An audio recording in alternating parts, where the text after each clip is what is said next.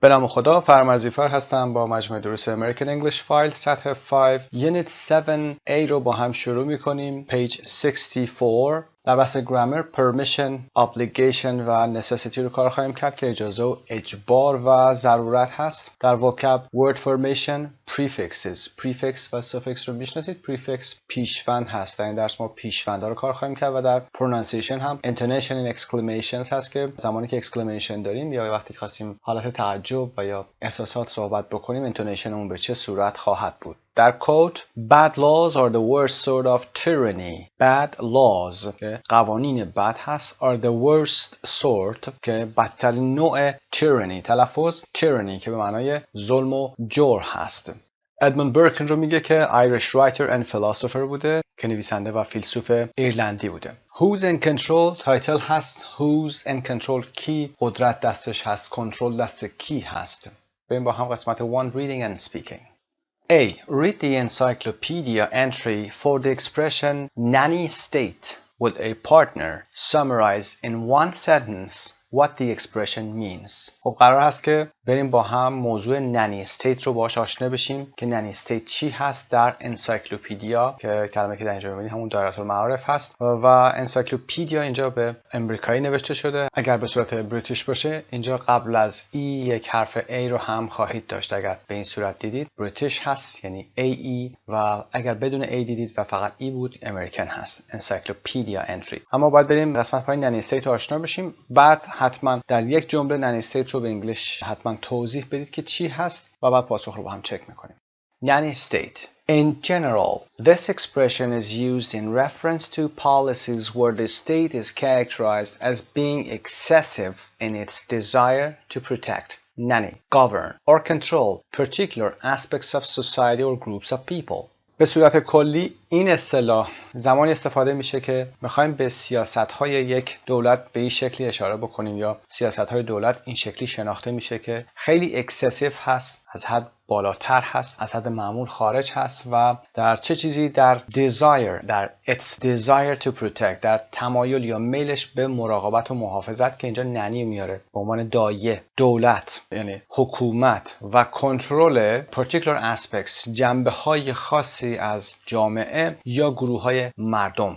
در واقع ننی استیت به دولت دایه میگیم. دولت دایه یا دولت تیمارگر، دولتی که با سیاست‌های بیش از حد محافظه کننده اکسسیو هست که با کنترل، مداخله و حتی تأمین مالی نیازهای مردم اونا رو مثل بچه بار میاره. خیلی توی کارهاشون دخالت میکنه.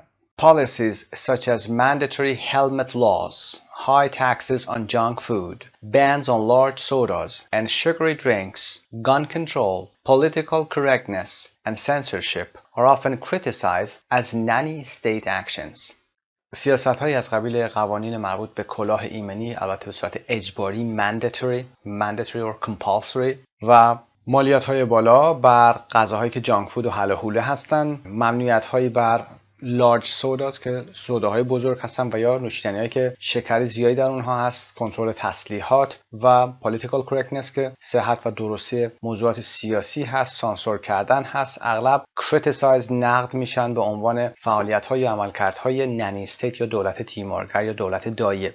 Such actions results from the belief that the state or more often one of its local authorities has a duty to protect citizens from their own harmful behavior and assumes that the state knows best what constitutes harmful behavior. این نوع عملکردها، این نوع فعالیت‌ها نتیجه این اعتقاد هستش که دولت و یا اغلب بیشتر one of its local authorities، یکی از مسئولین محلیش وظیفه‌ای داره که اون وظیفه مراقبت از شهروندان هست در برابر رفتارهای خطرناک خودشون هست و assumes that و بر این فرض هست که دولت بهتر از همه میدونه که چه چیزی باعث رفتارهای خطرناک هست، چه چیزی رفتارهای خطرناک رو تشکیل میده. خب پاسخ رو با هم داریم. Nanny state is used to refer to laws passed by a government, central or local. حالا میتونه دولت مرکزی باشه یا دولت محلی باشه که در ایالت‌ها میتونه هر ایالتی میتونه قوانین خودش داشته باشه. Which is trying to protect us from situations or our own behavior which the state considers harmful for us. The implication is that the state knows best what is good and bad for us. پس nanny state رو به همین شکل بتونید برای خودتون تعریف کنید و تعریفش رو حتما داشته باشید. Part B. Now look at the title of the article below. What do you think it will be about? Is the nanny state out of control? آیا دولت تیمورکر از کنترل خارج شده؟ یعنی از حدش بیشتر رفته؟ بریم متن رو هم با هم داشته باشیم. سایت مجموعه زبان ایرانی. Want to buy a greasy donut in New York? Wear your jeans low in Tennessee? Use foul language in Maryland? Or keep trash in your car in South Carolina? You'd better think twice, because some of these things might be against the law. خب want to buy منظور do you want هست. Do you want to buy a greasy donut؟ میخواید دونات چرب بخرید در نیویورک؟ Wear your jeans low in Tennessee؟ لباسای جینتون رو میخواید در ایالت تنسی پایین بپوشید، یعنی حالت آویزون بپوشید که بدنتون معلوم باشه. Use foul language in Maryland؟ foul language یعنی کلمات رکیک استفاده کنید، کلمات زشت استفاده بکنید در مریلند. foul به این معنا هست means rude and offensive words. foul کلا معنیش بد هست. For example, to be in a foul mood, to be in a foul temper. بد اخلاق بودن، خیلی عصبانی بودن. foul تلفظش هست. Or keep trash in your car in South Carolina. یعنی که در کارولینای جنوبی میخواید زباله رو داخل ماشینتون نگه دارید، یعنی نایلون زباله رو تو ماشینتون باشه. You'd better think twice. بهتره که بیشتر فکر کنید. Think twice یعنی با دقت بیشتر فکر کنید. به خاطر اینکه بعضی از این چیزا ممکنه که against the law باشه. خلاف قانون باشه. Local politicians in different parts of the United States have been proposing laws described as enhancing the nanny state, leading many to wonder whether the government is going too far and interfering too much with individual choice. سیاستمدارهای محلی در بخش‌های مختلف ایالات متحده قوانینی رو پیشنهاد میکنند که گویی داره نانی استیت رو بیشتر توسعه میده. به این شکل توصیف میشه leaving many to wonder whether و بسیاری رو هم متحیر گذاشته که آیا دولت داره پاشو از گلیمش بیشتر دراز میکنه و یا اینکه داره مداخله میکنه بیشتر یا خیلی بیشتر در انتخاب‌های فردی. Former New York Mayor Michael Bloomberg stood out for his attempts to control the diets of New Yorkers. Former New York Mayor شهردار قبلی نیویورک مایکل بلومبرگ stood out و یا فعل بیسمون stand out یعنی برجسته بودن، مشهور بودن. stood out for یعنی به این شکل مشهور شد، به این شکل برجسته شد، شناخته شد. for his attempts برای تلاش‌هاش در کنترل رژیم غذایی شهروندان نیویورک. به کسانی که نیویورک هستن میگیم نیویورکرز. As mayor, he called for fast food restaurants to include calorie information on menu boards and ban the use of trans fats by all the restaurants in New York City. به عنوان شهردار, he called for means request, to ask for. درخواست کرد، خواست به صورت قانونی. از فست فود رستورانت خواست که اطلاعات مربوط به کالری غذاها رو روی منو بورداشون بزنن و ban the use of و استفاده ترانس فاتس رو هم ممنوع کرد. banned فعل اصلی ban هست. banned the use of trans fats. ترانس فاتس چی هست؟ همون چربی های ترانس اشباع نشده که تنظیم کلسترول خوب و بد بدن رو به هم میزنن و باعث بیماری های قلبی میشن. ترانس فاتس. By all the restaurants in New York City. توسط همه رستوران های نیویورک این باید اجرا میشد. But the control isn't limited to food. اما این کنترل فقط محدود به غذا نیست. Isn't limited to food. We've all come across pedestrians carelessly crossing the street without looking at the oncoming traffic because they are too busy texting on their phones. Come across مواجه شدن. هممون مواجه شدیم با pedestrians یعنی عابرهایی که به صورت بی‌دقت carelessly از خیابون دارن رد میشن. Crossing the street بدون اینکه به ترافیکی که داره به سمتشون میاد یعنی عبور و مرور وسایل نقلیه‌ای که داره به سمتشون میاد به خاطر اینکه خیلی سرشون گرمه به تکست دادن یا مسیج دادن با تلفنشون. In Fort Lee, New Jersey, these pedestrians will have to wait to text because they will be fined $85 for the offense of texting while crossing the street. در فورت لی نیوجرسی این عابران پیاده باید وایسن، صبر کنن و پیامشون رو بدن، تکستشون رو بدن به خاطر اینکه اگر در حال عبور از خیابان پیام بدن به خاطر این تخلف $85 will be fined.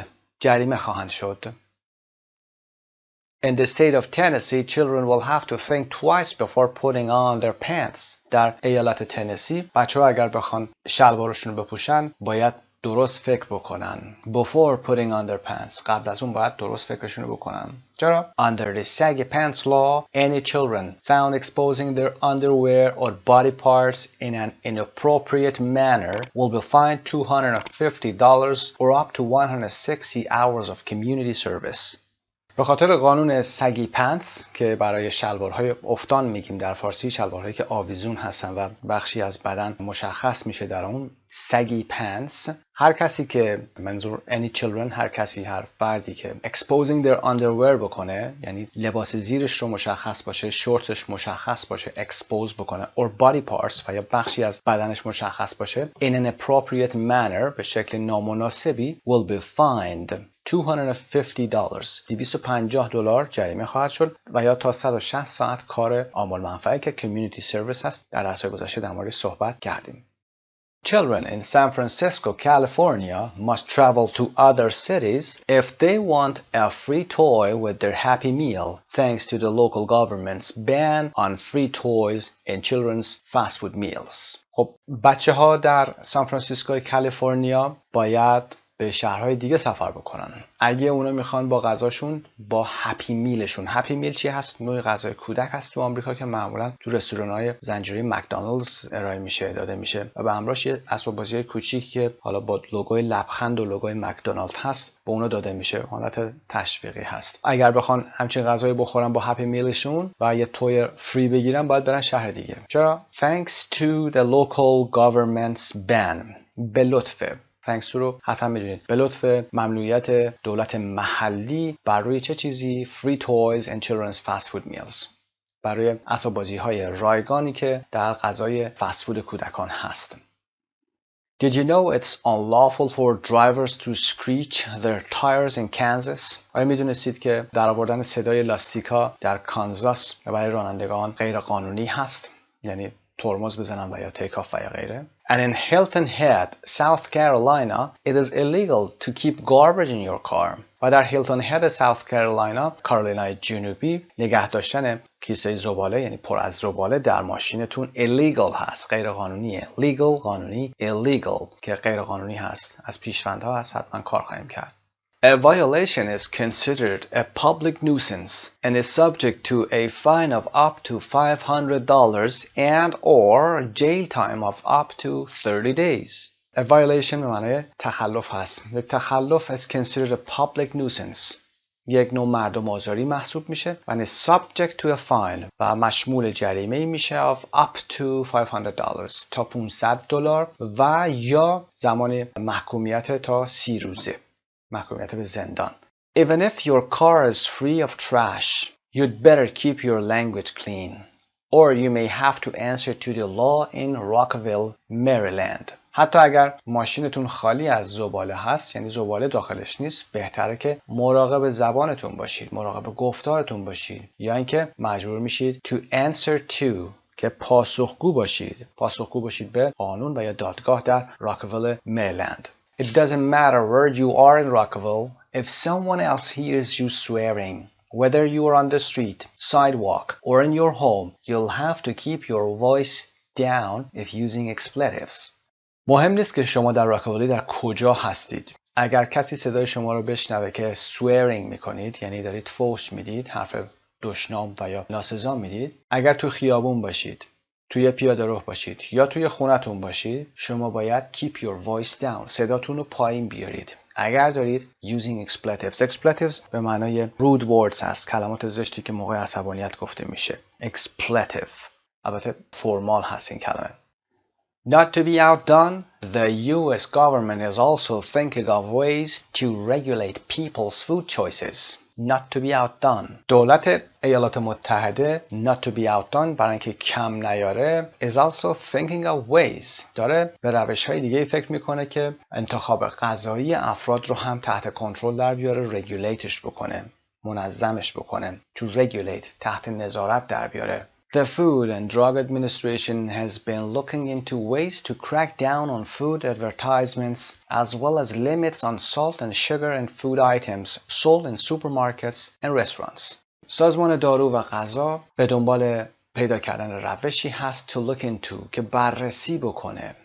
look into بررسی بکنه روش‌هایی رو که crack down بکنه. crack down به معنی سختگیری کردن هست. سختگیری بکنه برای تبلیغات غذاها و همچنین limits on salt and sugar محدودیت‌هایی برای نمک و شکر در مواد غذایی in food items که در سوپرمارکت‌ها و رستوران‌ها فروخته میشه. Clearly the nanny state has gotten out of control. مشخصه که nanny state یا دولت تیمارگر یا دایه از کنترل خارج شده. People don't need more government workers enforcing absurd regulations.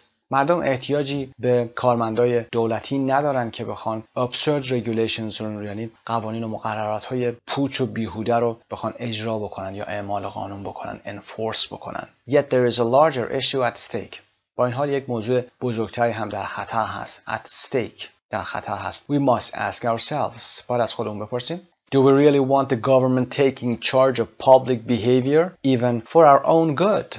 آیا واقعا ما میخوایم که این دولت یا دولت مسئولیت رفتارهای عمومی ما رو بگیره، در کنترل خودش بگیره حتی برای خوبی خودمون، برای سلامت خودمون؟ Is this really fitting for a country of free citizens?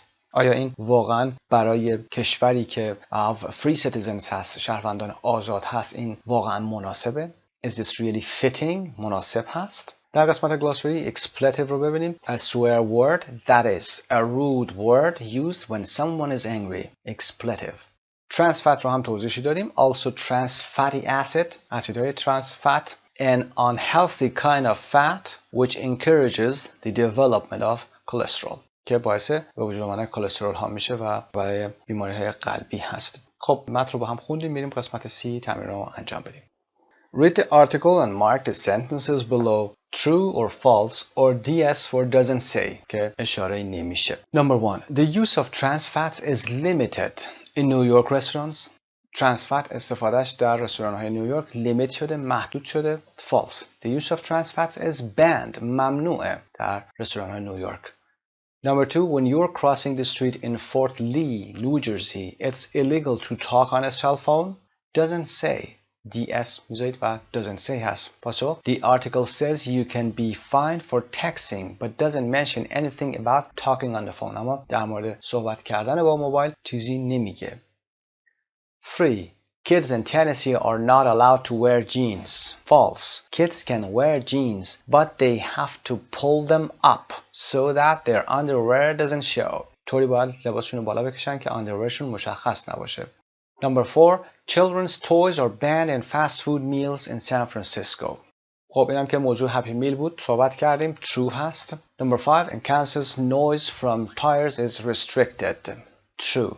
Number 6. In Hilton Head, South Carolina, you are not allowed to keep trash in your car. True. Number 7. You are not permitted to swear when you are in a car in Rockville, Maryland. Doesn't say that. اینجا به این موضوع اصلا اشاره نمیکنه. And number 8, the US government limits the amount of salt and sugar in packaged foods. False, the US government has only been looking into limiting salt and sugar, for example, considering it. داره در نظر میگیره. الان فعلا داره روش فکر میکنه. لیمیت هنوز نذاشته. خب پیج 64 رو با هم انجام بدیم. میریم برای Lexis in Context page 65. Lexis in Context. Part D. Look at the following phrasal verbs and prepositional verbs in context. Would the partner say what you think they mean? خب این قسمت رو در خود متن ما انجام دادیم. یه دور میخونیم این phrasal verb ها و یا prepositional verbs رو ببینیم. Stand out, call for, come across, answer to, keep your voice down, look into. پاسخ رو هم میذاریم توضیح میدیم. Stand out گفتیم to be much better or more important than someone or something. Stand out وقتی چیزی stand out میشه یعنی بالاتر از دیگران قرار میگیره، برجسته تر میشه، prominent میشه. Call for something, publicly ask for something to happen. وقتی call for میکنی, for example, the president called for every political section or parties. So به این معنا هست که درخواست رسمی میکنن به صورت عمومی، general. اصلا میخواد یک کاری رو بیان انجام بدن، درخواست هست. و come across to meet or find somebody by chance، با کسی و یا چیزی حالا به صورت تصادفی برخورد کردن، مواجه شدن هست. Answer to means have to explain your actions or your decisions to someone. Answer to اینجا به معنی پاسخگو بودن هست برای رفتارتون یا عملکردتون یا تصمیمی که گرفتید. Keep your voice down or keep something down means keep at a low level. در قسمت پایین تر نگه داشتن هست. اگر صداتون باشه صداتون رو پایین آوردن هست. And look into means examine. بررسی کردن گفتیم در خود متن. They're going to look into the problem or issue. میخوان بررسی کنن، مورد بررسی قرار بدن چیزی رو. Part E, read the article again, underline phrases and sentences that show the writer's attitude toward the laws in some parts of the US. What is the writer's point of view? Do you agree with the writer's opinion? خب متن رو دوباره میخونید. عبارت‌ها و جمله‌هایی که نشون میدن نگرش نویسنده رو نسبت به قوانین در بخش‌هایی از ایالات متحده رو حتما زیرشون رو underline بکنید. و نویسنده نظرش چیه؟ point of viewش چی هست؟ آیا با اپینینش یعنی با نظرش شما موافق هستید؟ عبارت‌هایی که کتاب حالا تشخیص داده و نظر نویسنده کتاب هست آوردن رو میتونیم اینجا مطرح بکنیم. شما خودتون هم میتونید بسته به نظر خودتون جمله‌ها یا عبارت‌های دیگر رو هم زیرشون آندرلاین بکنین. Phrases that could be underlined although sometimes this is open to opinion. بستگی به خودتون هم داره. Leaving many to wonder whether the government is going too far and interfering too much with individual choice. که عبارت و جمله‌های قشنگی هستن این جمله‌ها. Clearly the nanny state has gotten out of control. People don't need more government workers enforcing absurd regulations. دقت داشته باشید enforcing absurd regulations خیلی قشنگ هست، میتونید استفاده بکنید. مقررات پوچ و یا مبهم و یا بیخودی که اونها میخوان اجرا کنن یا اعمال کنن. Do we really want the government taking charge of public behavior even for our own good? Even for our own good هم بسیار عبارت خوبی هست، حتی برای سلامت خودمون، حتی برای خودمون. Is this really fitting for a country of free citizens? Is this really fitting for مناسب هست؟ سعی کنید با عبارت‌هایی که گفته شد، اینایی که آندرلاین کردید، جمله‌های خاصی رو بسازید، در دفترتون یادداشت بکنید، در گفتگوهای روزمره‌تون حتما استفاده کنید. F. Which of the laws mentioned in the article would you like to see passed in the area where you live? To pass a law یعنی قانونی رو تصویب کردن. کدومی که از این قوانینی که در قسمت آرتیکل در مقاله اشاره شد شما دوست دارید که در منطقه‌ای که زندگی می‌کنید پاس بشه، تصویب بشه این قانون؟ Why are there laws or regulations where you live which you consider to be nanny state? خب اگر فکر می‌کنید در منطقه‌ای که شما زندگی می‌کنید در مناطق مختلفی از ایران مسلماً زندگی می‌کنید، تو هر منطقه قوانین خاصی گذاشته شده، ببینید که آیا اینها نانی استیت هست، چه چیزهایی رو دولت بر شما سخت میگیره، یا وقت ممکنه در مناطق مرزی باشید و یا غیره حالت‌های دیگه هست. حتما از جملاتی که گفته شده، عبارت‌هایی که گفته شده استفاده بکنید و یه اسپیکینگ کوچیکی هم شده داشته باشید. بریم با هم گرامر. Permission, obligation and necessity. اجازه، اجبار و ضرورت. A. Look at the pairs of sentences with a partner. Say if they are the same or different in meaning. In which pair of sentences is there a difference in register? خب در قسمت پایین ما به ترتیب شماره هایی که هستن جفت جمله هایی میبینیم که تقریبا شبیه همدیگه هستن. یه خورده تفاوت وجود داره با استفاده از کلماتی که در اونها آورده شده. ممکنه یه وقتی معناش متفاوت باشه و یا حتی ممکنه که رجیسترش متفاوت باشه. رجیستر هم قبلا اشاره کردیم، یعنی سبک و سیاقش مربوط به چه بافتی و چه جامعه‌ای میتونه باشه. خب پاسخ رو هم میذاریم، شما میتونید با کتابتون چک کنید و پاسخ ها رو هم داشته باشید. Number 1. It is not permitted to take food or drinks into the library. و قسمت بیش میگه you are not allowed to take food or drinks into the library. It is not permitted to رو در برابر you are not allowed قرار میده. The same in meaning but it is not permitted is more formal. مشخصاً permitted رسمی تر هست. You're not allowed شما اجازه ندارید. It is not permitted. It is not permitted یادتون باشه به همین شکل حالت پسیو گفته میشه و اجازه کاری رو از فرد میگیره. Number 2. You'd better turn your cell phone off. و you should turn your cell phone off. دو حالت داریم، یا میتونیم بگیم you'd better turn your cell phone off، بهتره که تلفنتو خاموش کنید، و یا اینکه you should turn your cell phone off. Number 2 هست. پاسخ رو چک میکنیم. The same register but a slight difference in meaning. بافت جمله سبک و سیاقش ممکنه یکی باشه، یعنی در هر جایی میتونیم این رو استفاده بکنیم، اما مقداری slightly اندکی تفاوت معنایی وجود داره. دقت داشته باشید. You'd better is stronger than you should and suggests that something negative may happen if you don't. For example, you'd better turn your cell phone off in case it goes off in class. The teacher will be furious if it does. You'd better یادتون باشه نسبت به should یه خورده جدی‌تره و شما رو از یک واقعه یا یک اتفاق بعدی هم برحذر می‌داره، یعنی بدونید که اگر این کار رو انجام ندید ممکنه یک اتفاق نگاتیوی بر شما بیفته. مثالی که اینجا داریم میگه you'd better turn your cell phone off. بهتره که تلفنتو خاموش کنیم چون ممکنه که زنگ بزنه توی کلاس. In case it goes off. It goes off یعنی صداش در بیاد، زنگ بزنه. و معلم اونجا اگر این زنگ بزنه خیلی عصبانی میشه. Will be furious. پس you'd better رو به این شکل استفاده میکنین در برابر should. Number 3. We're supposed to speak English all the time in class. و we have to speak English all the time in class. The same register but a slight difference in meaning. We're supposed to speak English suggests that there is an obligation to speak English in class but that people don't always do it. وقتی supposed to استفاده میکنیم یعنی اینکه به این شکل بگیم بهتر اگر ترجمه فارسیش بخوام بگیم، یعنی که قرار هست که ما توی کلاس همیشه انگلیسی صحبت بکنیم. پس وقتی میگیم قراره ممکنه یه عده قراره رو بشکنن. مثل ما که وقتی به کلاس میریم میگیم you were supposed to do your homework. قرار بود تکلیفاتون رو انجام بدید. You were supposed to write an article. قرار بود یه آرتیکل بنویسید. بعضی ها میارن و بعضی ها نمیارن. ولی وقتی میگیم you have to رو قبلا گفتیم، یعنی یک اجباری هست و همه باید این رو انجام بدن. It's a law, it's a regulation. یک مقررات، یک قانونه و همه باید اون رو انجام بدن. Number 4. You don't have to wear a suit. You don't have to wear a suit. The part is going to be casual. و حالت دومش you don't need to wear a suit. The part is going to be casual. The same meaning and register. You don't have to رو گفتیم به معنای ضرورتی نداره هست. It is not necessary. You don't need to هم همینطور. یعنی نیاز نیست این کار رو انجام بدید. Number 5. I should have bought my mother a present. بهتر بود که برای مادرم یه پرزنتی می‌خریدم، یه هدیه می‌خریدم. و I had to buy my mother a present. The same register but completely different meaning. بافتش یکی هست، سیاق کلمه یکی هست و اما معانیشون متفاوت هستن. I should have یعنی it was an obligation but I didn't do it. I should have قبلا کار کردیم. You should have kept it. You should have told me. باید به میگفتی یعنی نگفتی. You should have kept it. باید نگهش میداشتی. I should have bought بس میخریدم یعنی نخریدم. و I had to اجباری بود و من باید این کار رو انجام میدم. مثل have toی بالا هست. I had to buy my mother a present. باید برای مادرم یک هدیه میخریدم یعنی خریدم.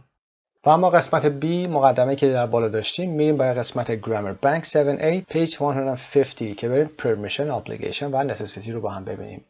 Grammar Bank Permission, Obligation and Necessity. Number 1. The most common modal verbs for talking about permission and obligation are can, could, must, and should or ought to. Must is the most formal and often occurs on public signs or notices having to do with laws, rules, and etc. or regulations.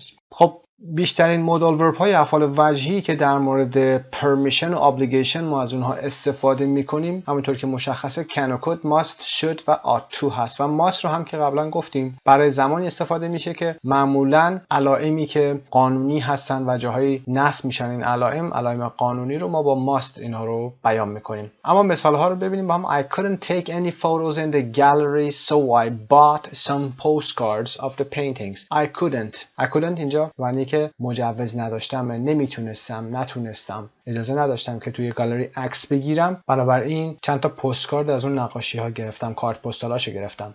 Passengers on the bus must not distract the driver. این میتونه یه ساینی باشه بالای سر درایور زده باشه در یک باس که مسافران یک اتوبوس نباید یا اجازه ندارن و یا اینکه غیر قانونیه که حواس راننده رو پرت بکنن. Must not distract the driver. و we should or ought to take the highway home. It's much quicker. بهتره که از هایوی بریم خونه، از بزرگراه استفاده کنیم و بریم خونه. خیلی سریعتر هست این مسیر. 2. We can use should have plus past participle to talk about past events which did not happen and which we regret. ساختار should have رو هم همونطور که در مثال کتاب در مثال قبلی صحبت کردیم زمانی استفاده می‌کنیم که در ساختارش البته یه past participle باید بیاریم که اتفاقی در گذشته افتاده و یا اینکه نیافتاده عکسش اگر منفی باشه و اینکه ما regret داریم which we regret پشیمونیم از اینکه اون کار انجام شده یا نشده. مثال We should have taken the highway home. It would have been quicker. ما بهتر بود که از مسیر هایوی یا بزرگراه میرفتیم خونه. خیلی سریعتر میشد. It would have been quicker. We should have taken داره میگه ما بهتر بود که این مسیر رو میرفتیم یعنی نرفتیم. و یا اگر در جمله ببینیم You shouldn't have taken the highway home یعنی که بهتر بود که این مسیر رو انتخاب نمیکردید. خب بریم ادامه. Number 3. Had better is stronger and more urgent than should or ought to and is often used to give strong advice or a warning. It normally refers to the immediate future. ساختار had better قوی تر هست و urgent هست یعنی اضطراری تر هست یعنی این کار باید انجام بشه هست از should و ought to قوی تره و اغلب برای اینکه یک ادوایسی داده بشه یعنی یک توصیه‌ای بشه و یا اینکه یک هشداری داده بشه استفاده میشه. معمولاً به immediate future یعنی فاصله خیلی نزدیک در آینده اشاره میکنه مثل You'd better send the packages today or they won't get there in time. بهتره که بسته ها رو همین امروز بفرستی وگرنه اونا به موقع اونجا نمیرسن یعنی این بسته ها به اونجا نمیرسه.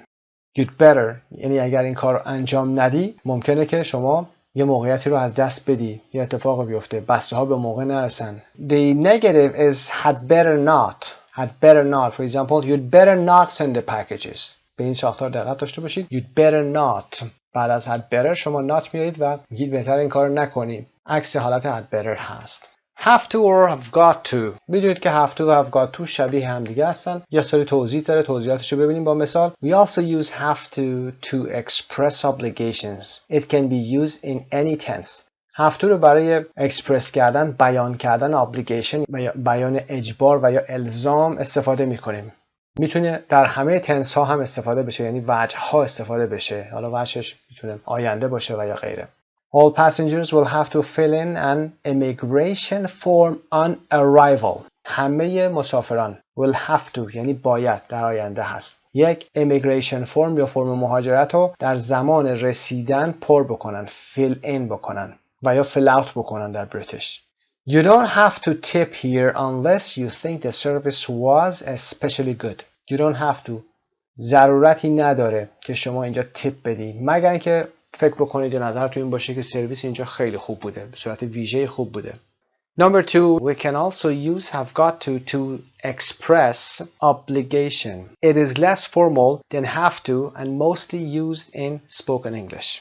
اغلب have got to رو برای spoken English استفاده میکنیم به صورت گفتاری استفاده میشه و اینجا هم برای بیان الزام چیزی هست.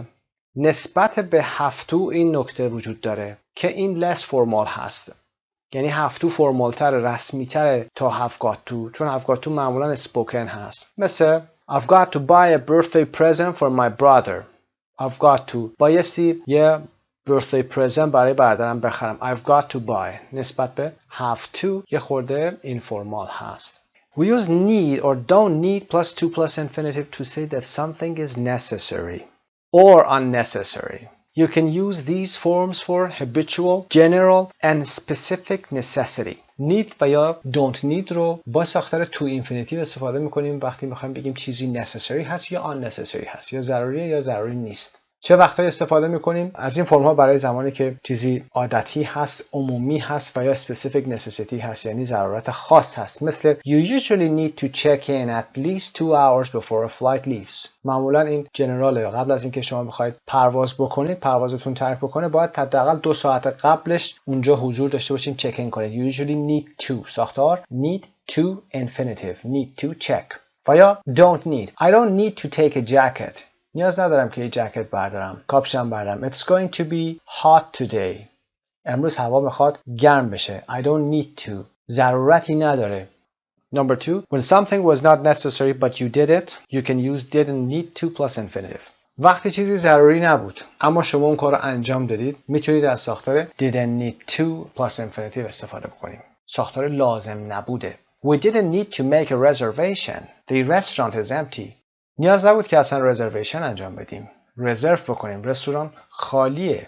Number 3. When something was not necessary, so you did not do it. You also use didn't need to.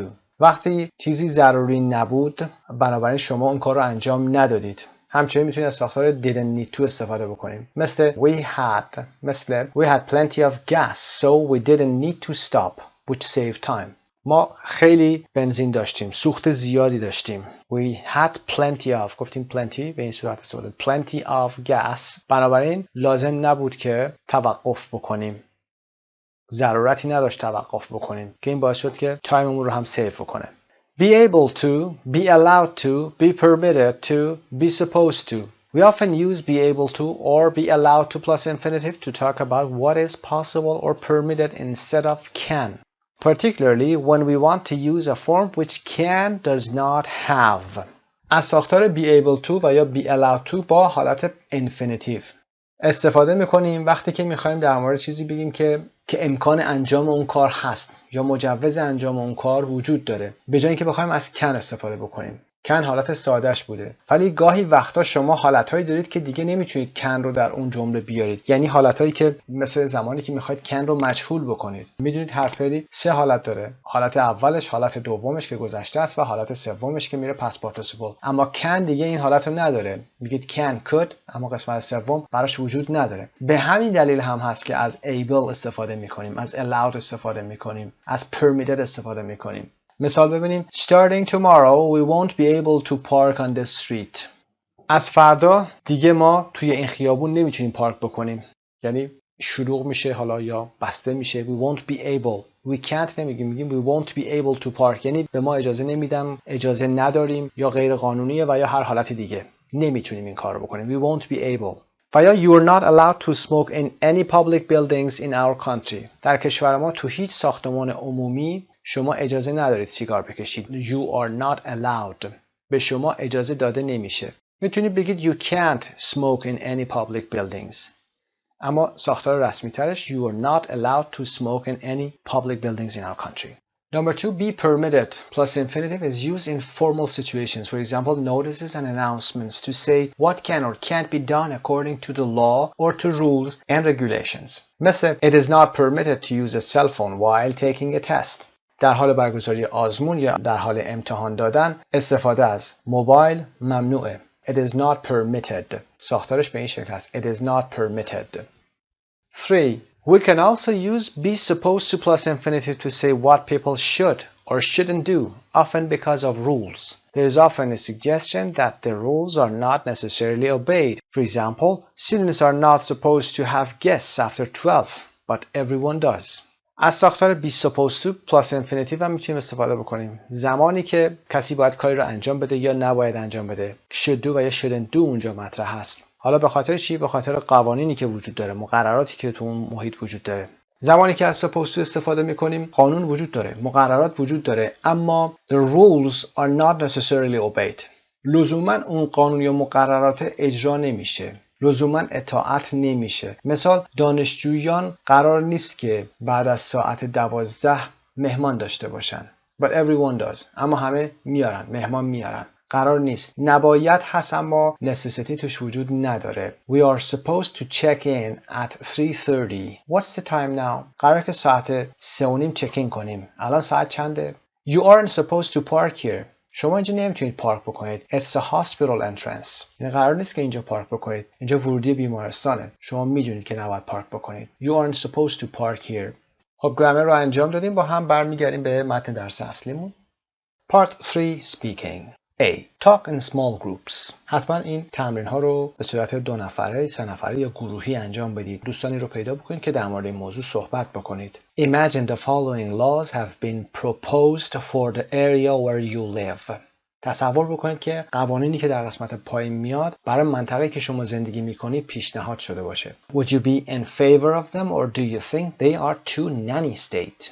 Try to use the bold expression in your answers. Would you be in favor? آیا شما از این قوانین حمایت میکنید؟ طرفدار هستید؟ و یا اینکه خیلی دولت دایه‌ای هست یا تیمارگری هست؟ سعی کنید در پاسخاتون حتما از این عبارتایی که بولد شده به شکلی استفاده کنید. حالا حتما اگر خودش نشد منفیشو استفاده کردید یا کوتاه‌تر و بلندترش کردید، حتما از این اکسپرشن ها استفاده بشه. خب قوانین رو میخونیم. تقسیم بندی کرده on the road at home public health society education. موضوعات خوبی هست برای سپیکینگ. حتما در گروه‌های خاص اینها رو صحبت بکنید.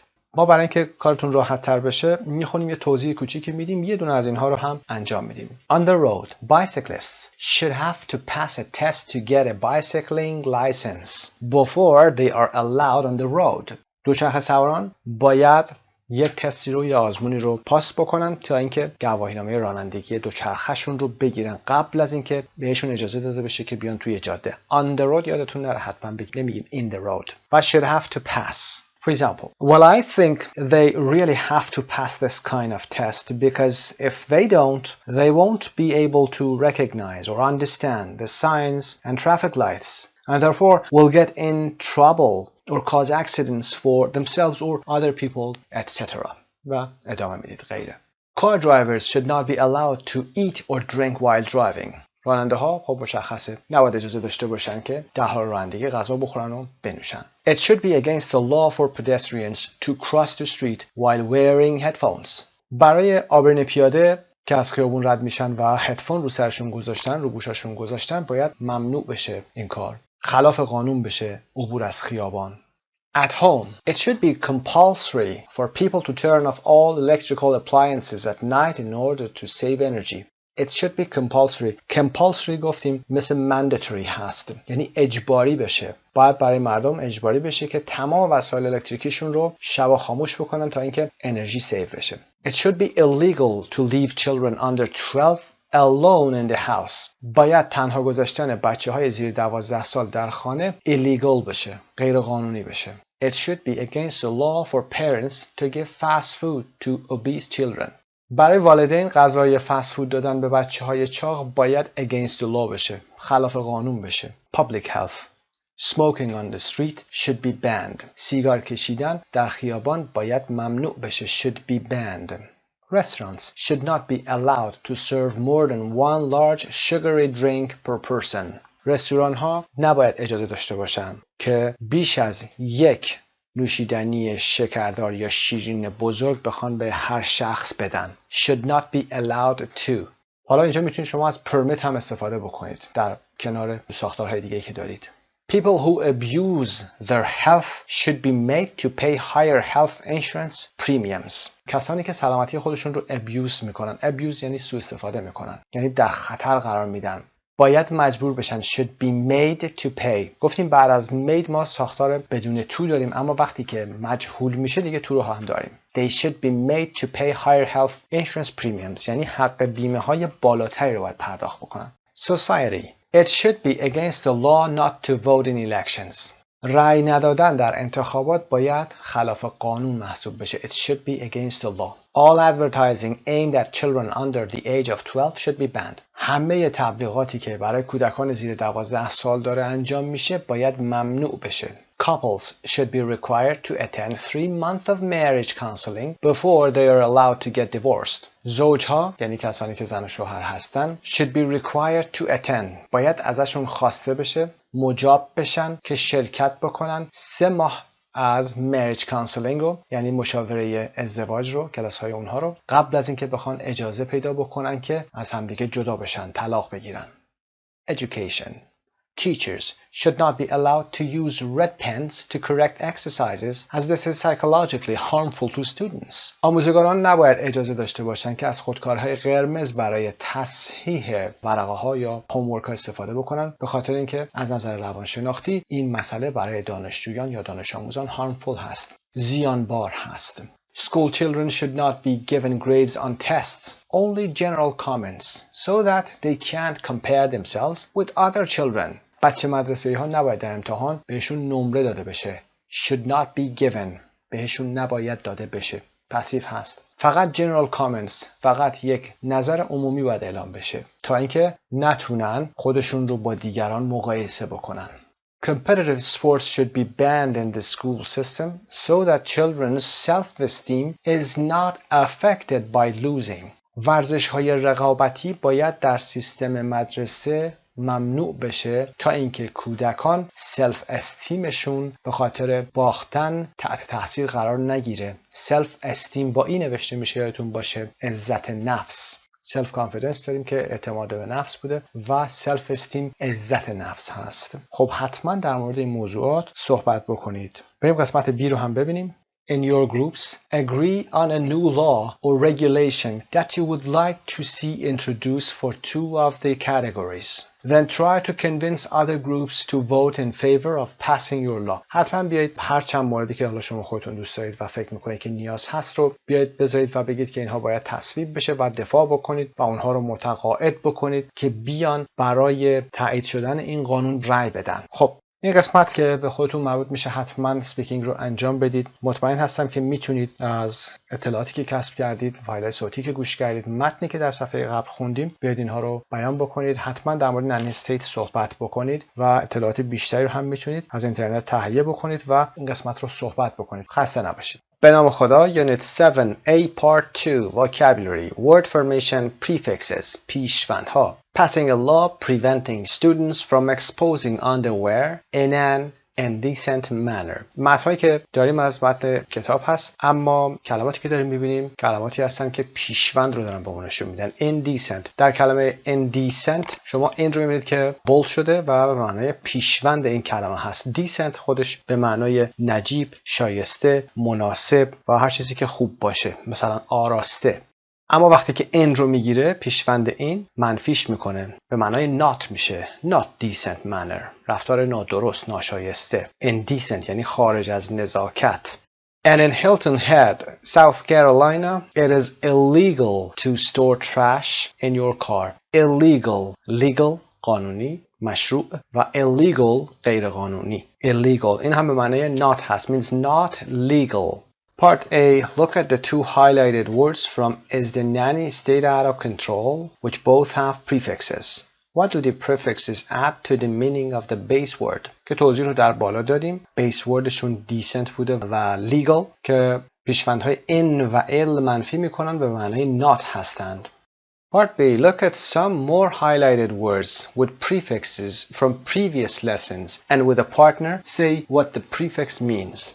کلمات و جملاتی که در متن‌های قبلی در همین کتاب ما با هم داشتیم رو در اینجا مثال‌هاشون میاره که پیشوند در اونها به کار برده شده. با دوستتون باید به این پاسخ بدید، ببینید که این پیشوندها به چه معنایی هستن، این کلمات به چه معنایی شدن و پاسخ‌ها رو همینجا با هم کار خواهیم کرد.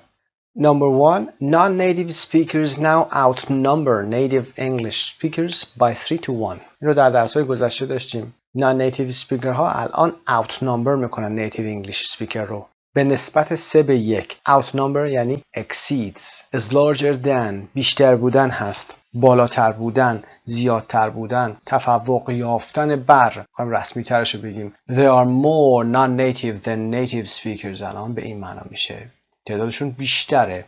Number 2. I think this movie is very overrated. Overrated هست. Over پیشوندش شده. مثل بالا که out پیشوند شده. Personally, I thought it was pretty mediocre. خودم شخصا فکر میکردم که این فیلم خیلی پیش پا افتاده باشه. Pretty mediocre. معمولی باشه. و در جمله اول میگه The movie is very overrated. Rate یعنی نمره دادن. امتیاز دادن. Overrate means too much. It is not as good as some people say it is. با اندازه‌ای که خیلی‌ها میگن نیست. Number 3. Reawakening a romance can be an incendiary experience. Reawakening. Awaken بیدار کردن هست. Awakening و reawakening یعنی دوباره بیدار کردن. Waking up again. Provoke کردن میتونیم بگیم provoke again. با دوباره بیدار کردن. A romance یک موضوع حالا عشقی میتونه باشه. Can be an incendiary. Incendiary به معنای آشوب برانگیز میتونه باشه. آتش افروز میتونه باشه. فتنه برانگیز میتونه باشه. میتونه تجربه فتنه برانگیزی باشه. Reawakening رو در پاسخ می‌بینیم again.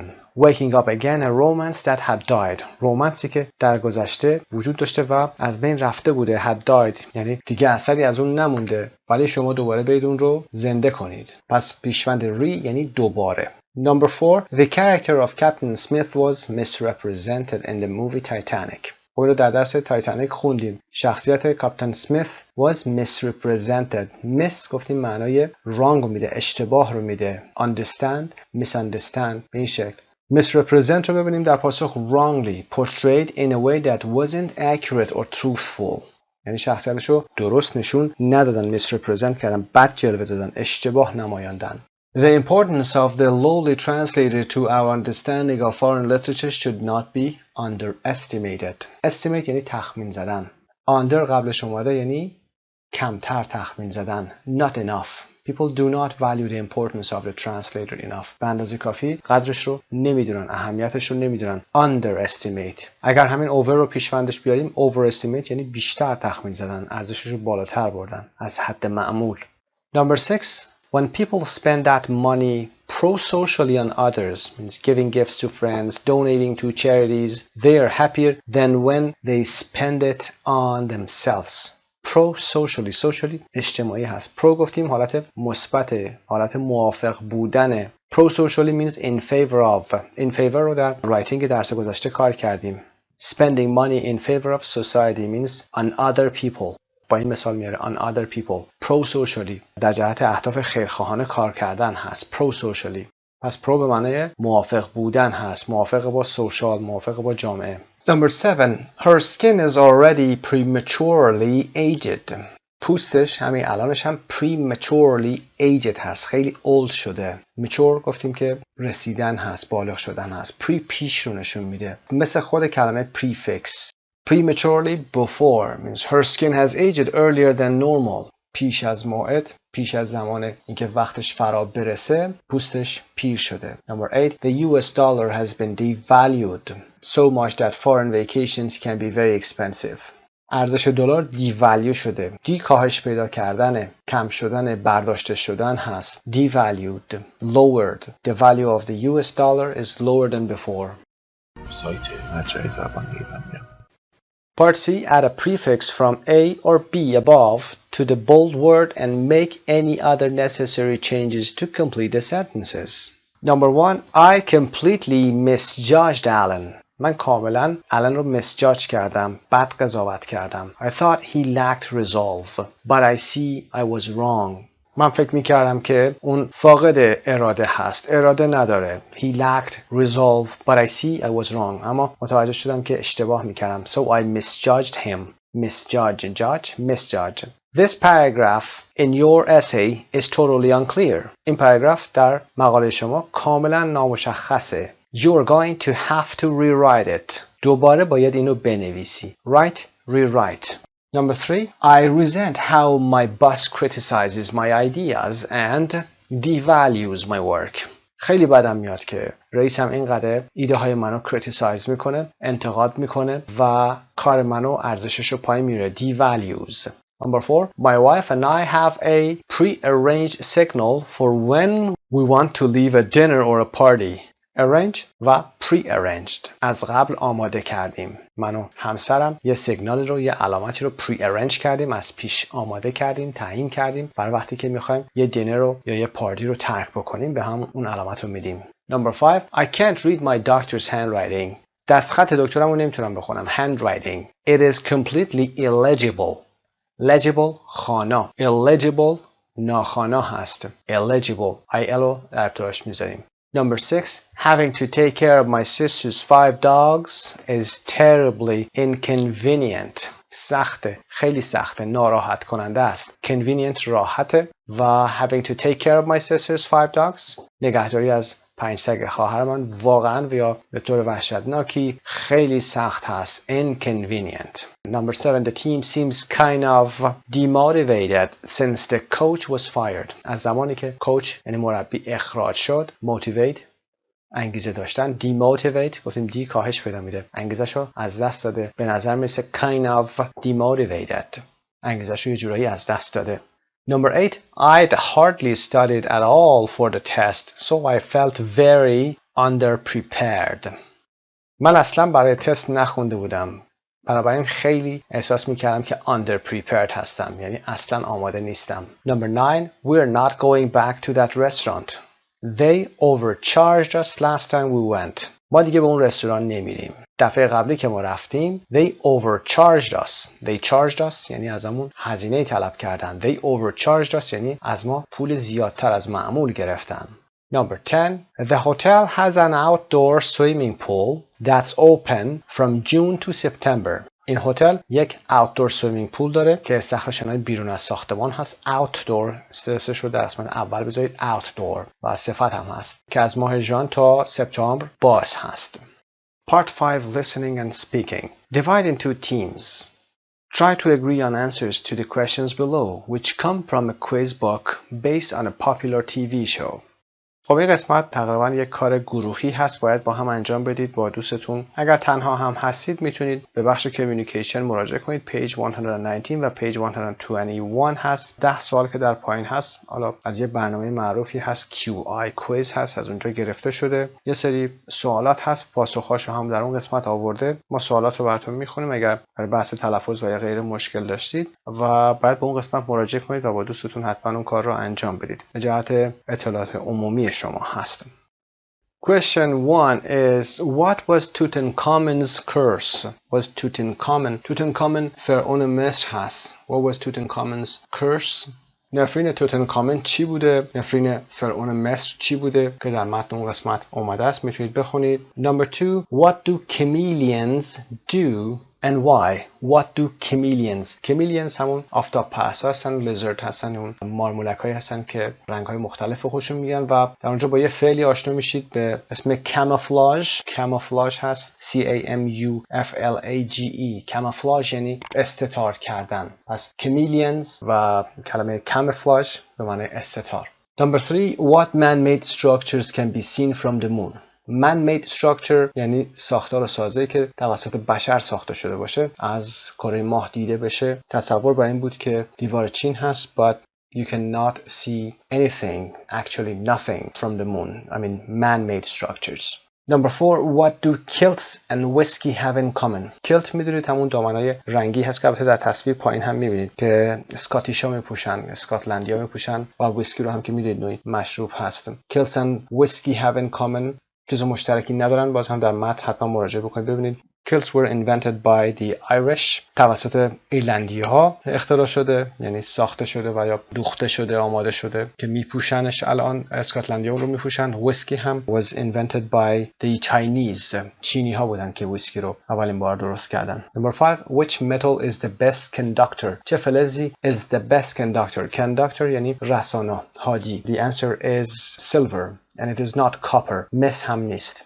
silver هست که نقره هست. copper C-O-P-P-E-R که مس میشه. Number 6 Which African mammal kills more humans than any other? چه پستاندار آفریقایی African mammal kills more humans بیشتر از حیوانات دیگه انسانها رو به کشتن میده یا میکشه که در متن میبینید هیپوپاتمس هست و یا هیپو. به صورت خلاصه میگن که اسب آبی هست.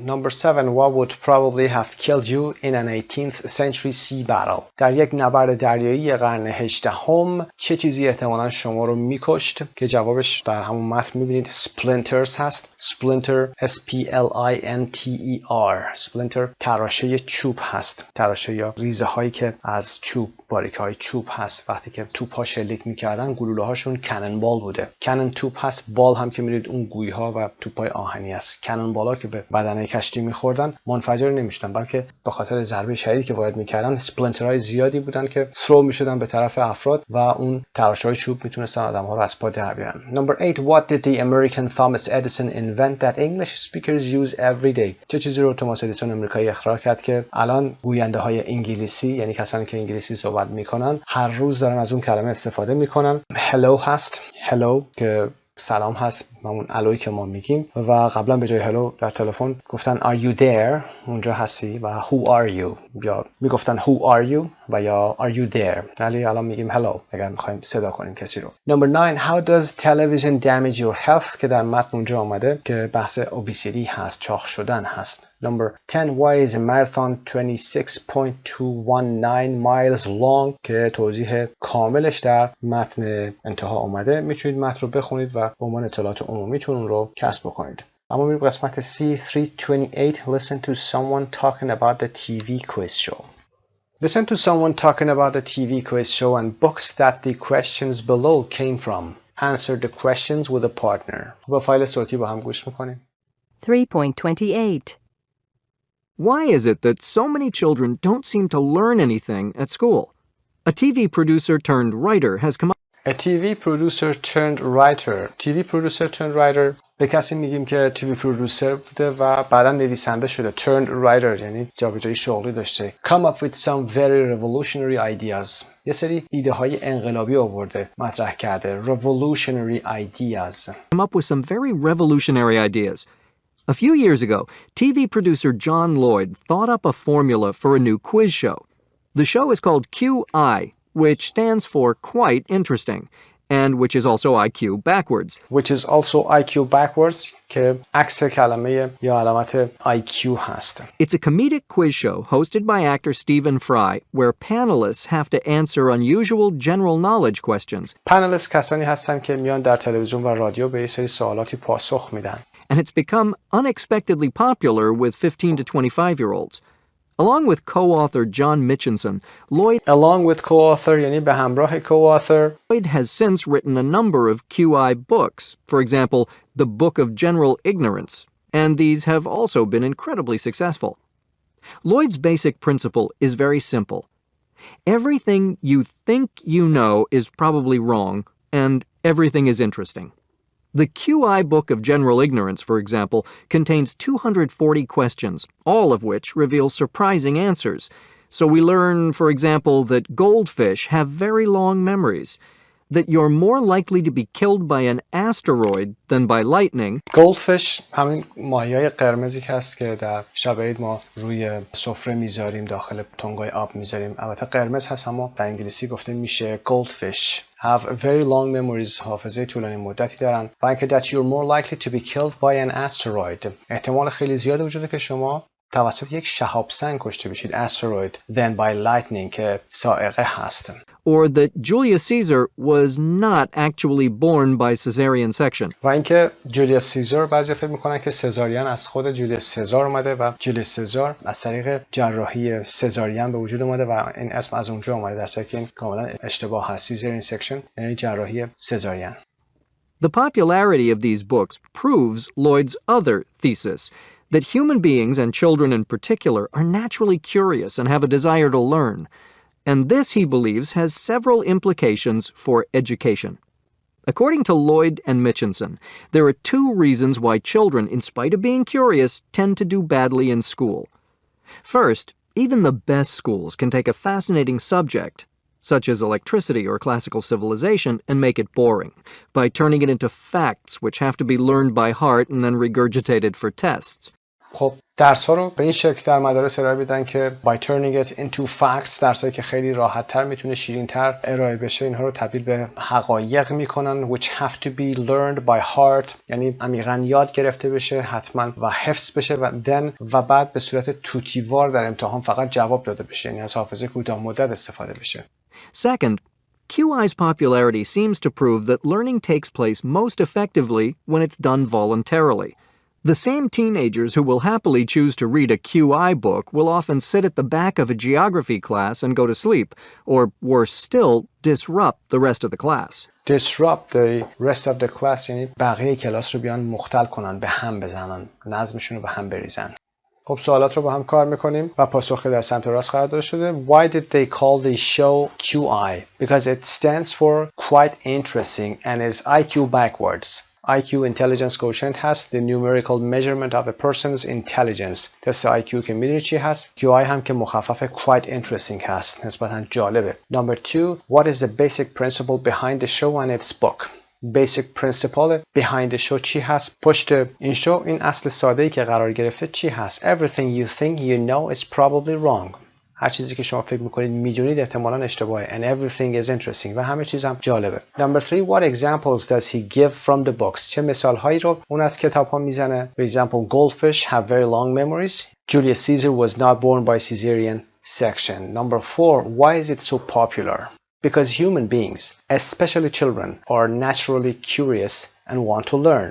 بخاطر اینکه انسان‌ها خصوصا کودکان به صورت طبیعی curious هستن، کنجکاو هستن و میخوان که یاد بگیرن. Number 5. What are the 2 reasons Lloyd and Mitchinson give for why children often do badly in school؟ دو تا مثالی که میزنه که بچه‌ها چطور میشه که در امتحانات معمولا نمره‌های بدی میارن در مدرسه. Because even the best schools can make an interesting subject boring by making students memorize facts, and because students only learn effectively when they do it voluntarily. So if they are forced to learn something, they will be less successful. که متنشو در قسمت بالا در listening گفتیم. Part D329 is an audio file. We'll listen to this. Now listen to the speaker explaining how the QI principles could change education. Check the 7 suggestions mentioned. خب فایل 329 رو با هم در اینجا میبینیم. تکستش رو هم با هم میبینیم. ممکنه کمکتون بکنه و مطمئن هستم که نکته خاصی در تکست وجود نداره. کلمه جدیدی هم وجود نداره. اگر کلمه وجود داشته باشه حتما پاز میکنیم و توضیح خواهیم داد. بعد از اینکه این کار رو انجام دادید بدونید که به متن نگاه بکنید حتما از حافظتون کمک بگیرید و اون 7 suggestions که منشن شده اشاره شده رو اینجا چک بزنید. از چند پاسخ رو هم براتون قرار میدیم. 3.29 So, how could we change our schools so that children enjoy learning? What would a QI school be like? These are Lloyd and Mitchinson's basic suggestions. The first principle is that education should be more play than work. The more learning involves things like storytelling and making things, the more interested children will become. Second, they believe that the best people to control what children learn are the children themselves. Children should be encouraged to follow their curiosity. They will end up learning to read, for example, because they want to, in order to read about something they're interested in. Third, they argue that children should be in control of when and how they learn. The QI school would not be mandatory, so students wouldn't have to go if they didn't want to, and there would be no tests. There would only be projects or goals that the children set themselves with the teacher helping them. So a project could be something like making a video or building a chair. Fourth, there should never be theory without practice. You can't learn about vegetables and what kinds of plants they are from books and pictures. You need to go and plant them and watch them grow. The fifth and last point Lloyd and Mitchinson make is there's no reason why school has to stop at 17 or 18. The QI school would be a place where you would be able to continue learning all your life, a mini university where the young and old could continue to find out about all the things they are naturally curious about. Right now, let's check the answers. The first thing is learning should never feel like hard work.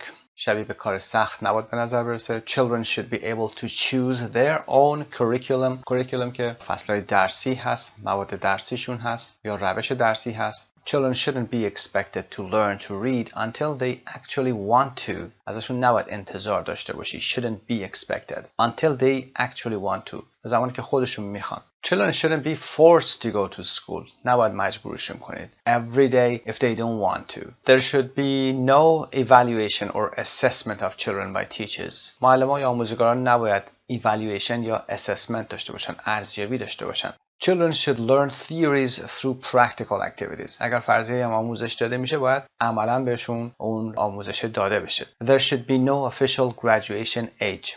graduation age رسمی هم نباید وجود داشته باشه که بگیم دیپلم باید در یه سنی گرفته بشه یا غیره. خب این پاسخ‌ها بود. میتونید پاز بفرمایید و چک کنید. میریم ادامه درس. یه قسمتی هم هست که میتونید speaking داشته باشید. What do you think of Lloyd and Mitchinson's suggestions? Do you agree with that or not? Do you think any of the other suggestions in D would improve learning in school? در قسمتی پاسخ‌هایی که چک نمیخورد هم ببینید آیا میتونه کمک بکنه و یا غیره. میتونید صحبت داشته باشید. اما بریم قسمت pronunciation. Intonation in exclamations. Listen to the dialogues and complete the exclamations. اما قبل از اینکه به فایل صوتی با هم گوش کنیم نکته رو بگم برای intonation in exclamations. شما وقتی که صفتی رو میخواید بیایید بگید، صفتی رو با اسمی میخواید بیان بکنید، باید یک حالت خاصی توی سپیکینگتون داشته باشید. یعنی که باید یک استرس خاصی رو روی این صفت در این عبارت بیان کنید یا اعمال بکنید که نشون بده که شما هیجان دارید یا دارید این صفت رو بولدش میکنید. این اینتونیشن یا لحن شما باید به این شکل باشه. rise and fall داشته باشه. rise and fall رو قبلا صحبت کردیم، یعنی بره بالا و بعد فرود بیاد. پس صعود دارید و فرود دارید روی این قسمت. معمولا هم ما ساختارهای صفتیمون به این شکل وقتی اکسکلمیشن داریم، چیزی رو با تعجب میخوایم بگیم یا میخوایم با هیجان بگیم.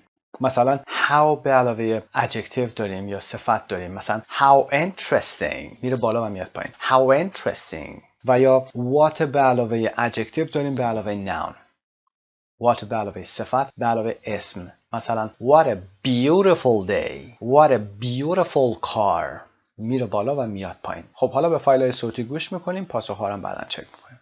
3.30 Did you know that in California schools they're not allowed to say mom and dad anymore in case they offend someone from a single-parent family? What a ridiculous idea! Did you know that America was named for the Italian explorer Amerigo Vespucci? How interesting. I always wondered where the name came from.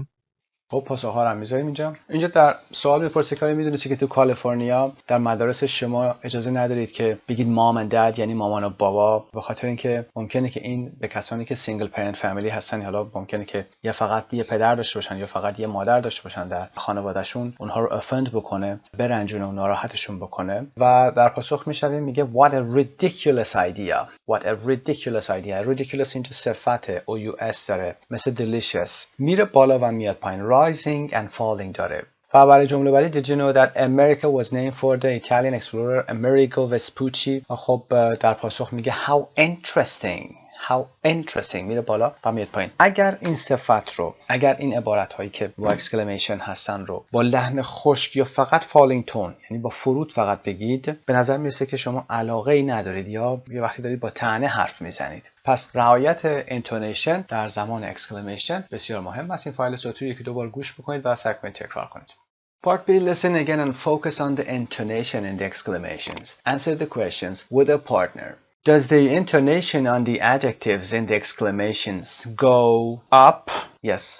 And they go down. So the answer is C. It goes up and down. We said rise and fall. Up and down. Number 2, what consonant sound is added between how and the adjective? And why? خب پاسخ رو هم در قسمت بالا براتون قرار میدیم. میگیم بین how و interesting یه صدای و داریم. W نه، صدای و که در این قسمت بالا اومده W sound. This is because interesting begins with a vowel, and when a word ending in W is followed by a word beginning in a vowel, the words are linked and a w sound is inserted between them. کلمه how و interesting پشت هم اومدن. وقتی که how با interesting میاد، این صدای W که در انتها داریم، وی که در انتها داریم، وقتی که و یعنی W ما به I که یه واول هست میرسه، یه صدای و رو باید اینجا ما تشدید کنیم، یعنی با صدای بلندتر بگیم و به این شکل میگیم how interesting، یعنی interesting، به این شکل میگیم. مثلا amazing، how amazing، how amazing، صدای یه و بیشتری شما اینجا میشنوید. اما اگر کلمه مثل beautiful باشه، صفت مثل beautiful بعد از how باشه، شما میگید how beautiful، شما ب رو بیشتر میشنوید، تشدید و یا استرس بیشتری روی ب میشنوید. Part C, practice saying some more common exclamations with what and how. What a great idea. What an amazing coincidence. چه تصادف جالبی، یعنی چه اتفاق جالبی. coincidence. What an amazing coincidence. اینجا هم شما لینکینگ رو حتما انجام بدید. what an و amazing رو با هم. What an amazing coincidence. What a terrible experience. What a terrible experience. How annoying. اینجا صدای و رو میشنوید. How annoying. How annoying. How embarrassing. How weird. How weird. چقدر عجیب. در قسمت کمیونیکیشن ادامه همین قسمت پرونانسیشن هست. میتونید تمرینات بیشتری رو در قسمت کمیونیکیشن داشته باشید و مطمئن هستم که از اتش برمیایید و وقت بیشتری رو تو این قسمت نمیذاریم. میریم برای قسمت 7 writing. Page 112 writing a report. میخوایم ریپورت نوشتن، گزارش نوشتن رو تمرین کنیم. Analyze a model report and write a report. Writing a report. در این قسمت میخوایم گزارش نوشتن رو کار بکنیم. به شما یک تسکی داده میشه و گفته میشه که در مورد اون تسک برید تحقیق بکنید و پیشنهادات خودتون رو بنویسید. به عنوان مثال در این درس ما یک مدل تکسی داریم، روش کار خواهیم کرد و نکاتی که برای نوشتن یک گزارش هست، مقدمش، بادیش و اینکه در نتیجه چه چیزی شما باید بیارید، چقدر باید طول نوشتتون باشه، به چه چیزهایی اشاره کنید و غیره، رسمی بودن و غیر رسمی بودن رو در این درس با هم کار میکنیم. اما در باکس میبینیم Key Success Factors که فاکتورهای اصلی برای یک ریپورت خوب هست. Being clear and concise. وقتی که یه ریپورت می‌نویسیم باید شفاف و دقیق اشاره بشه. Making sensible recommendations based on your observations. وقتی که پیشنهاد میدید، پیشنهاداتون هم باید منطقی باشه، بر اساس مشاهداتتون باشه. در کل وقتی یک گزارش رو میخواید بنویسید، باید بدونید معمولا این گزارش رو به یه آدمی که مدیر هست مینویسید، به یه منیجر دارید مینویسید و این آدم معمولا از لحاظ بزنس، از لحاظ اسکیجول زمان زیادی نداره. بنابراین نامه‌ای که شما مینویسید، ریپورتی که مینویسید باید دقیق و شفاف باشه. اضافه گویی نداشته باشه و دقیقاً به خود موضوعات بپردازه. در این حال باید رسمی باشه و یک نظم مرتبی هم داشته باشه، یک قانون خاصی رو رعایت کرده باشه. Analyzing a model text. A. The owners of a language school are doing some research into student satisfaction and have asked several students to interview all the students at the school and write a report. Read the report and then, from memory, tell a partner what the school's main strengths and weaknesses are in each area. یکی از نکاتی که در اینجا اشاره میکنه main strengths and weaknesses هست. نقاط قدرت و ضعف رو در هر زمینه‌ای، در هر فیلدی که رفتید تحقیق کردید باید مشخص کنید. ترجیحاً strengths رو اول بنویسید. ترجیحاً در گزارشات خبریتون هم همینطور. اگر سپیکینگی دارید معمولاً نکاتی که مثبت هستن، ادوانتیج هستن، پروز اند کانز رو هم دارید میگید. هر چیزی که میخواید بگید اصلا توی کارهای عمومیتون هم به همین صورت. اول نکات مثبت good news رو اول میدید و بعد bad news رو میدید و بعد recommendation میدید. English Time Language School A Report Introduction. خب مقدمه گزارش رو میبینیم. یک گزارش کلی داده شده در مورد این Language School و در چند زمینه گزارش تهیه شده. نکات مثبت و منفی اشاره میشه، پیشنهادی در انتها داده میشه. Introduction. The aim of this report is to assess student satisfaction with the classes and facilities at the English Time Language School and to make suggestions for improvements. خب ببینید دقیقاً اومده گزارشش رو، هدف گزارشش رو در introduction گفته و میگه the aim of this report is, the purpose of this report is. میتونه به هر شکل شروع بکنه اما میاد یک متن رسمی رو میاد میگه و نمیگه this report is for و یا غیره، نمیاد بگه. میگه the aim of this report is، هدف این گزارش این است to assess، ارزیابی کردنه، student satisfaction، رضایتمندی دانشجویان هست. در ارتباط با چی؟ classes and facilities، کلاس‌ها و امکانات توی این مدرسه یا مدرسه زبانی و to make suggestions for improvements و ارائه پیشنهاداتی برای بهبود وضعیت. مورد اول رو testing and registration of new students هست که ارزیابی دانشجویان هست و registration ثبت نامشون هست که وقتی وارد میشن و میگه most students were satisfied with the testing process. اکثر دانشجویان از وضعیت testing process رضایت داشتن، راضی بودن. for new students برای دانشجویانی که تازه وارد میشن و نکته مثبتش رو میگه و اینجا یک however میاره که قبلا گفتیم میخواد حالا تضادی رو در ارتباط با مورد بالا بگم. میگه they complained about the long lines at registration. راضی بودن با وضعیت تستینگ پروسس اما در ارتباط با long lines at registration، صفوف طولانی در ثبت نام، شکایت داشتن. We believe it would be preferable either to have more staff available to deal with registration or to give students a specific day and time to register. We believe میاد شروع میکنه، میخواد پیشنهاد بده. به نظر ما، نمیگه in our opinion، میگه we believe it would be preferable. ترجیحاً این کار بهتره که either to have more staff available یا اینکه کارکنان بیشتری رو آماده این کار بکنید to deal with registration که به این ثبت نام بپردازن و یا به دانشجویان زمان خاصی رو بدید، روز و ساعت خاصی رو برای registration بدید. میره موضوع بعدی رو، عنوانش رو دقیقاً مشخص میکنه. دقیقاً میگه میخواد به چه چیزی بپردازه. میگه the classes in general، به صورت کلی داره صحبت میکنه. generalize داره میکنه. In general students rated the teachers very highly. خب نظر دانشجویان در مورد با تیچرها خیلی خوب بود. Their main criticisms had to do with class sizes and the length of classes. انتقادات اصلیشون در ارتباط با چی بوده؟ سایز کلاس ها بوده، یعنی اندازه کلاس ها بوده و length of classes، طول زمان کلاس ها بوده. With regard to class sizes در ارتباط با سایز یا اندازه کلاس ها. ببینید with regard to class sizes نمیگه about the class sizes I want to give you some suggestions. Most students think there should be no more than 12 students in a class. اکثر دانشجویان فکر میکنن که یا نظرشون این هستش که بهتره بیش از 12 دانشجو در کلاس نباشن. As for the duration of classes در ارتباط با duration طول مدت کلاس نمیگه as for how long the classes last به این شکل نمیگه. As for the duration of classes they officially last an hour. اصولا رسما 1 ساعت کلاس ها طول میکشه. But in practice اما عملا they are usually only 45 minutes. تقریبا 45 دقیقه هستن معمولا به خاطر late comers. کسانی که دیر به کلاس میان. و حالا پیشنهاد میخواد بده. مشکل رو هم که بیان کرده پیشنهاد میده. We propose ما پیشنهاد میکنیم we propose that all students who arrive more than 5 minutes late should have to wait until the break for admittance. خب باید کسانی که دیر میان بیشتر از 5 دقیقه دیر میان پیشنهاد میکنه که باید صبر کنن تا زمانی که بریک اعلام بشه و بعد اونها پذیرش بشن یا ورود به کلاس مجوز پیدا بکنن.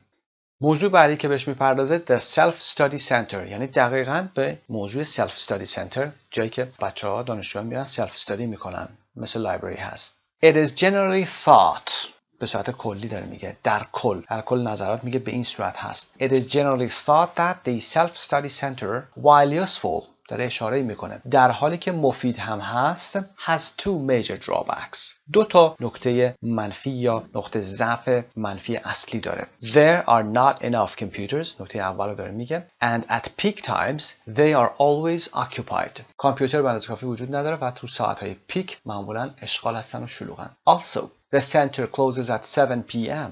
همچنین مرکز در ساعت 7 بسته میشه. So students who come to the later classes cannot use the center at all. بنابراین دانشجویانی که در کلاس‌های عصر میان نمیتونن اصلاً at all رو در درس گذشته گفتیم اصلاً نمیتونن از این مرکز استفاده کنن. پیشنهاد میده. We suggest doing something. Suggest purchasing more computers and extending the center's hours to 9 p.m. 2 تا مسئله رو به این شکل حل میکنه. Purchasing more computers خرید کامپیوترهای بیشتر و اضافه کردن زمان مرکز به ساعت 9 شب. The cafeteria was replaced last year by vending machines for drinks and snacks. خب سال گذشته کافتریا رو به جاش یه سری دستگاه‌هایی آوردن که درینکس میده و اسنکس میده. نوشیدنی و اسنک یا ساندویچ رو به صورت اتوماتیک میفروشه. Although it is true that people often had to wait to be served, most students greatly prefer the cafeteria and would like it to be reopened. اگرچه حالا در گذشته به این صورت بوده که باید صبر میکردن و دانشجویان تا بهشون رسیدگی بشه و غذاشون آماده بشه، اکثر دانشجویان most students greatly preferred ترجیح دادن که کافتریا دوباره would like it to be reopened دوباره بازگشایی بشه. به همه موضوعات پرداخته، پیشنهاد هر موضوع رو هم داده و در انتها conclusion میاد میگه overall یعنی در نتیجه در کل میخوام جمع‌بندی بکنم overall or in all the majority of students are extremely positive about the school. The majority نمیگه all the students most students اینجا میگه the majority of students اکثریت دانشجویان کاملا و یا خیلی زیاد پازیتیو هستن در مورد این مدرسه نظر مثبت دارن راضی هستن and feel that if the suggested changes are implemented it will be an even better place to study و این احساس رو دارن که در صورتی که تغییرات پیشنهاد شده اعمال گردد feel that if the suggested changes تغییراتی که گفته شده are implemented اعمال گردد it will be an even better place to study حتی مکان خیلی بهتری برای مطالعه یا یادگیری زبان خواهد شد. برمیگردیم به قسمت B. Without looking back at the model text, try to remember how some of the highlighted phrases below were expressed in a less informal way. Go back and check the text for those you can't remember. خب قبل از اینکه این قسمت رو با هم انجام بدیم رو کتابتون برید چک بکنید ببینید قسمت هایی که هایلایت شده در ریپورت این قسمت هایلایت شده در این قسمت اینها اینفورمال هستن و ما توی متنمون توی مدل تکستی که داشتیم یک متن کاملا فرمال داشتیم رسمی داشتیم اونهایی که هایلایت شده رو ببینید به صورت اینفورمال به صورت رسمیش چی میتونسته باشه چی آورده شده بدونی که به مدل تکستتون نگاه بکنید به عنوان مثال what this report is for در متن داشتیم The aim of this report is to و غیره. آیا میتونیم بگیم The purpose of this report is the aim و یا the purpose. خب این قسمت رو انجام بدید. پاسخ رو الان قرار میدیم و در موردش صحبت خواهیم کرد. Number 2 is to find out how happy students are with the classes and facilities. بخوام ببینم دانشجویان چقدر شاد و خوشحال هستن در ارتباط با کلاس‌ها و facilities امکانات. Is to assess student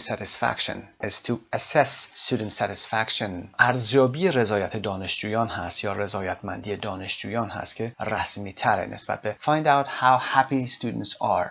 Number 3 in general داره کلی میگه students thought the teachers were very good. اما ما در متن داشتیم in general students rated the teachers very highly. خیلی رسمی میگه و از تیچرها راضی بودن. Number 4 about class sizes. درباره سایز کلاس. اما ما در متن داشتیم with regard to class sizes در ارتباط با. Number 5 as for how long the classes last. اما در متن اصلی ما داشتیم as for the duration of classes. طول مدت کلاس، نه چقدر کلاس ها طول میکشه، طول مدت کلاس ها در ارتباط با as for.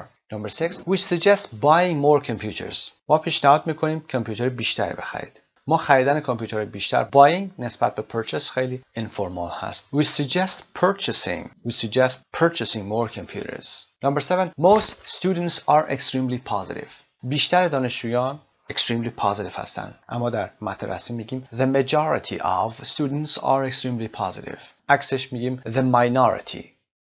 اکثریت و اقلیت. Number 8 if you make the changes we suggest. اگر تغییراتی که ما پیشنهاد میدیم رو انجام بدید به این صورته ولی به صورت رسمی if the suggested changes are implemented. در صورتی که تغییرات پیشنهاد شده اعمال گردند خب مشخصه که تفاوت وجود داره بین دو نوع سبک و سیاقی که گفتیم. اولی اینفورمال بود و حالت دوم فرمال بود.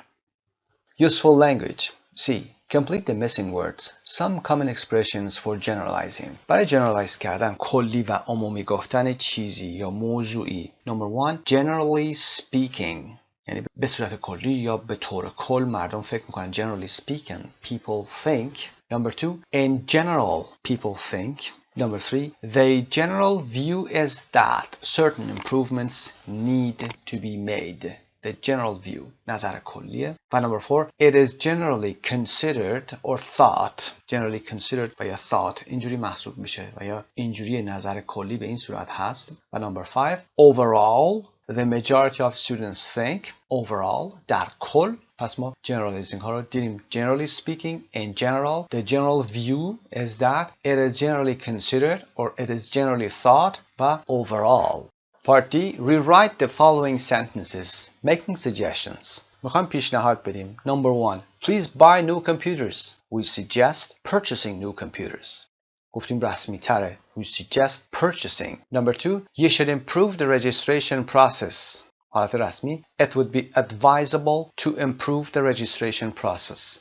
It would be advisable. توصیه میشه. Number 3. Why don't you make the classes smaller? چرا کلاس ها رو کوچکتر نمی کنید؟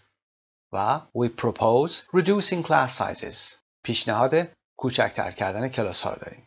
Number 4. You really should extend the center's hours. و حالت رسمی. I strongly recommend extending or that you extend the center's hours. Number 5. It would be much better if classes lasted an hour. رسمی. It would be far preferable for classes to last an hour. خب حتما از این ساختارها استفاده بکنید در رپورت هایی که می نویسید در گزارشاتون. بریم برای قسمت بعد. Planning what to write.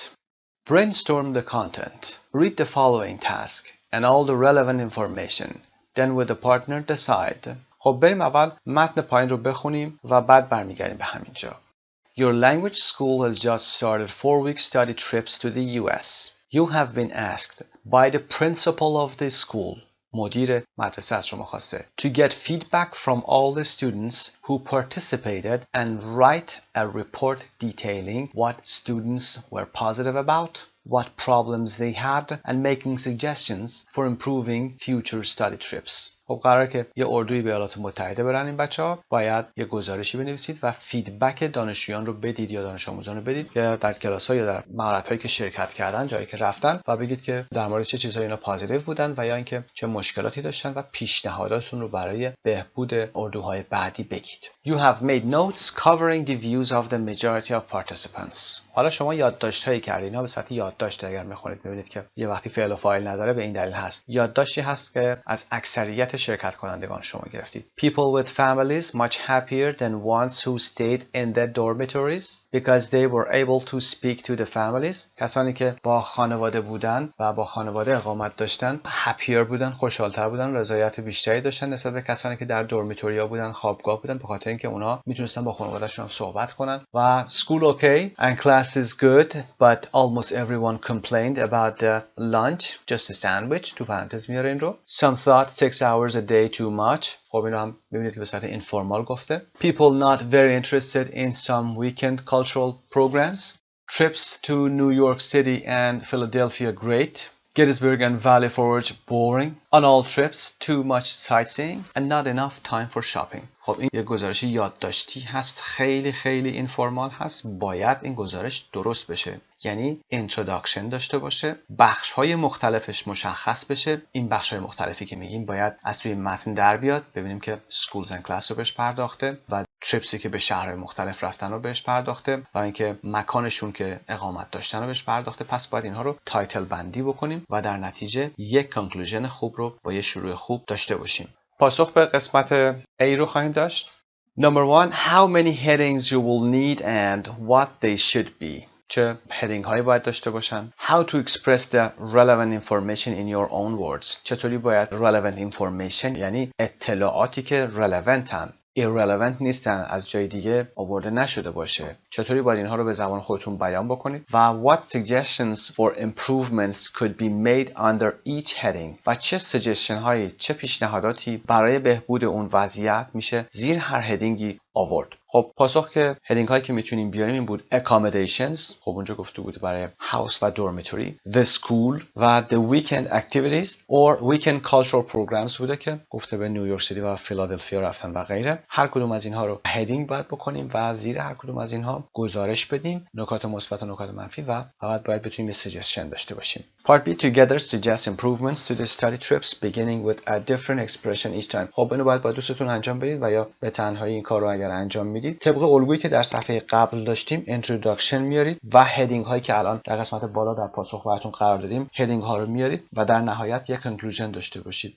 اما قبل از اینکه این کار رو انجام بدین tips for writing a report رو حتما دقت داشته باشید که کمکی بیشتر بهتون میکنه. Look carefully at who the report is for and what they need to know. دقت داشته باشید برای چه کسی دارید ریپورت می‌نویسید. معمولا شما نیاز دارید که ریپورت رسمی بنویسید. هیچ وقت به دوستتون ریپورت نمیدید. This will help you choose what information you have to include. و به شما کمک میکنه چه اطلاعاتی رو باید include بکنید. In the introduction state what the purpose of the report is. حتما در قسمت معرفیتون مقدمتون state what the purpose of the report is.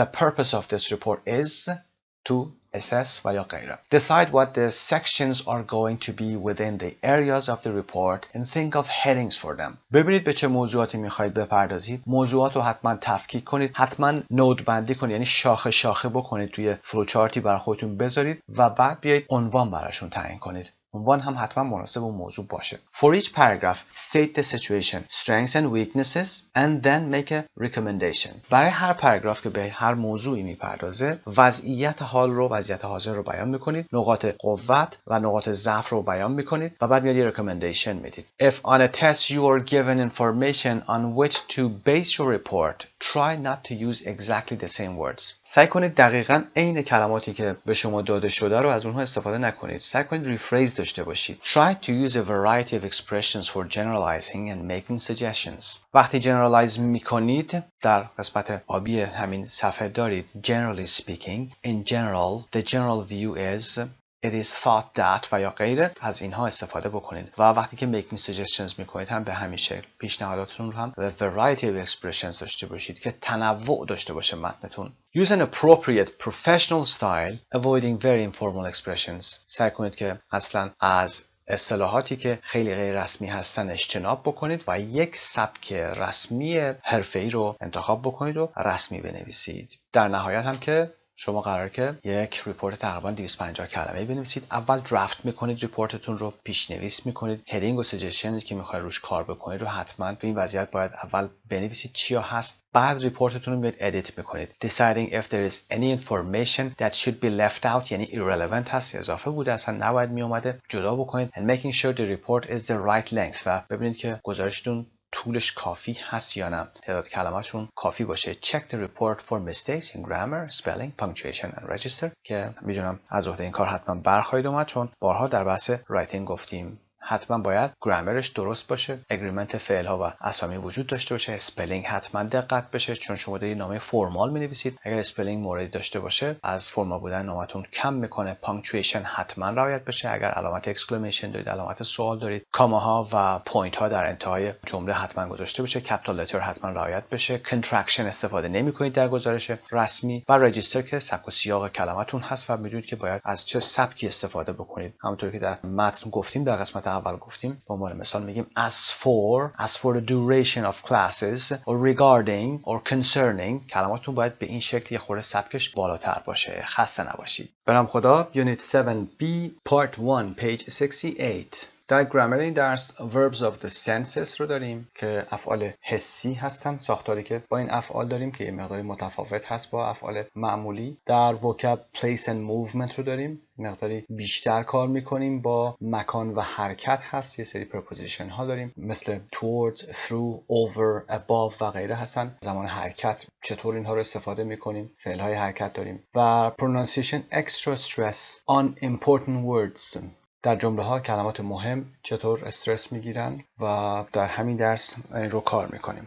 در قسمت code there are painters who transform the sun into a yellow spot, but there are others who with the help of their art and their intelligence transform a yellow spot into the sun. این رو پابلو پیکاسو میگه، اسپانیش پینتر هست. پابلو پیکاسو رو میشناسید حتما، از پیداورندگان سبک کوبیسم بوده، نقاش اسپانیایی. ایشون میگن که they are painters who transform. این پینترزی که داره میگه نقاشان اول نقاشان سطوح پایین هستن، نقاشانی وجود دارن که ترانسفورم میکنن، تبدیل میکنن خورشید رو به یک نقطه زرد در نقاشیشون، یعنی خورشید رو به اون عظمت رو میان به یک نقطه زرد توی نقاشیشون نشون میدن. اما کسانی دیگه‌ای وجود دارن که این the others یا others منظورشون کسانی است که حرفه‌ای هستن و از طریق سبک‌های امپرسیونیست یا سبک‌های انتزاعی دیگه with the help of their art، با کمک هنری که دارن and their intelligence، داره میگه که هوش و ذکاوتی که دارن از اینها استفاده میکنن و یک yellow spot رو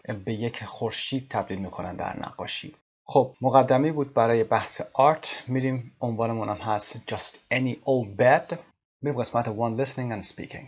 Look at the photos. 4 of the objects are famous and expensive works of art. به تصاویر نگاه کنید. 4 تا از این تصاویر از آثار مهم، مشهور و گران قیمت هنری هستند. works، ما گفتیم work جمع بسته نمیشه به عنوان کار، اما وقتی که اثر میشه، اثر هنری میشه، اثر ادبی میشه، میتونیم اون رو جمع ببندیم و میتونیم بگیم works of art، آثار هنری. The other 4 are ordinary objects. With the partner decide which are the works of art. خب 4 تا دیگه هم ordinary هستن. تلفظ ordinary، معمولی هستن، اشیاء معمولی هستن و با دوستاتون تصمیم بگید که کدومی که از این 4 تا works of art هستن. خب باید برای پاسخ این قسمت بریم به قسمت communication for works of art page 120. Did you guess right? What do you think the artists were trying to communicate? بریم با هم به قسمت communication تصاویر works of art رو ببینیم.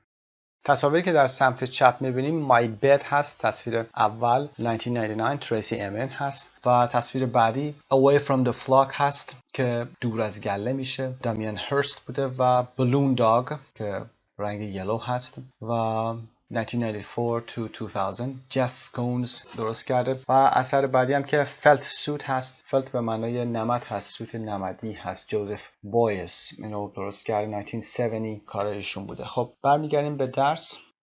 Forward 2. Listen to an art expert talking about 2 of the works of art and answer the questions. 2 تا از این آثار هنری که تصاویرشون رو دیدیم در این فایل listening بهش پرداخته میشه. به این فایل گوش میکنیم و بعد ادامه کار رو خواهیم داشت. 4.2. For most people, art for the last few centuries has meant paintings and sculptures, and suddenly there are all these new kinds of sculptures and installations. Installation یا هنر چیدمان هست، هنری هست که از انواع مجسمه سازی و دیگر رسانه ها استفاده میکنه تا شیوه رویارویی ما رو با فضایی مخصوص اصلاح بکنه. That for most people don't seem like art. First of all, could you please explain exactly what these kinds of sculptures and installations are? Sculptures رو هم که می‌دونید جمع sculpture هست به معنای مجسمه. Well, installations are really mixed media works that take up a whole gallery or space. Installations take up یعنی میگیرن، مصرف میکنن. A whole gallery or space یعنی اشغال میکنن. کل گالری یا یک فضا رو اشغال میکنن installation ها. While the modern sculptures you're referring to are assemblies of objects that may take up a little less space, but that you probably wouldn't think of as traditional works of art when you first see them. So, how would you explain to people that installations are also art? Well, an installation, or this new kind of modern sculpture, is really no different from a painting or a traditional sculpture if you think about where the artist starts from. That is, they have an idea about something they want to communicate, and then they decide how to communicate that idea. To communicate یعنی بیان کردن، اکسپرس کردن اون ایده‌ای که برای اون هنرمند هست. So that could be in paint or it could be in stone. That could be in paint یعنی به صورت نقاشی میتونه باشه. Or could be in stone به صورت سنگ، حالا مجسمه. Or it could be in wood or metal, or it could be through an installation, which could be a kind of assembly of different types of objects. In all 3 methods, in all these different media, they would still be trying to say the same thing. They would then choose the medium that was suitable for them, or which they'd been trained in, or which was suitable for that particular idea they wanted to communicate. A lot of artists have been trained in how to make an installation, perhaps more than they have been trained in drawing today. But I think a lot of people would think that while drawing and painting require a level of expertise that the average person doesn't have. Yeah. When people look at some installations, they think, well, I could do that. They don't see that there's any expertise involved at all. Well, it's just different skills. For example, take Damien Hirst and Away from the Flock. Okay. Which is a sheep in some formaldehyde in a case. Which is a sheep in some formaldehyde. یک گوسفندی هست داخل محلول فرمالدهاید که ما در فارسی میگیم فرمالدهید که یک ماده ضد عفونی و گندزدا هست که باعث میشه این گوسفند یا هر چیزی که داخل این محلول قرار میگیره خراب نشه، فاسد نشه. Formaldehyde. First of all, he had to have the idea. And this was a very original idea. No one had ever done anything like that before.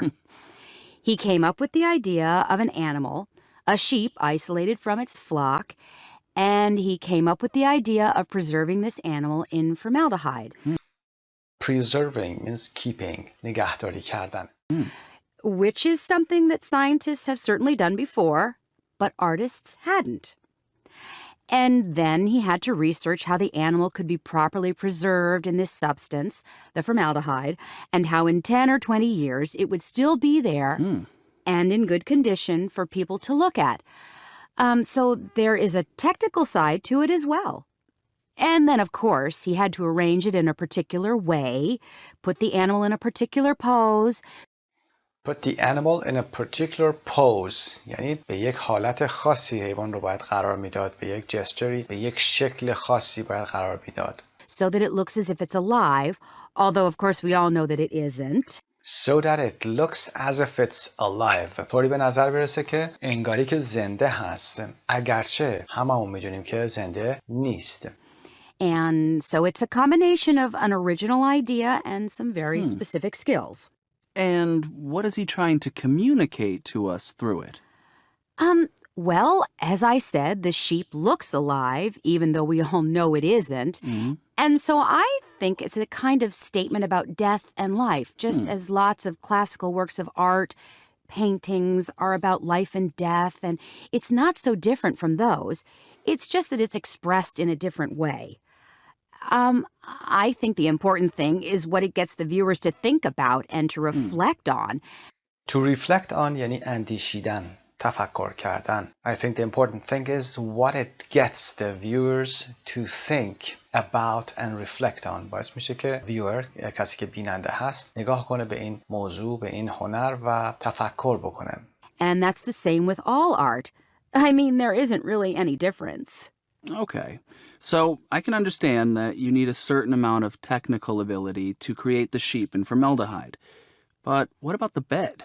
I mean, the bed is something that you look at and you think, yeah, that looks like my bed in the morning. Well, Tracy Emin's bed isn't actually her bed as it is in the morning when she gets up every day. It is a bed, and there are sheets and pillows and lots of other objects, but she has assembled these objects to represent herself. This is an autobiographical piece just like a self-portrait, without her face or her body in it. But it still represents her. It is an autobiographical piece. این یک قطعه autobiographical هست، یعنی زندگی نامه شخصی هست و مثل یک سلف پورتریت که تصویر شخصی خود این فرد هست. البته در این تصویر شما دیگه تصویر صورت یا بدن اون رو نمیبینید. But it still represents her. اما با این حال این تصویر نمایانگر نوع زندگی این فرد هست. It's the story of her life. It's her relationship with all the men in her life and other people. You look on the floor and there are lots of pieces of her. There are her slippers, her toy dog, and newspapers that she's read, and bottles of water. So it's a story of her life, and it's arranged in a very particular way. It's not random, not just like your bed or my bed. It's a bed that she's very specifically organized to communicate something about herself. I mean, it's a different set of skills from painting a self-portrait. But maybe it actually communicates a whole lot more to us, to viewers, than some self-portraits do, because we can actually look at it and understand, as contemporary viewers, a lot about her life.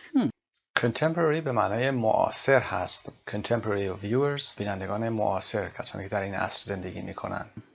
And incidentally, Tracy Emin is in fact extremely skilled at drawing, so And incidentally یعنی اتفاقاً Tracy Emin is in fact در حقیقت extremely skilled at drawing. خیلی هم در بحث طراحی هنرمند هست، مهارت داره. So if she'd wanted to draw a self-portrait, for example, she could have done that. But she chose this way of communicating her message. سایت مجموعه زبان ایرانی. خب پاسخ به سوالات قسمت C رو با هم داشته باشیم. Number 1. What are installations? A. Installations are mixed media artworks that take up a whole gallery or space. What are modern sculptures? Modern sculptures are assemblies of objects. مجموعه از اشیا هستند that may take up a little less space than an installation, and that you would perhaps not think of as traditional works of art at first sight. At first sight یعنی در نگاه اول. Number 2, what basic similarity is there between installations and other more traditional forms of art? Similarity, شباهت ها. In both cases, the artist has an idea they want to communicate. They choose the medium. حالا این میدیمش میتونه این باشه، این رسانه. Painting, sculpture, or an installation that is most suitable to communicate that idea. برای رساندن اون ایده یا مفهومی که توی ذهنش هست. Number 3, why might artists today choose to create an installation rather than a painting? Because they might have received more training in how to make an installation than in how to draw. ممکنه که تو بحث installation قوی تر باشن تا اینکه بخوان drawing داشته باشن. Number 4, why are some people skeptical when they see an installation? چرا بعضی ها شک میکنن؟ چرا بعضی ها تردید دارند؟ They think that painting and drawing require expertise or skill, whereas making an installation doesn't. They think I could do that when they see an installation. وقتی که یک installation میبینن فکر میکنن خب منم این کارو میتونستم انجام بدم، اما نقاشی کشیدن و طراحی کردن هنر میخواد و مهارت میخواد. whereas به معنی در حالی که. Question 5. What special skills did Damien Hirst need to create away from the flock? He had to research how the sheep could be preserved in formaldehyde, and he had to arrange it in a particular way so that it looks as if it's alive. اون مجبور بود که برای اینکه این کار انجام بده ببینه که چطوری میتونه این شیپ رو توی فرمالدیهاید نگه داره و اونجا خراب نشه، فاسد نشه و بعد یه طوری ارنجش بکنه، به شکلی پوز کنه، یعنی فرمی بده، اینو به شکلی قرار بده که so that it looks به نظر برسه که as if it is alive، به شکلی که انگار زنده است. Number 6. What does it communicate? چه پیامی رو داره؟ It is a kind of statement about death and life. نوعی پیام درباره death and life هست، مرگ و زندگیه. Number 7. How is Tracy Emin's my bed different from her real bed? Because the objects on the bed is sheets and pillows, etc. Sheets ملافه ها هستن، pillow بالش هست، etc. And on the floor newspaper, slippers به معنی دمپاییاش، water bottle که بطری آب هست have been specially placed and arranged in a particular way, not randomly, to communicate something. همینجوری ریخته نیستن این وسایل، همینطوری افتاده نیست اونجا، اینا رو به یه شکل خاصی چیده که پیام خاصی رو برسونه. Number 8. What does it communicate? چه پیام میده؟ The objects on the bed and on the floor represent her. این اشیا نماینده رفتار اون هستن، نمایانگر رفتار ایشون هست. It's like a self-portrait, the story of her life and her relationships. مثل یک سلف پورترت هست، یک تصویر شخصیش هست، داستان زندگی اون و ارتباطاتش با افراد هست. Number 9. Why might it communicate more than a traditional self-portrait? Because we can look at it and understand as contemporary viewers a lot about her life. ما در تصویر صورتش چیزی نمیتونستید پیدا کنید، اما چیزهای خیلی زیادی در مورد زندگیش و ارتباطاتش میتونید پیدا بکنید. پارتی رو که با هم انجام دادیم، یه لسن اگین هم حتما داشته باشید که کلماتی که یاد گرفتید، اصطلاح جدیدی که یاد گرفتید براتون حتما واضح‌تر و راحت‌تر بشه. در قسمت ای هم یه اسپیکینگ دارید، حتما انجام بدید. talk in small groups، با دوستاتون سعی کنید این موضوعات رو صحبت بکنید، موضوعاتی که صحبت شده، و بعد به سوالات زیرم حتما پاسخ بدید. Number 1. Does what the expert said change the way you see the two works of art? آیا نظرتون رو عوض میکنه؟ چیزی که شما دارید میبینید الان با چیزی که گفته شده نظرتون عوض کرده؟ Yes it does or it doesn't. What did you agree or disagree with? For example, I agreed with the first part, I didn't agree. به همین شکل سوالاتون رو پاسخ بدید، به محتوا دقت داشته باشید. البته اینا شخصی هست، باید نظر خودتون رو بتونید بیان بکنید. Number 2. Would you pay to go and see any of the 4 works of art? Why or why not? For example, I wouldn't pay to see, for example, my bed. I want to see the sheep away from the flock. And number 3. Have you seen any installation art? No, I haven't. Or yes, I have. What did you think of it? I think it's a difficult task. I think the artist needs a lot of skills or expertise to communicate her or his idea. Number 4. If you were going to make an installation to represent your life, what objects would you include? I personally think that my desk with all the books and papers on it before my wife comes and cleans the mess. Number 5. Do you have a favorite? Portrait, landscape painting, still life, self-portrait, abstract painting. خب ببینید که کدومی که از این هنرها رو شما دارید یا آثار هنری دارید از خودتون فیوریتی داشته باشید. حالا پورتریت داشته باشید، تصویر هست، لندسکیپ پینتینگ هست، تصویر طبیعت ممکنه باشه. استیل لایف هم به نقاشی میگیم که در اون میوه ها، گل ها و غیره رو در یک مجموعه جمع میکنن و میکشن. سلف پورتریت که تصویر خودتون میشه. ابسترکت پینتینگ تصاویری که هستن که انتزاعی هم، نقاشی‌های انتزاعی رو میبینید به چه صورتیه. باید تفکر کنید و ببینید که چه چیزی کشیده شده در اون. Do you have any other favorite works of art? آیا works of art یا آثار هنری محبوب دیگه هم دارید؟ اگر دارید در موردش حتما صحبت کنید. خب بریم برای قسمت grammar. Part 2 grammar verbs of the senses. میخوایم به افعال حسی برسیم. Complete 3 sentences from the listening with the right form of one of the following verbs. Listen again and check. فایل صوتی رو با هم گوش میکنیم. قسمت‌های خالی رو در کتابتون پر کنید، با هم صحبت خواهیم کرد. 4.3 1. When people look at some installations, they think, well, I could do that. They don't see that there's any expertise involved at all. Number one, when people look at some installations. میخوایم فعلای look، فعلای see و look as if رو ببینیم که چه چیزی رو بیان میکنن. When people look at some installations. وقتی نگاه میکنن، یعنی وای میستن و فکر میکنن، نگاه میکنن به این some installations. They think, well, I could do that. They don't see that. They don't see that یعنی متوجه نمیشن. They don't understand that there is any expertise involved at all. پس نگاه کردن با هدف نگاه کردن. look has see به صورت unconscious شما به صورت ناخودآگاه یه تصاویر رو میبینی یا اینکه درک میکنی. Number two. And then, of course, he had to arrange it in a particular way, put the animal in a particular pose, so that it looks as if it's alive. Although, of course, we all know that it isn't. So that it looks as if. به شکلی به نظر میرسه که انگاری زنده است. Looks as if. اینجا دیگه نگاه کردن نیست. این looks دیگه به sheep بر نمیگرده. به نظر رسیدن از افعال حسی هست. 3. I mean, the bed is something that you look at and you think, yeah, that looks like my bed in the morning. That you look at. میرید نگاه میکنید بهش. Something that you look at and you think, yeah, that looks like my bed. شبیه رخت خواب من در هنگام صبح. Looks like. اینجا هم به معنای نگاه کردن نیست، به معنای شبیه بودن، مشابه بودن هست. پاسخ رو هم اینجا قرار میدیم براتون. میتونید پاس کنید، استفاده کنید و بعد بریم برای قسمت بعد. Part B. Answer the questions with a partner. خب با یه پارتنر با هم ببینید که در قسمت قبل ما یه سری افعال داشتیم، یه عباراتی داشتیم در قسمت Part 2 Grammar. این سوالات رو بریم پاسخ بدیم. Number 1. What's the grammatical difference between look as if and look like and the difference in meaning between look at and see? Question 2. Other than sight, what are the other 4 senses? به جز sight یعنی دیدن، دیگر افعال سنس یا افعال حسی کدوم ها هستن؟ What verbs do you associate with them? چه افعالی در ارتباط با این نوع فعل‌های حسی هستن که پاسخ‌ها رو به ترتیب با هم کار می‌کنیم. Question 1. answerش رو با هم داشته باشیم. Look as if or as though is followed by a clause.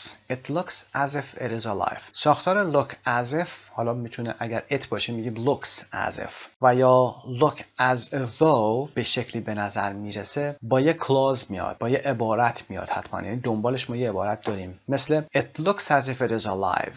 به نظر میرسه که انگار زنده است. Look like is usually followed by a noun. Look like معمولا با یه اسم میاد. It looks like my bed in the morning.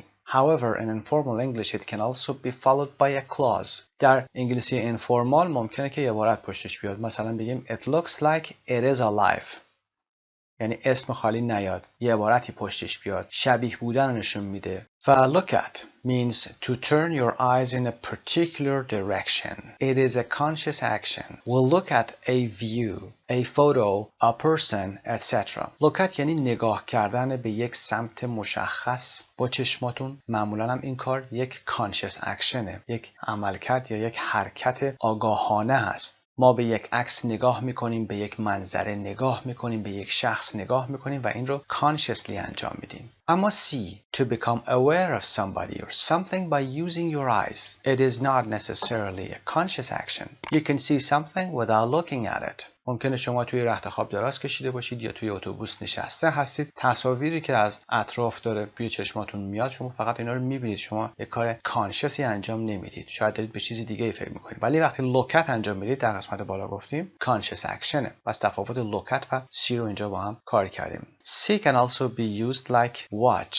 For example, see a match or see a TV program or watch a match or watch a TV program. See میتونه مثل فعل watch که تماشا کردن معنا میده استفاده بشه. To see a movie, for example, or to watch a movie. Question 2. The other 4 senses are 4 سنس بعدی، 4 فعل حسی بعدی are smell, hearing, taste and touch. که smell هست، بویدن هست، hearing شنیدن هست، taste چشیدن هست، طعم چیزی رو و یا طعم دادن هست و touch که لامسه هست. Number 3 verbs associated with them are افعالی که در ارتباط با این فعل‌های حسی هستن. برای smell و sniff هست. sniff هم بو کشیدن هست. hearing برای حس hearing hear داریم، listen داریم، sound مثل it sounds like thunder صداش مثل رعد و برق هست. taste خودش فعل taste داره و touch و feel میتونه از افعالی باشه که در این ارتباط استفاده میشه. با این مقدمه در ارتباط با افعال حسی میریم برای گرامر بانک پیج 151 در ارتباط با افعال حسی کار میکنیم و برمیگردیم ادامه درس رو خواهیم داشت. Grammar Bank 7B Verbs of the senses. افعال حسی. Hear, see, smell, feel, taste. I can hear a noise downstairs. سر و صدایی را از طبقه پایین میشنوم. I can hear اینجا به معنای توانستن نیست. به معنای دارم میشنومه. یعنی صدا تداوم داره. I can hear تقریبا همون حالت ing هست. continuous هست. و can you see the blue circle at the top of the painting؟ در قسمت بالای at the top در قسمت بالای نقاشی میتونی اون دایره آبی رو ببینی. can you see میتونی ببینی. I can smell something burning. بوی چیزی رو میشنوم که داره میسوزه. میتونم بو کنم نیست اینجا. I can smell something حالت استمراره. یه بویی داره میاد. بوی سوختن داره میاد. Are you sure you turned the stove off؟ مطمئنی که استوو رو خاموش کردی؟ اجاق گاز رو خاموش کردی؟ I can feel a draft. draft جدا از درافتی که ما در رایتینگ داریم یا در مسائل نظامی داریم، در فراخوانی داریم و یا غیره، اینجا به معنای باد هست، نسیم هست. وقتی پنجره جای باز باشه یه درافتی میاد. تو اون جریان هوا رو میگیم درافت. I can feel a draft. احساس میکنم داره باد میاد. Is there a window open؟ پنجره باز هست. I can feel a draft. یعنی دارم احساس میکنم یه بادی داره میاد. تداوم داره این کار. و I can't taste the garlic in the soup. I can't taste. مزه سی رو تو سوپ احساس نمیکنم. اینجا توانایی نیست. یعنی اون مزه نیست. من دارم میچشم ولی اون مزه رو نمیتونم به دست بیارم. I can't taste the garlic in the soup. توی این سوپه in the soup مزه سی رو احساس نمیکنم یا نمیاد این مزه. The five basic verbs of the senses hear, see, smell, feel and taste are stative non-action verbs. اینو قبلا کار کردیم. گفتیم که فعلای sense فعلای حسی چه فعلایی هستن. گفتیم اینا non-action هستن. در برابرشون action verb داشتیم. action verb ها مشخصه کاری با اونها انجام میدید. مثل work هست و یا مثل study و یا غیره. اینها افعال حسی هستن. میشناسیدشون. 5 تا فعل حسی داریم. hear, see, smell, feel و taste. We normally use can with these verbs to refer to something happening at the moment. خیلی ساده بگیم این قسمتو. معمولا وقتی بخوایم این فعل ها رو به حالت ing ببریم یا استمرار ببریم که نمیتونیم، از ساختار can استفاده میکنیم. مثل I can hear a noise. I can smell something burning. نمیگیم I am smelling و یا I am feeling در قسمت پایین. We don't usually use verbs of the senses in the continuous form. Not I am hearing a noise. Or I am feeling a pain behind my eye. اینجا میگیم I can feel a pain behind my eye.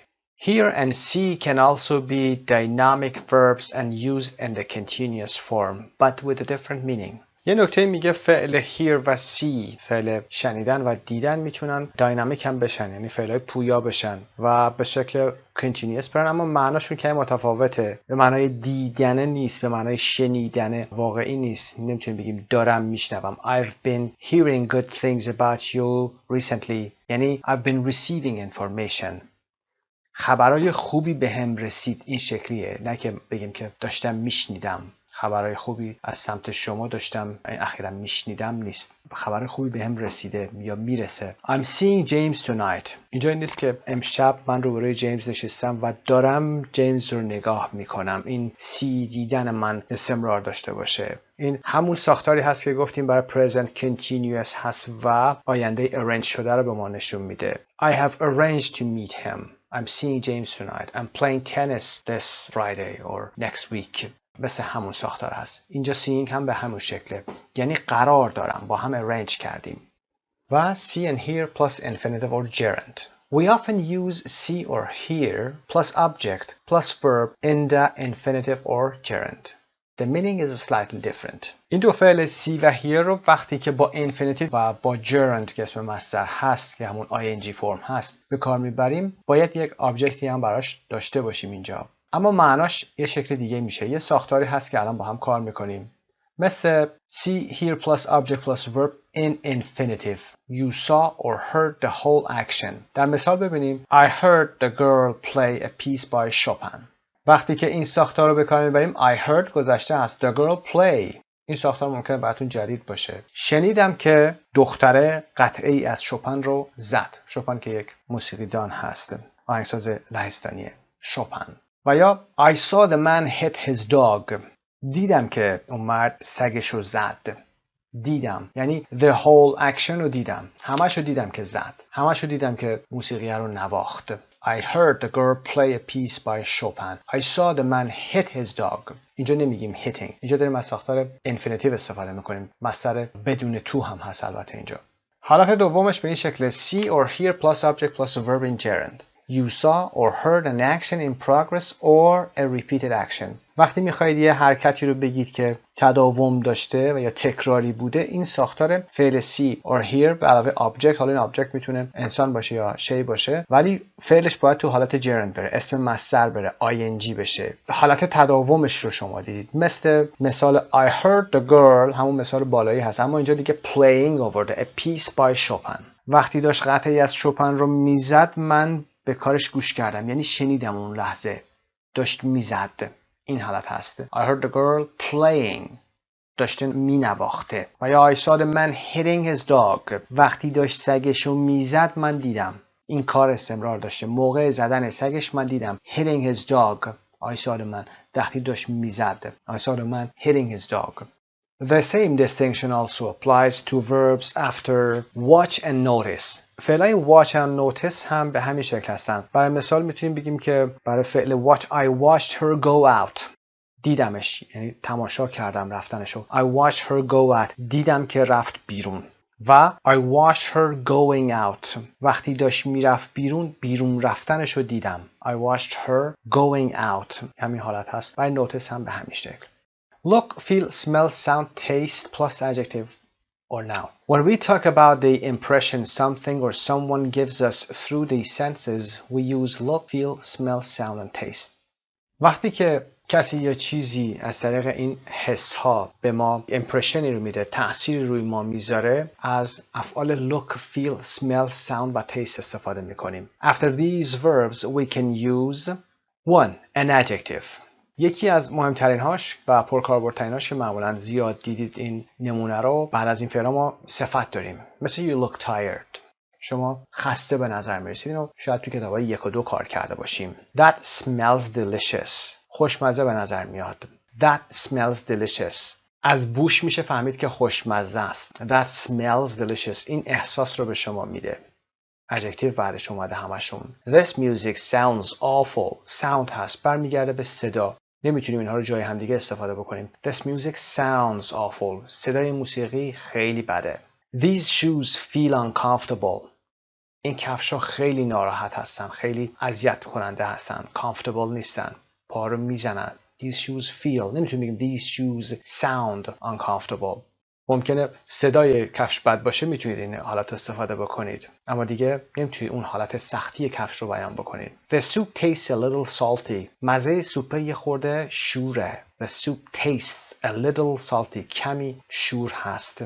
2. A like plus a noun. ساختار like plus a noun رو داریم، مثل you look like your mother. اینا حتما میشناسید این ساختار رو. شما شبیه مادرت هستی. You look like your mother. You look like your father.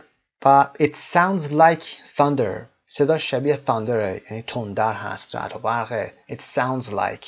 This tastes like tea not coffee، این ازش شبیه چای هست و نه قهوه. پس شبیه بودن رو میخوایم بگیم با این ساختار look, sound, taste و like که میبینید که شباهت رو داره نشون میده. Number 3. As if or as though plus a clause. She looked as if or she looked as though she had been crying. داره در مورد یه دختری صحبت میکنه، یه خانومی صحبت میکنه و اونو دیده در گذشته و اینکه این خانوم قبلش داشته گریه میکرده. انگاری میخواد بگه انگاری داشته گریه میکرده، اینجوری به نظر میرسید در گذشته. She looked as if she had been crying، انگاری داشته گریه میکرده یا گویی در حال گریه کردن بود قبل از اینکه این خانوم رو ببینه. She looked به نظر میرسید. As if و یا as though هر کدومش رو میتونیم استفاده کنیم.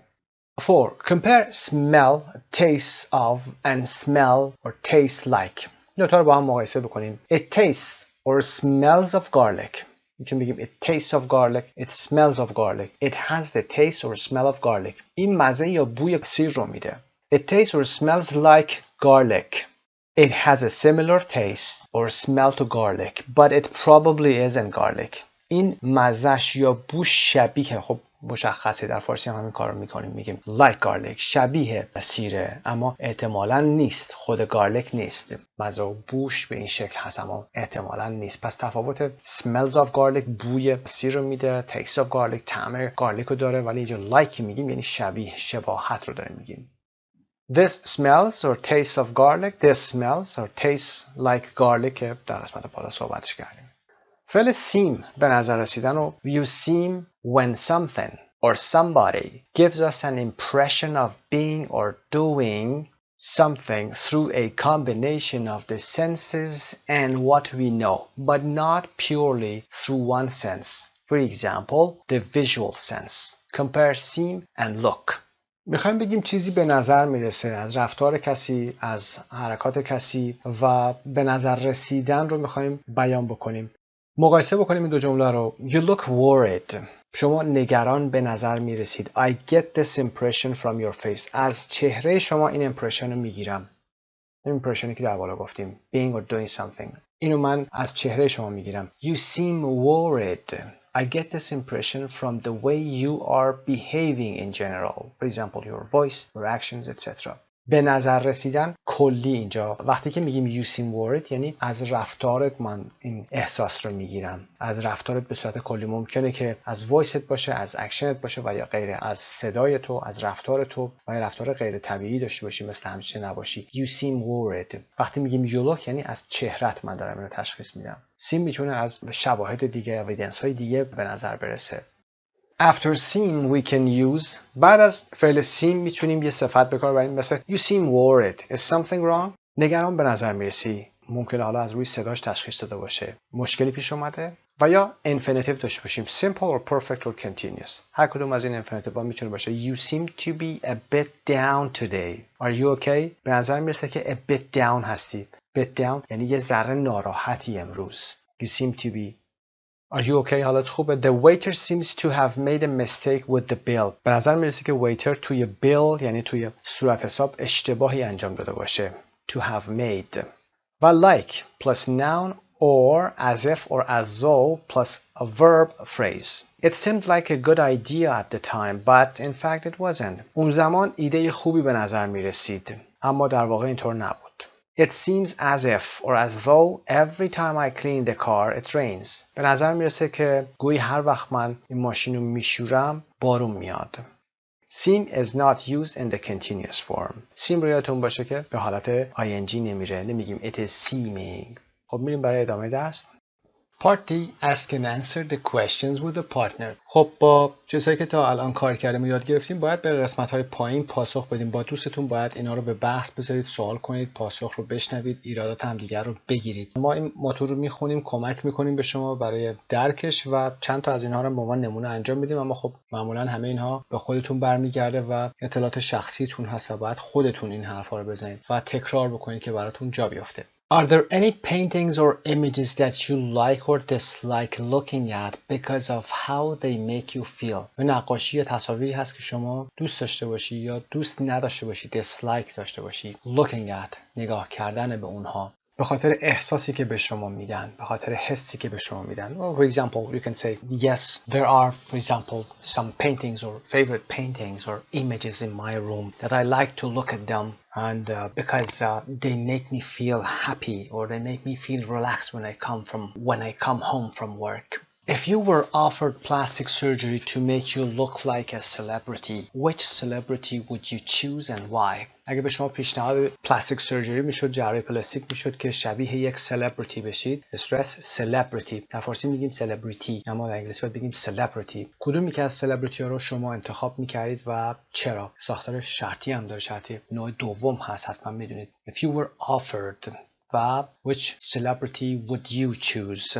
You can say I would choose a man or a woman. It's up to you. خودتون میتونید انتخاب بکنید. A man celebrity or a woman celebrity. Because I like the smile on his face or I like the smile on her face. و یا غیره. What makes a voice sound attractive or unattractive to you? Sound به نظر رسیدن صوت هست. کار کردیم در گرامر. چی باعث میشه که صدای برای شما attractive باشه و یا unattractive باشه برای شما. For example, an attractive voice is a kind of voice which calms you. or soothes you. Soothe S-O-O-T-H-E-S هست آرام بخش بودن از آرام کردن. or soothes your heart and takes you to your dreams. حالا میتونید یه خورده فانتزیش هم بکنید و اضافهش بکنید. Are there any sounds or kinds of music that you don't like hearing because they make you feel uncomfortable? صدایی هم وجود داره که شما دوست نداشته باشید اونا رو گوش بکنید به خاطر اینکه ناراحتتون میکنن. Actually, I am a music lover, but frankly speaking, some musical instruments sound awful. بعضی از این آلات موسیقی صداشون خیلی بده. Frankly speaking، اگه بخوام رو راست باشم با شما یعنی که یه موضوعی وجود داره میخوام بهتون بگم. They sound awful. For instance، مثال میزنید. For example، حالا باید چیزی که گفتیم متفق کنیم، چیزی که در رایتینگ صحبتش کردیم، در اسپیکینگ هم صحبتش کردیم. چیزی که میگیم باید supporting داشته باشه.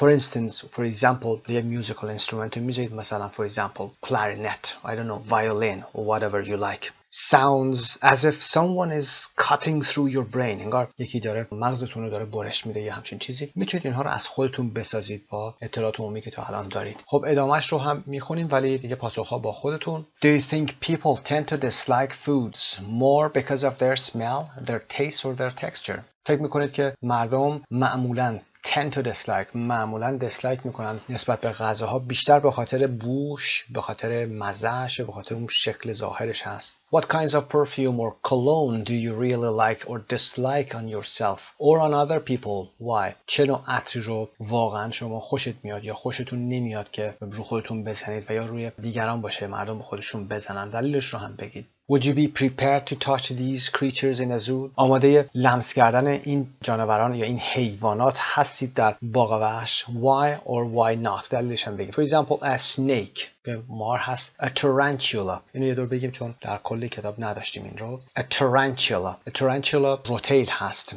اون اسپایدرهای بزرگ هستن که سمیان. A lion. A lizard. A rat. A parrot. lizard که مارمولک هست. rat موشهای صحرایی بزرگ هست و parrot که توتی هست. Are there certain materials you never wear or love to wear because of the way they feel? آیا متریال خاصی هست، مواد خاصی هست، جنس های خاصی هست که شما هیچ وقت اونا رو نمی پوشید و یا دوست داری بپوشی به خاطر اون حسی که به شما میدن the way they feel، به خاطر اون حالا ظرافتشون، به خاطر نرمیشون و یا غیره. از جنسشون میخوایم صحبت کنیم. خب میریم برای قسمت بعد. Part 3. Pronunciation. Extra stress on important words. 4. Read and listen to the poem and answer the questions. قبل از اینکه شعری که در سمت راست قرار گرفته رو بخونیم، نکته بگیم در ارتباط با extra stress on important words. تا حالا ما گفتیم که کلماتی استرس میگیرن که ارزش اطلاعاتی بالایی داشته باشن. یعنی حرف تعریف ها و pronouns و auxiliary verb ها اینا گفتیم ارزش اطلاعاتی ندارن، چیز خاصی به ما نمیدن. بنابراین اونها استرس نمیگیرن. اما یه سری کلمات مثل اسم استرس خاص میگیرن، استرس بیشتر میگیرن. اما در این درس متوجه میشیم که گاهی وقتا بعضی از کلمات رو هم میتونیم به خاطر اینکه بخوایم تاکید بیشتری در توی اون جمله، البته بعضی از جمله‌های خاص در بعضی مکان‌های خاص روی اون کلمه بخوایم تاکید بیشتری بکنیم، استرس بیشتری هم روش قرار میدیم، استرس بیشتری روش میاریم که نشون بدیم، میخوایم این رو اهمیت این کلمه رو نشون بدیم. خب میریم با هم سمت راست. یک شعری هست که عنوانش هم One of a Series هست. شاعر این متن هم مایکل سوان هست. مایکل سوان معروف که میشناسید حتما. Practical English Usage یکی از آثارش هست. متن رو داریم با فایل صوتیش که فایل صوتی رو پخش میکنیم، بعد میایم به سوالات پاسخ میدیم. 4.4 One of a series. My word, I said. That really is a remarkable likeness of a cold fried egg on a chipped plate. How much is it? نکته بگم برای chipped plate، همونطور که در تصویر می‌بینید قبل از اینکه بریم به سمت متن پایین‌تر، این قسمتی که می‌بینید روی پلیت لب پریده هست. ظرف‌های چینی معمولاً لب پریدگی دارن وقتی شکسته میشن. به این قسمت میگیم chipped. A chipped plate یعنی ظرفی یا بشقابی که گوشش پریده. Actually, they said, it is a cold fried egg on a chipped plate. It is one of a series created by Laura Carumbo, 150,000 pounds. And I said, whoo! And they said, this is not just any cold fried egg on any chipped plate. این انی که در اینجا به کار برده و ایتالیک هم نوشته به معنای هیچ چیزی نیست. اینجا به معنای چیز خاص هست. This is not just any cold fried egg. یک فراید اگ یا تخم مرغ سرخ شده معمولی نیست و یا در این قسمت on any chipped plate توی یه بشقاب لب پریده معمولی نیست. اسپشیال هست.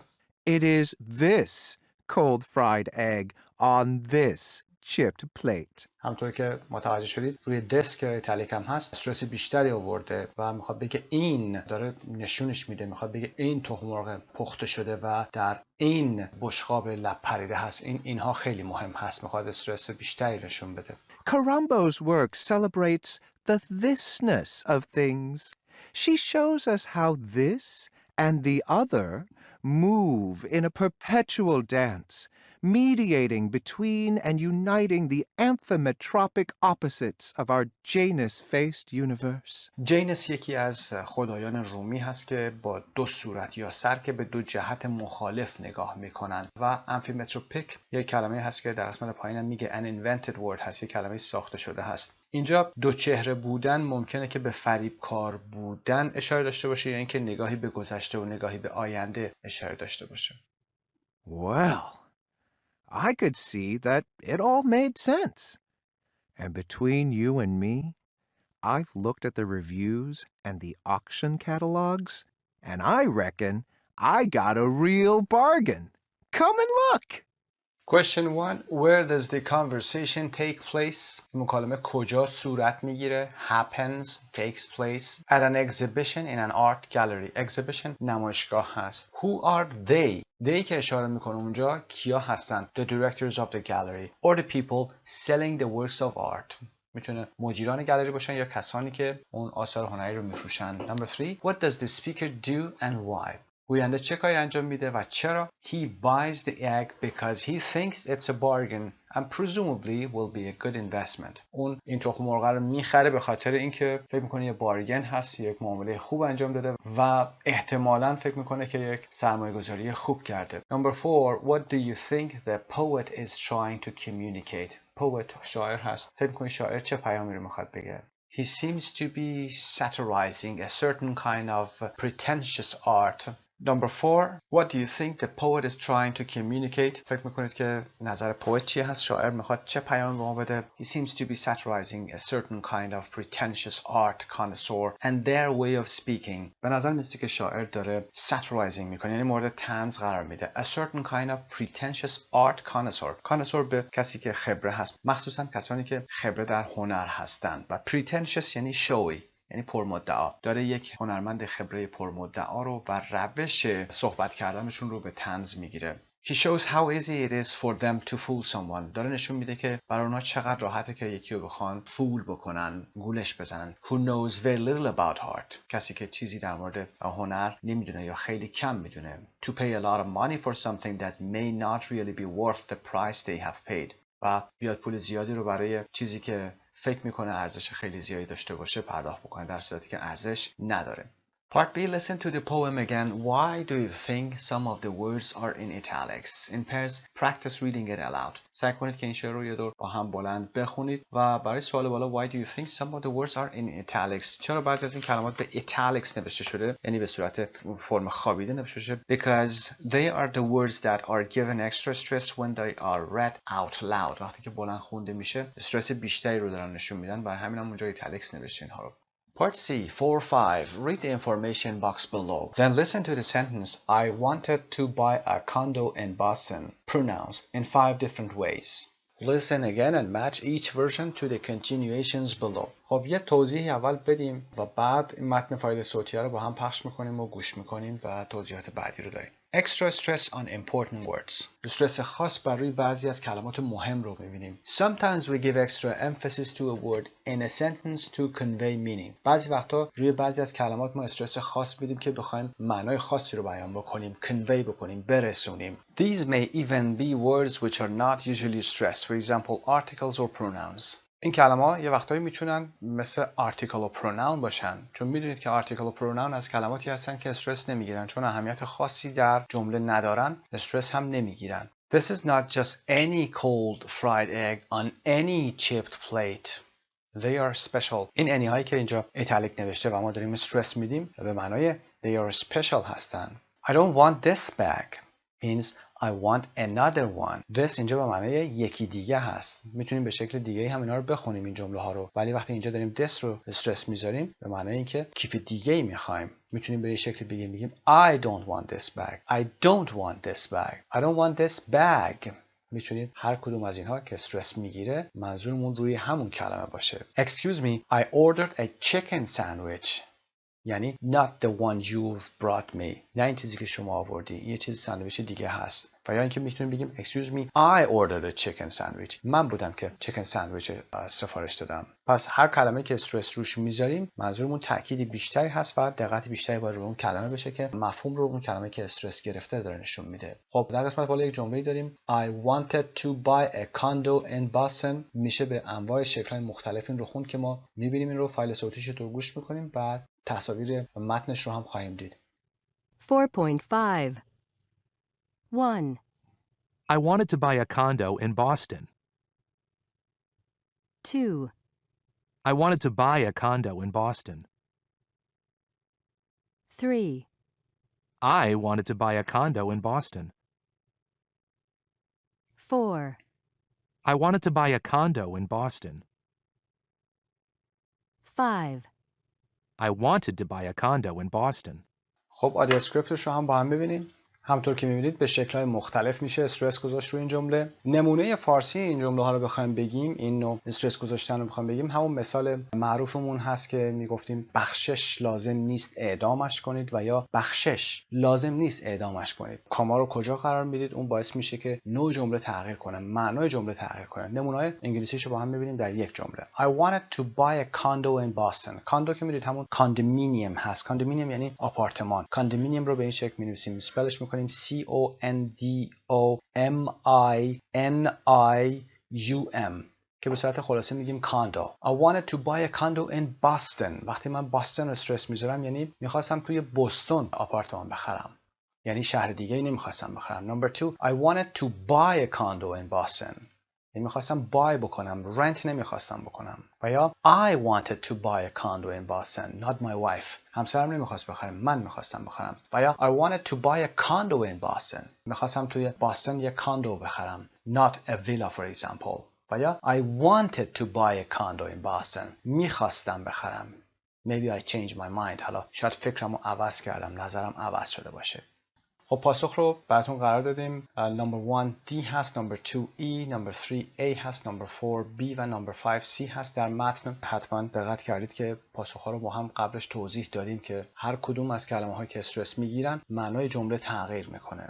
در قسمت پایین هم که listen and check هست. Then practice saying the 5 complete sentences stressing a different word each time که این کار رو حتما انجام بدید. همون تصویری که براتون آوردیم رو میتونید برگردونید ویدیو رو و هر کلمه‌ای که زیرش آندرلاین شده رو استرس بذارید و بعد از اینکه این کار رو انجام بدید برید قسمت communication stressing the right word. حتما این تمرین رو توی communication هم تمرین کنید، بازی کنید و سعی کنید که یاد بگیرید که استرس رو روی هر کلمه میذارید با صدای بلندتر بگید و بدونید اونجا دارید مفهوم اون کلمه رو دارید تاکید بیشتری بهش میدید. خب به این ترتیب قسمت 7B Part 1 به پایان میرسه. خسته نباشید. بلام خدا. Part 4 Reading از Unit 7B Part 2 هستیم page 70. در این قسمت یک ریدینگی داریم از یک ناولی هست، یک ستوری هست. در واقع کاری که باید بکنید این هست که این متن رو قبل از اینکه فایل صوتی پخش بشه یه دور متن رو بخونید، لغات مهمش رو برای خودتون جدا بکنید، علامت گذاری کنید، آندرلاین بکنید و اگر میتونید به سوالات پاسخ بدید. بعد فایل صوتی پخش بشه و بعد با هم فایل ویدیویی رو پخش میکنیم و این درس رو کار خواهیم کرد. فایل صوتی رو پخش میکنم اینجا و از روی متن پیش میریم، جایی که نکته داره و جایی که نیاز از کمک بشه صحبت میکنیم.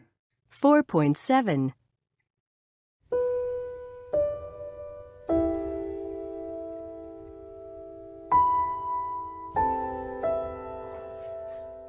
In a Season of Calm Weather by Ray Bradbury.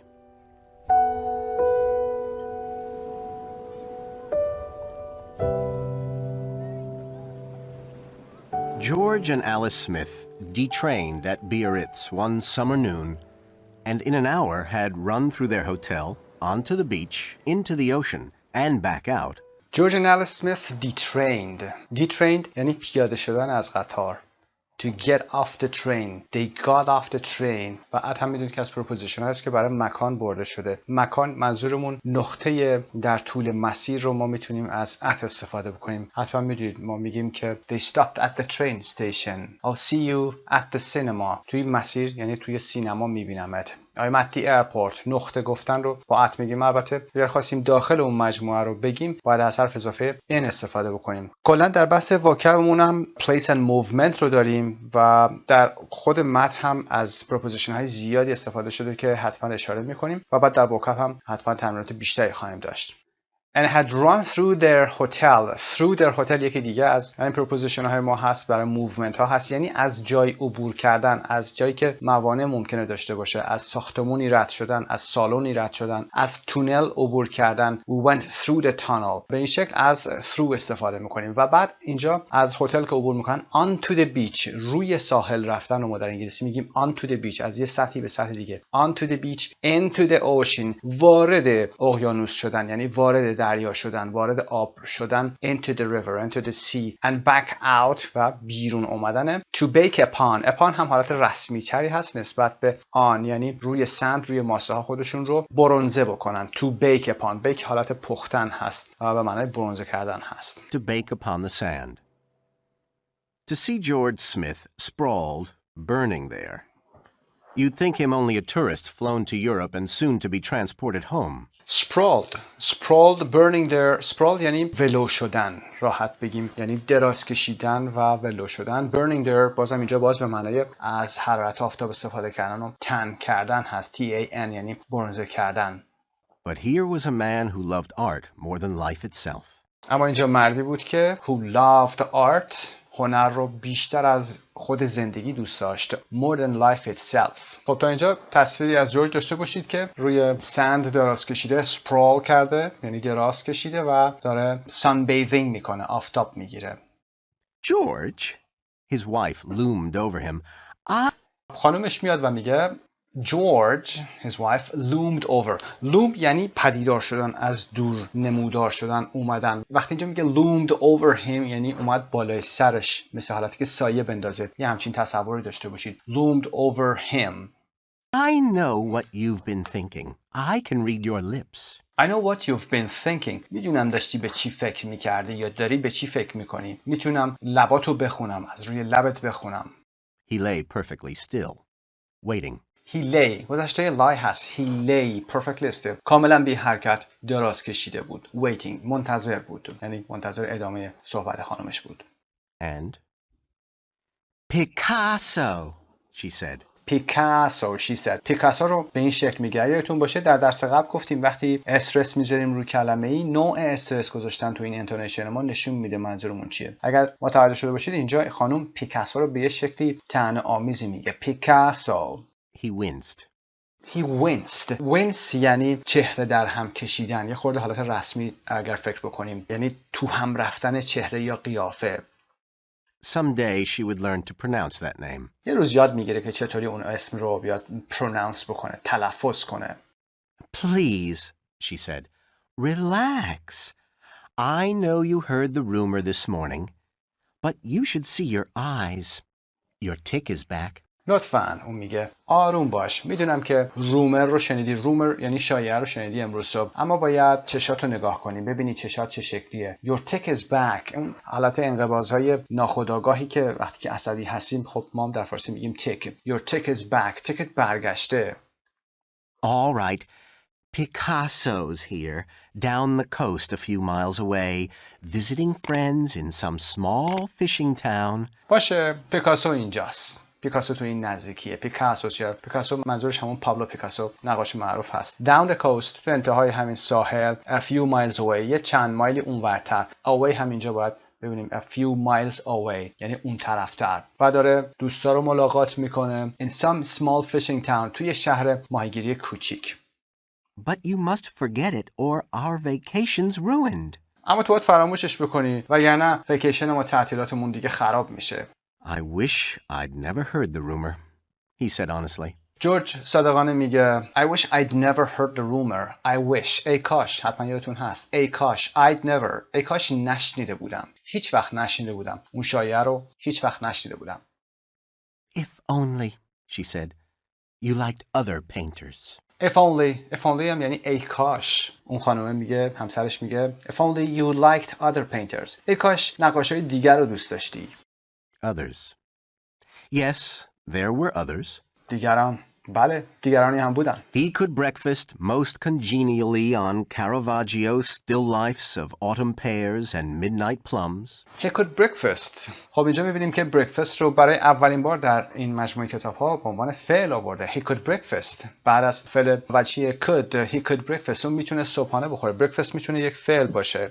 breakfast, breakfasted, breakfasting. پس پارتیسیپلش هم breakfasted میشه. صبحانه خوردن. یه وقتی هم میتونید صبحانه به کسی دادن هم فعل breakfast باشه. اون میتونست با کاراواجیو هم حتما میدونید مایکل انجلو هست. مایکل انجلو هم که میدونید که نقاش دیگه ایتالیایی هست. میتونست با still life رو یه توضیح بدیم. still life به مجموعه نقاشی‌های گفته میشه که در اون شما یه سبد میوه میبینید، در اون زوم شده چند تا، حالا مثالی که داره اینجا میگه autumn pears و midnight plums، حالا اینجا آلو هست و غیره. میوه و یه سری چیزای شبیه این هست. بی حرکت هست و شما اون تصویر یک سبد میوه روی میز و همچنین شکل‌هایی رو می‌بینید. میتونسته بره و با اینها صبحانه‌شو بخوره، در کنار اینها بره صبحانه‌شو بخوره. و برای نهار ادامه بدیم.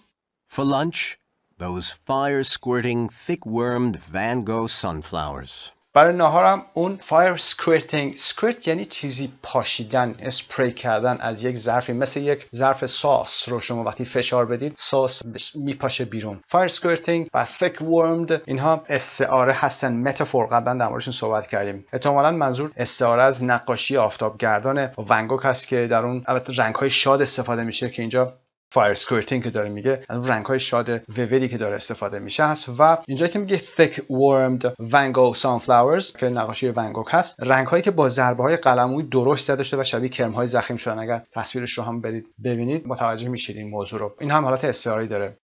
But the great feast. اما ضیافت بزرگ. feast ضیافت هست. the great feast. The paintings he saved his palette for. نقاشی هایی که اون سلیقه خودشو بر اونها سیو کرده. Who else but the creator of Girl Before a Mirror and Guernica.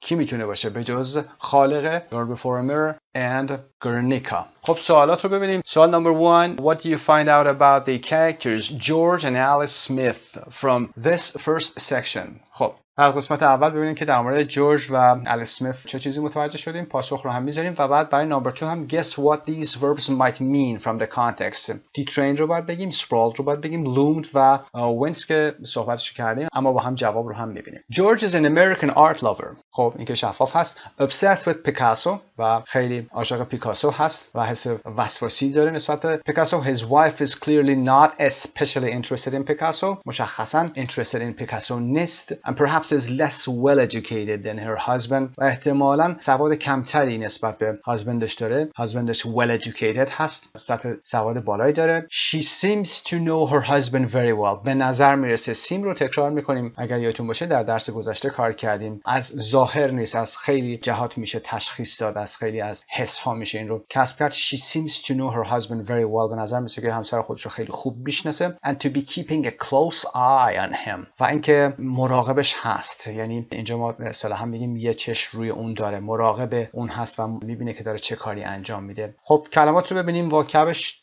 detrained هست که در اول کار کردیم. got off the train. sprawled, lying with his arms and legs spread out in a lazy or awkward way. وقتی که دراز کشیده باشید دست و پا ول باشه. و loomed, appeared as a large threatening shape. وقتی که چیزی به عنوان یک شکل threatening تهدیدآمیز بزرگ ناگهان پدیدار بشه loom میشه. Whence made an expression with his face that showed that her mispronunciation pained or embarrassed him. اون حرکتی که گفتیم انجام داد روی چهرش آقای جورج، یعنی چهره در هم کشید، قیافش تو هم رفت، به خاطر اینکه این اکسپرشن رو نشون داد صورتش که خانومش وقتی میسپرونانسییشن داشته. میسپرونانسییشن یعنی تلفظ اشتباه. میسپرونانسییشن نگیم، میسپرونانسییشن. pained or embarrass him باعث دردی در اون شد و یا اونو خجالت زده کرد. جورج رو خجالت زده کرد.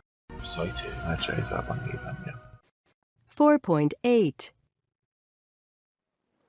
I keep thinking, he said aloud, if we saved our money, we'll never have $5,000. همیشه دارم فکر میکنم. جورج با صدای بلند گفت He said aloud If we saved our money اگه پولمون رو جمع میکردیم و بعد خانمش میگه We'll never have $5,000 هیچ وقت $5,000 نمیتونیم داشته باشیم. I know, he said quietly. But it's nice thinking we might bring it off someday. من میدونم جورج میگه میدونم But it's nice thinking این اما فکر کردنش هم خوبه که We might bring it off someday که شاید یه روزی بتونیم bring it off بکنیم. Bring it off means achieve something successfully. یه روزی بتونیم به این هدفمون برسیم. Wouldn't it be great to just step up to him and say, Pablo, here's 5,000. Give us the sea, the sand, that sky, or any old thing you want. We'll be happy. عالی نمیشه که بعد از اینکه پولا رو جمع کردیم بریم پیشش و بریم بهش بگیم پابلو بیا این $5,000 رو بگیر، دریا رو به ما بده، ماسه رو بده، آسمون رو بده و یا هر چی که خودت میخوای، ما خوشحال میشیم. After a moment, his wife touched his arm. اوکی، این قسمت که ساده هست. I think you'd better go in the water now, she said. Yes, he said. I'd better do just that. During the afternoon, George Smith came out and went into the ocean with the vast spilling motions of now warm, now cool people, who at last, with the sun's decline, their bodies all lobster colors. With the sun's decline گفتیم کاهش هست، پایین اومدن هست. با پایین اومدن آفتاب their bodies all lobster colors که رنگ قرمز کمرنگ هست، رنگ لابستر هست، میدونید رنگ خرچنگ هست، خرچنگ‌های دریایی که خوردنی هستن.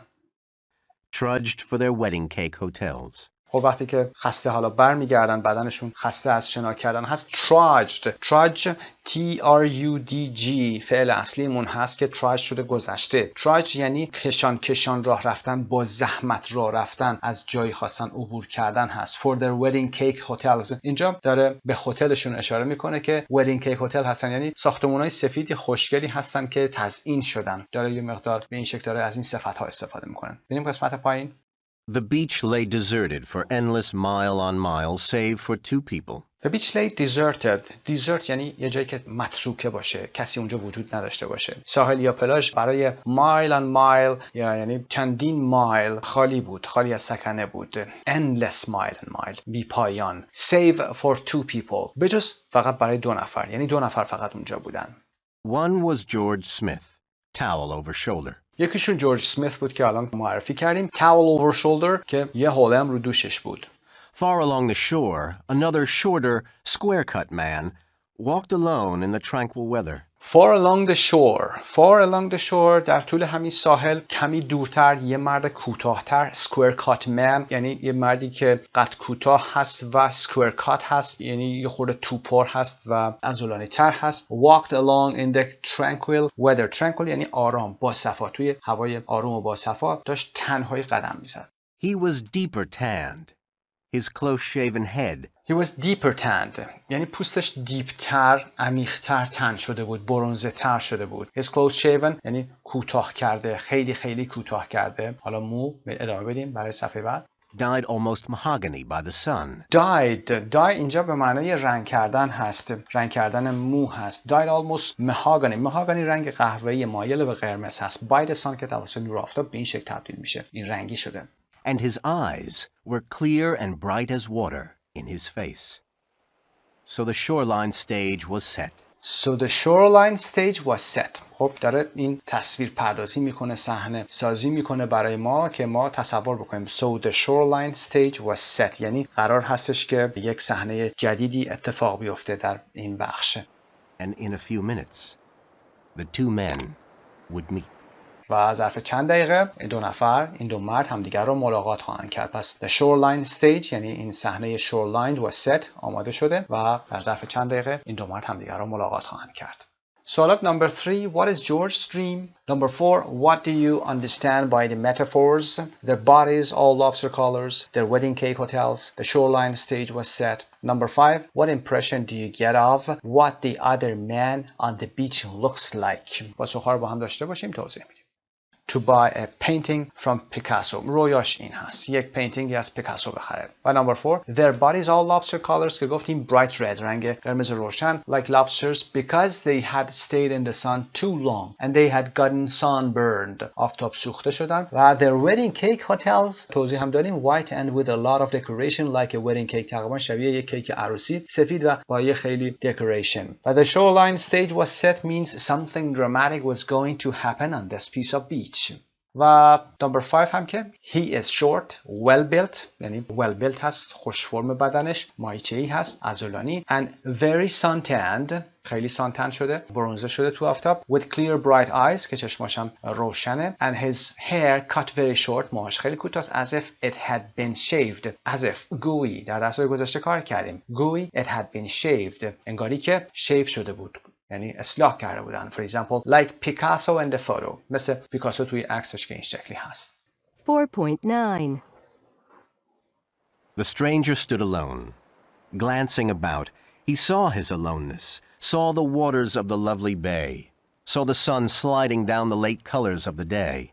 Stranger stood alone, glancing about یعنی خیره شدن به اطراف. His aloneness تنهایی شدید. Saw the waters of lovely bay یعنی خلیج جایی که آب جمع میشه در اون قسمت. Saw the sun sliding down. slide یعنی سر خوردن. با ای فعلش میشه. خود سلاید خالی هم سرسره میشه در پارک. Sliding down the late colors of the day یعنی داره یک حالت استعاری به کار میبره که رنگ‌های آخر روز از روی اینها آفتاب داره سر میخوره و میره پایین. And then half turning که نیمه برگشته spied a small wooden object on the sand. یک شیء چوبی کوچیکی روی ماسه تشخیص میده و میبینه. And then half turning, spied a small wooden object on the sand. It was no more than the slender stick from a lime ice cream delicacy long since melted away. خب داره میگه که این چیزی نبود به جز یک چوب بستنی که مدت‌ها پیش آب شده بود و اونجا افتاده بود. یک چوب خیلی نازک از آیس کریم. Smiling, he picked the stick up. With another glance around to reinsure his solitude. خب با لبخند استیک رو اون تیکه چوب رو بلند میکنه پیک اپ میکنه و با نگاه دیگه با گلنس دیگه راوند که به اطراف یه نگاه دیگه هم میکنه to reinsure که دوباره مطمئن بشه his solitude هم به معنی تنهایی هست. The man stooped again. یعنی پایین اومدن. To stoop یعنی رفتن پایین خم شدن یا به سطح پایین تری رسیدن. And holding the stick gently with light sweeps of his hand began to do the one thing in all the world he knew best how to do. و با حرکت اون تیکه چوب روی ماسه شروع کرد با کاری که فقط خیلی خیلی خوب بلد بود. حالا منظورشون همون نقاشی کردن هستن. He began to draw incredible figures along the sand. He sketched one figure.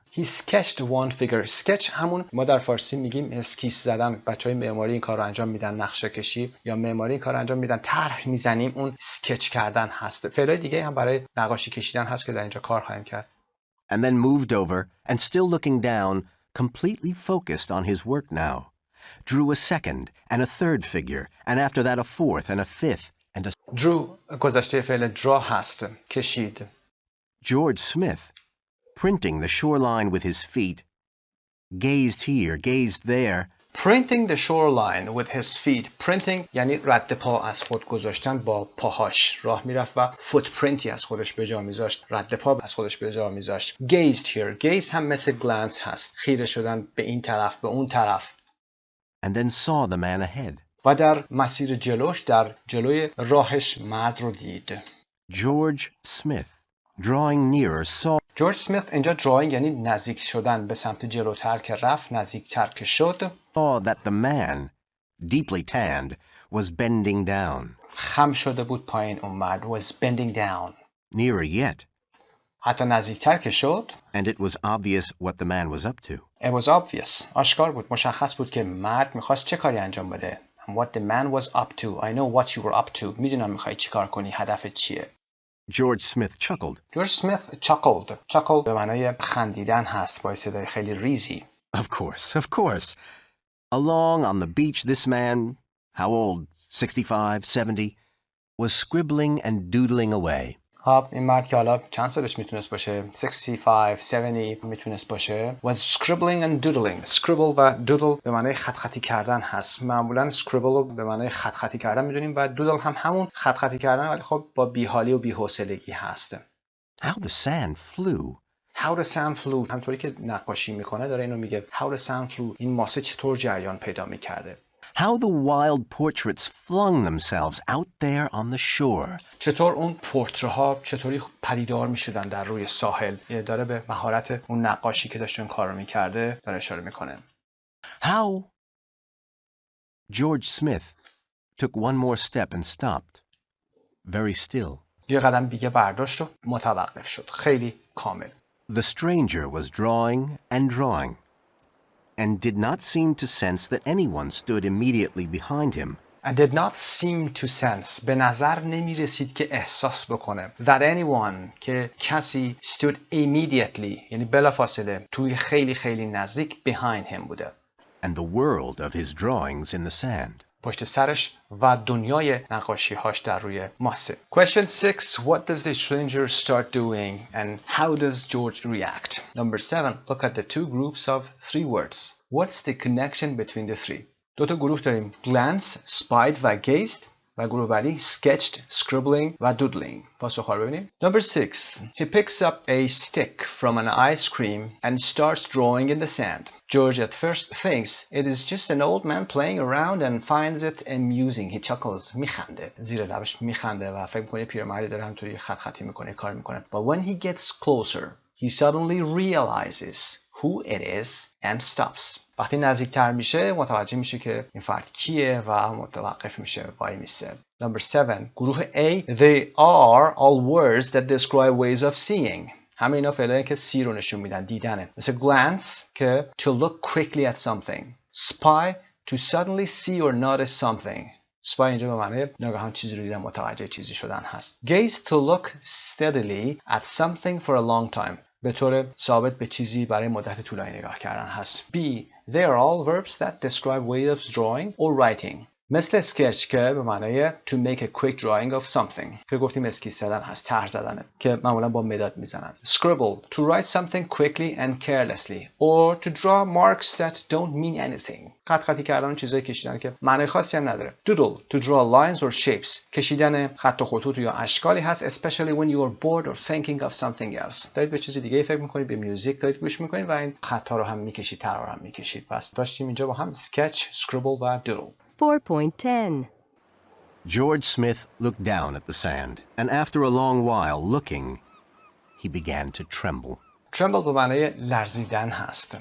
For there on the flat shore were pictures of Grecian lions and Mediterranean goats and maidens and children dancing. For there یعنی because there were به خاطر اینکه اونجا این تصاویر وجود داشتن روی اون flat shore روی اون سطح ساحلی صاف این تصاویر خیلی مهم و معروف وجود داشتن. And the sand in the dying light was the color of copper on which was now slashed a message that any man in any time might read and savor down the years. And the sand و میره روی ماسه in the dying light که حالا داره میگه خورشیدم داره غروب میکنه. Dying light was the color of copper. رنگ کاپر شده بود یعنی فلز مسی رنگ شده بود که بر اون was now slashed a message. slash یعنی کات کردن مثل وقتی که شما با چاقو یا چیز تیزی فرضاً روی نونی رو برش میزنی روی غذایی رو برش میزنی. slashed a message که اون چوبه روی اون سند پیامی رو به وجود آورده that any man in any time که هر کسی اون پیام رو میتونسته روی اون سند بشینه و برای سالها بخونه و ذره ذره از اون تصویر لذت ببره. The artist stopped. George Smith drew back and stood away. George Smith drew back. Drew back یعنی عقب برگشت. Withdraw کرد. Withdraw. W-I-T-H-D-R-A-W. Withdraw پسش هم withdrew میشه. And stood away. عقبتر وایستاد. Away. The artist glanced up. The artist glanced up. glance که گفتیم معنی خیره شدن نگاه کردن هست. glance به بالا نگاه کرد. Surprised to find someone so near. Then he simply stood there, looking from George Smith to his own creations flung like idle footprints down the way. Looking from George Smith to his own creations. نگاهشو از جورج اسمیت به اثری که ایجاد کرده بود. Flung like idle footprints یا منظورش پدیدار شدن مثل footprint ها یعنی جاپاها یا رد پاهایی که همینطوری به وجود اومدن. Down the way رد پاهای بی هدف. Down the way در طول مسیر. It's down the way. He smiled at last and shrugged as if to say, He smiled at last در انتها هم لبخند زد و shrugged as if to say. shrug یعنی شلوغانشو به صورت زمانی که میخوایم حالت بی‌اعتنایی نشون بدیم و بگیم که اهمیتی نداره. That I don't care. As if to say. انگاری که میخواست بگه as if to say. Look what I've done. See what a child. You will forgive me, won't you? One day or another, we are all fools. You too, perhaps. So allow an old fool this, eh?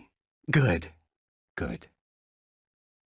But George Smith could only look at the little man with the sun-dark skin and the clear, sharp eyes and say the man's name once in a whisper to himself. ما جورج تنها کاری که تونست بکنه که نگاه بکنه به اون وضعیت ظاهریش که داره توصیف میکنه که اینا رو خب براتون ساده هست اما در اینجا میگه فقط تونست اسم اون مرد رو یه بار برای خودش یعنی زیر لبش whisper کنه زمزمه کنه. They stood thus for perhaps another 5 seconds. George Smith staring at the sand freeze.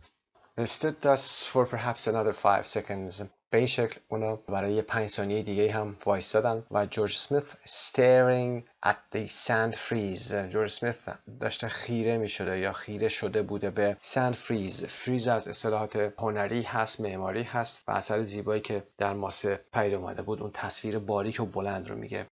به اون خیره شده بود. And the artist watching George Smith with amused curiosity. و آرتیست یا همون هنرمندم که داشته به جورج نگاه میکرده که چطور با کنجکاوی داشته به این تصویر یا نقاشی نگاه میکرده. George Smith opened his mouth, closed it, put out his hand, took it back. جورج اسمیت دهنشو باز میکنه میبنده و put out his hand دستشو میاره جلو و دوباره برمیگردونه عقب یعنی جمع میکنه. put out his hand took it back. He stepped towards the picture, stepped away. He stepped towards the pictures. Towards the pictures یعنی به سمت تصویر قدم برداشت. Towards یعنی به سمت چیزی رفتن. به سمت هدفی حرکت کردن. Towards اینجا بریتیش هست. Towards بدون اس یعنی toward امریکن هست. and دوباره میگه stepped away و قدم برداشت و دور شد. Stepped away فاصله گرفت. Then he moved along the line of figures, like a man viewing a precious series of marbles cast up from some ancient ruin on the shore. و بعد هم moved along که میدونید مسیری رو رفتن هست از یک خطی رو گرفتن و تا انتهاش رفتن است. move along the lines of figures این خطی که به وجود اومده بود این باریکه تصویری که هنرمند کشیده بود این مسیر رو میگیره و like a man viewing a precious series of marbles که سنگ‌های مرمر هستن یه سری سنگ مرمرهای گران قیمت هستن precious هستن و از یک ancient ruin از یک خرابه باستانی بیرون زده باشن رو در کنار ساحل داره تشبیه میکنه داره به اونها نگاه میکنه. His eyes did not blink. چشماش blink نکرد یعنی چشمک نزد بسته نشد برای لحظه. His hand wanted to touch but did not dare to touch. دستاش میخواست لمس بکنه اما did not dare جرأت لمس کردن نداشت. He wanted to run but did not run. خب سوالات number 8 what is the artist's attitude to George and George's to the artist. attitude گفتیم نگرش هست. نگرشش چیه؟ نگرش هنرمند نسبت به جورج چیه و بالعکس نگرش جورج نسبت به هنرمند چی هست. number 9 look at these verbs in the text. یا فعلایی که اینجا هستن یا اسامی که اینجا هستن tremble هست slash هست draw back shrug stare blink what kind of actions do you think they are. اینا رو توضیح میدیم چه افعالی هستن هرچند در متن هم گفته شده. number 10 why might George have wanted to run. چرا جورج ممکنه خواسته باشه که بدوه و به چه سمتی میخواسته بره هدفش چی بوده از دویدن.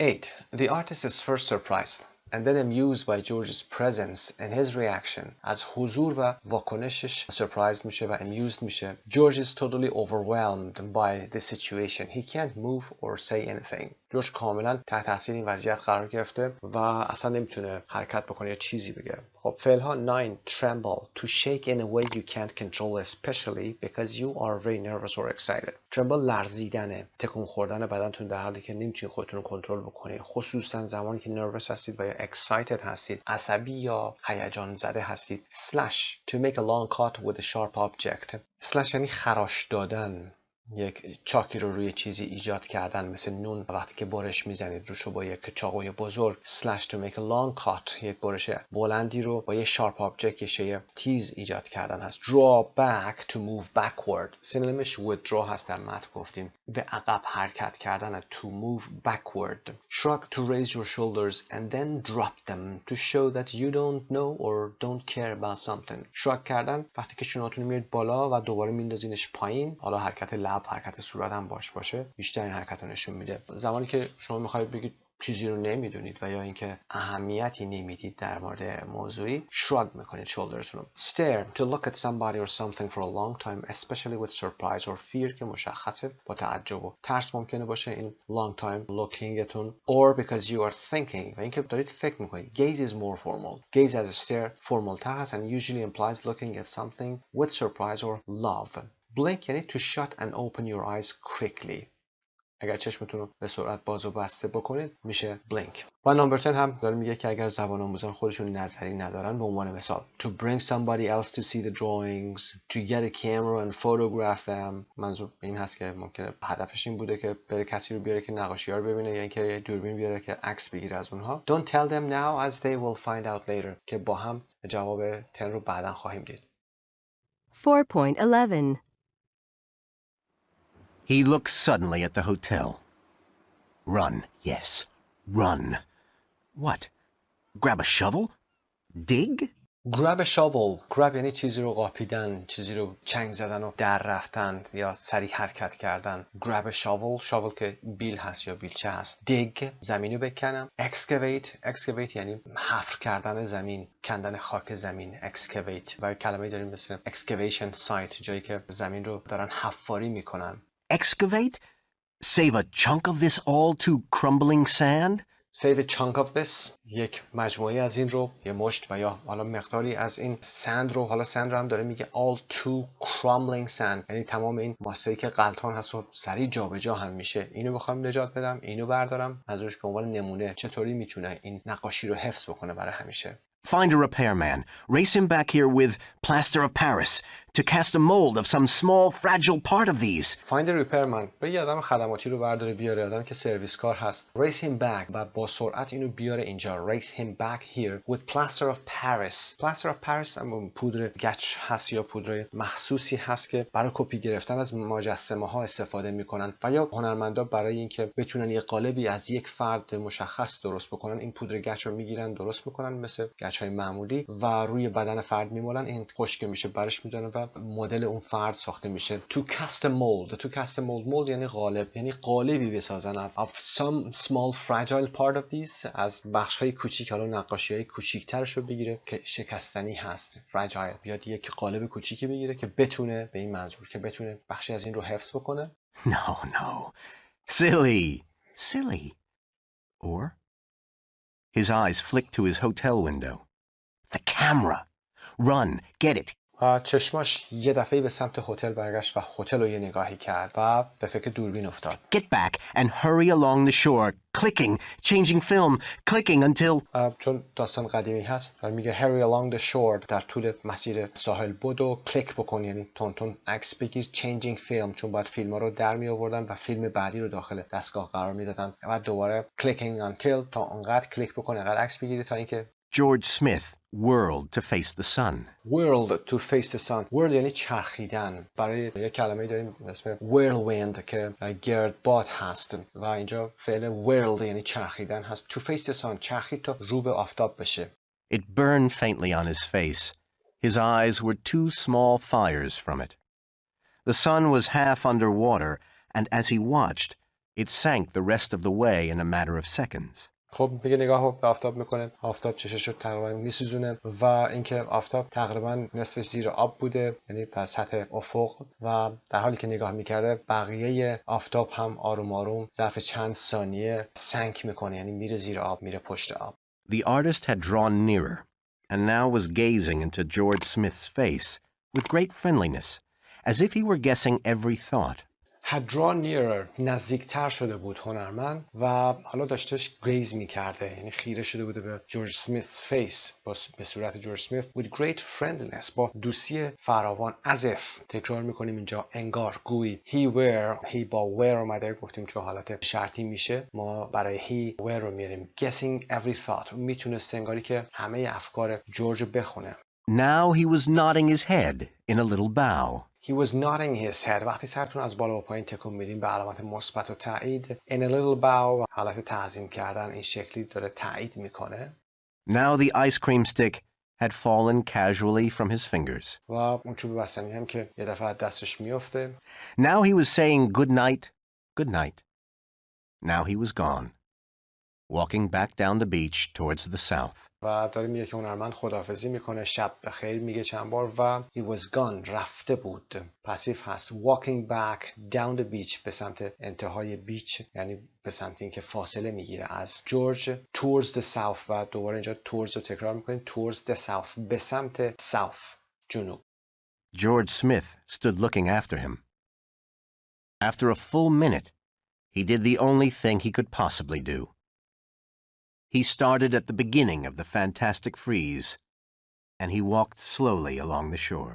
تنها کاری که میتونست بکنه این بود که از ابتدای اون نقاشی زیبا، یعنی اون باریکه نقاشی که کشیده شده بود یا طراحی که انجام شده بود، شروع میکنه به آرامی راه میره. along the shore، along رو دوباره تکرار میکنیم که یک مسیر، یک خط، یک نواختی هست، از ابتدا تا انتها رو گرفتن هست. And when he came to the end of the animals and men, اینجا animals and men توی اون تصویر رو داره میگه که وقتی که به اون قسمت حیوانات و اون مردان رسید، به انسان ها رسید، he turned round and started back in the other direction. دور میزنه و started back، دوباره شروع میکنه in the other direction، در مسیر دیگه حرکت میکنه. Just staring down as if he had lost something. فقط staring down میکرده، خیره شده بوده به زمین، انگاری که as if he had lost، انگاری که چیزی رو از دست داده بود یا گم کرده بود. And did not quite know where to find it. و تقریبا هم نمیدونست که کجا اونو پیدا بکنه. He kept on doing this. He kept on doing this. Keep on doing something یعنی ادامه دادن. Continue.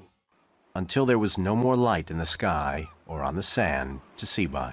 خب در قسمت سوالات What is George's dilemma؟ dilemma گفتیم که دوراهی قرار گرفتنه، بر سر دوراهی قرار گرفتن هست، ندونی چی کار بکنیم، چه تصمیمی بگیری. What options does he consider؟ چه آپشن هایی رو در نظر میگیره. What does he decide to do in the end؟ در نهایت، in the end، در نهایت بعد از فکر کردن چه تصمیمی میگیره و why. Number 12 Look at these verbs in the text. Grab, flick, whirl, nod. What kind of movements do you think they are؟ که در پاسخ با هم کار میکنیم. He doesn't know how to preserve the drawings. Preserve یعنی نگهداری کردن. نمیدونه که چجوری نقاشی ها رو preserve کنه. Which are going to disappear with the tide. که قراره که با tide disappear بشن. Tide مد هست، بالا اومدن آب هست. To disappear که ناپدید بشن. He considers digging a part up, getting someone to cast a mold with plaster or taking photos of it. این چیزها رو در نظر میگیره. فکر میکنه که digging a part up بکنه، یک بخش رو کلاً حفر کنه و بلند کنه ببره با خودش. Getting someone to cast a mold with plaster که یکی بیاد با گچ plaster یه قالبی درست کنه. To cast a mold. اینجا mold رو میبینید که به این شکل امریکن نوشته و mould رو در متن داشتیم که بریتیش هست. With plaster or taking photos of it. و یا اینکه تصاویری ازش بگیره. در نهایت هم تصمیم میگیره که to walk around them and look at them for as long as possible. تا جایی که میتونه، تا مدتی که میتونه حداقل دور اینها راه بره، به اونها نگاه بکنه. To imprint them in his mind. Presumably because he realizes that the tide is coming in and there is no time to do anything else.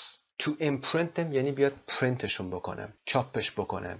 in his mind تو فکر خودش. presumably احتمالاً به خاطر اینکه و متوجه میشه که the tide is coming in که مد داره به وجود میاد، آب داره میاد به سمت جلو و there is no time to do anything else. وقتی هم برای انجام کاری دیگه وجود نداره. افعال grab to take something with your hand suddenly or roughly، چیزی رو با دستتون به ناگهانی و با یا به شدت بگیرید میشه grab کردن. flick to hit something with a sudden quick movement و معنای بعدش to look at something suddenly and quickly. whirl to move around quickly in a circle، وقتی به صورت دورانی دور خودتون بچرخید این حرکت میشه whirl که مثالش هم whirlwind هم گفتیم که گردباد میشه. اما nod to move your head up and down، سرتون که بالا پایین کنید ناد میشه و عکس این حرکت هم که میخواید علامت منفی بگید shake your head هستش که از left to right یا right to left میشه. 4.12 He sat down at the supper table. اون پشت میز شام میشینه. منظور جورج هست. at the supper table یادتون باشه میگیم at the table, at the supper table or at the dinner table. supper هم معادل dinner میشه. You're late, said his wife. I just had to come down alone. I'm ravenous. دیگه داشتم مجبور میشدم بیام پایین alone که مشخصه had to come down بعد می اومدم پایین یعنی به سمت ساحل. I'm ravenous. ravenous یعنی شدیداً گرسنه بودم، مثل یک حیوان درنده. خیلی خیلی شدتش از hungry و بعدش starving بیشتر هست ravenous. That's all right, he said.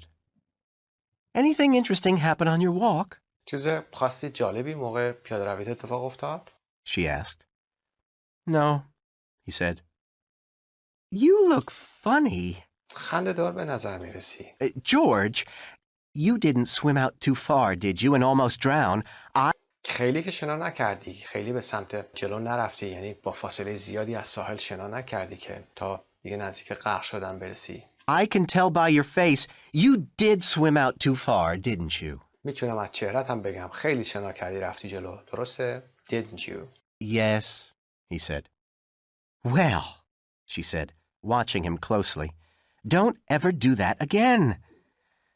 Now, what'll you have? Now, what'll you have? ساختار فعل مدال will هست. What will you have? وقتی میخوایم بپرسیم که چی الان دوست داری، چی میخوای بخوری، از will استفاده میکنیم. What'll you have? و شما در پاسخ هم میتونید بگید I'll have the steak, I'll have the هر چیزی soda یا هر درینکی یا غذایی که میخوای. I'll have یعنی تصمیم لحظه‌ای اون کاربردی که گفتیم برای will هست. خب ادامه بدیم. He picked up the menu and started to read it, and stopped suddenly. What's wrong? Asked his wife. He turned his head and shut his eyes for a moment. Shut his eyes. چشمشو برای لحظه‌ای بست. Listen. She listened. I don't hear anything, she said. Don't you? نمیشنوی؟ صدا بلند میشه. Don't you? No. What is it? Just the tide. مده. آب داره میاد بالا. He said, after a while, sitting there, his eyes still shut. چشاش هم هنوز بسته بود. Just the tide coming in. مده که داره میاد. آب داره بالا میاد.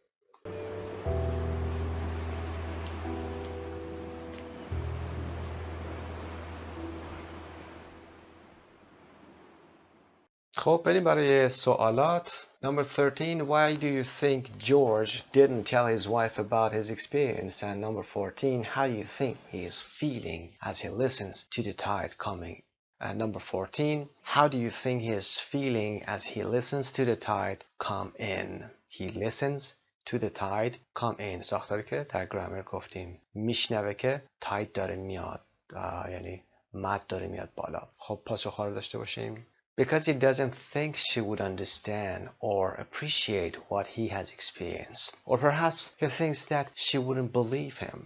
احتمالا فکر میکنه که اون متوجه نمیشه، اصلا درک نمیکنه که چه چیزی رو اون متوجه شده یا چه چیزی بهش گذشته و یا شاید اینکه اصلا باورش نشه.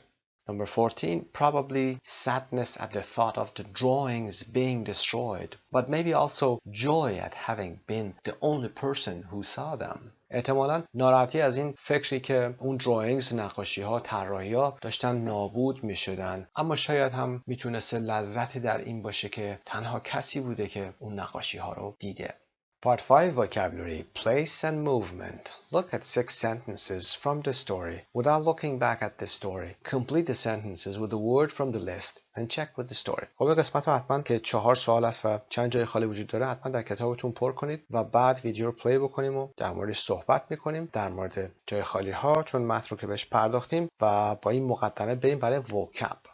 Number 1, George and Alice in an hour had run through their hotel که through رو گفتیم رفتن عبور کردن از یک مکانی تقریبا سه‌بعدی و یا جایی که موانعی وجود داره. On to the beach گفتیم که رفتن به روی ساحل. On to the beach هست. Into the ocean وارد یک مکانی شدن داخل چیزی رفتن با فعل حرکت هست. Run into the ocean به داخل اقیانوس رفتن و back out to bake. Back out یعنی برگشتن. To bake upon the sun که گفتیم همون آن هم میشه روی هست حالت رسمی تره. Number 2, he stepped towards the picture. towards گفتیم به سمت چیزی رفتن هست مقصد نیست اما به سمت هست. stepped away عقب برگشتن هست. then he moved along the line در طول یک مسیری رفتن گفتیم با along گفته میشه. Number 3, now he was saying good night now he was gone. walking back down the beach داشته برمیگشته راهی رو که آمده بوده. walking back down the beach بوده به سمت انتهای ساحل داشته میرفته. towards the south تور رو که در بالا گفتیم به سمت چیزی اینجا به سمت جنوب هست. و number 4, and when he came to the end of the animals and men he turned around دور میزنه برمیگرده and started back in the other direction دوباره همون حرکت رو در مسیر دیگه ای انجام میده. خب مقدمه بوده و قسمت vocab میریم با هم قسمت vocab رو هم کار بکنیم. خب در بخش vocabulary هستیم. place and movement. Complete the column on the right with one of the words. Sometimes there is more than one possibility. گاهی وقتا شما امکان یکی دو تا possibility رو دارید فقط یک پاسخ نیست محدود نمیشه. 2 تصویر هم که در سمت چپ هست میتونید از اونها استفاده کنید. بریم برای number 1, above and over. A. She lives in an apartment above a store or over a store. توی آپارتمانی بالای یک فروشگاه زندگی میکنه. تصویر سمت چپ هم گویا این موضوع میتونه باشه براتون در کتاب ملاحظه کنید. She lives in an apartment above or over. بالای سطح چیزی قرار داشتن هست. B. In a few minutes we'll be flying over Ho Chi Minh City.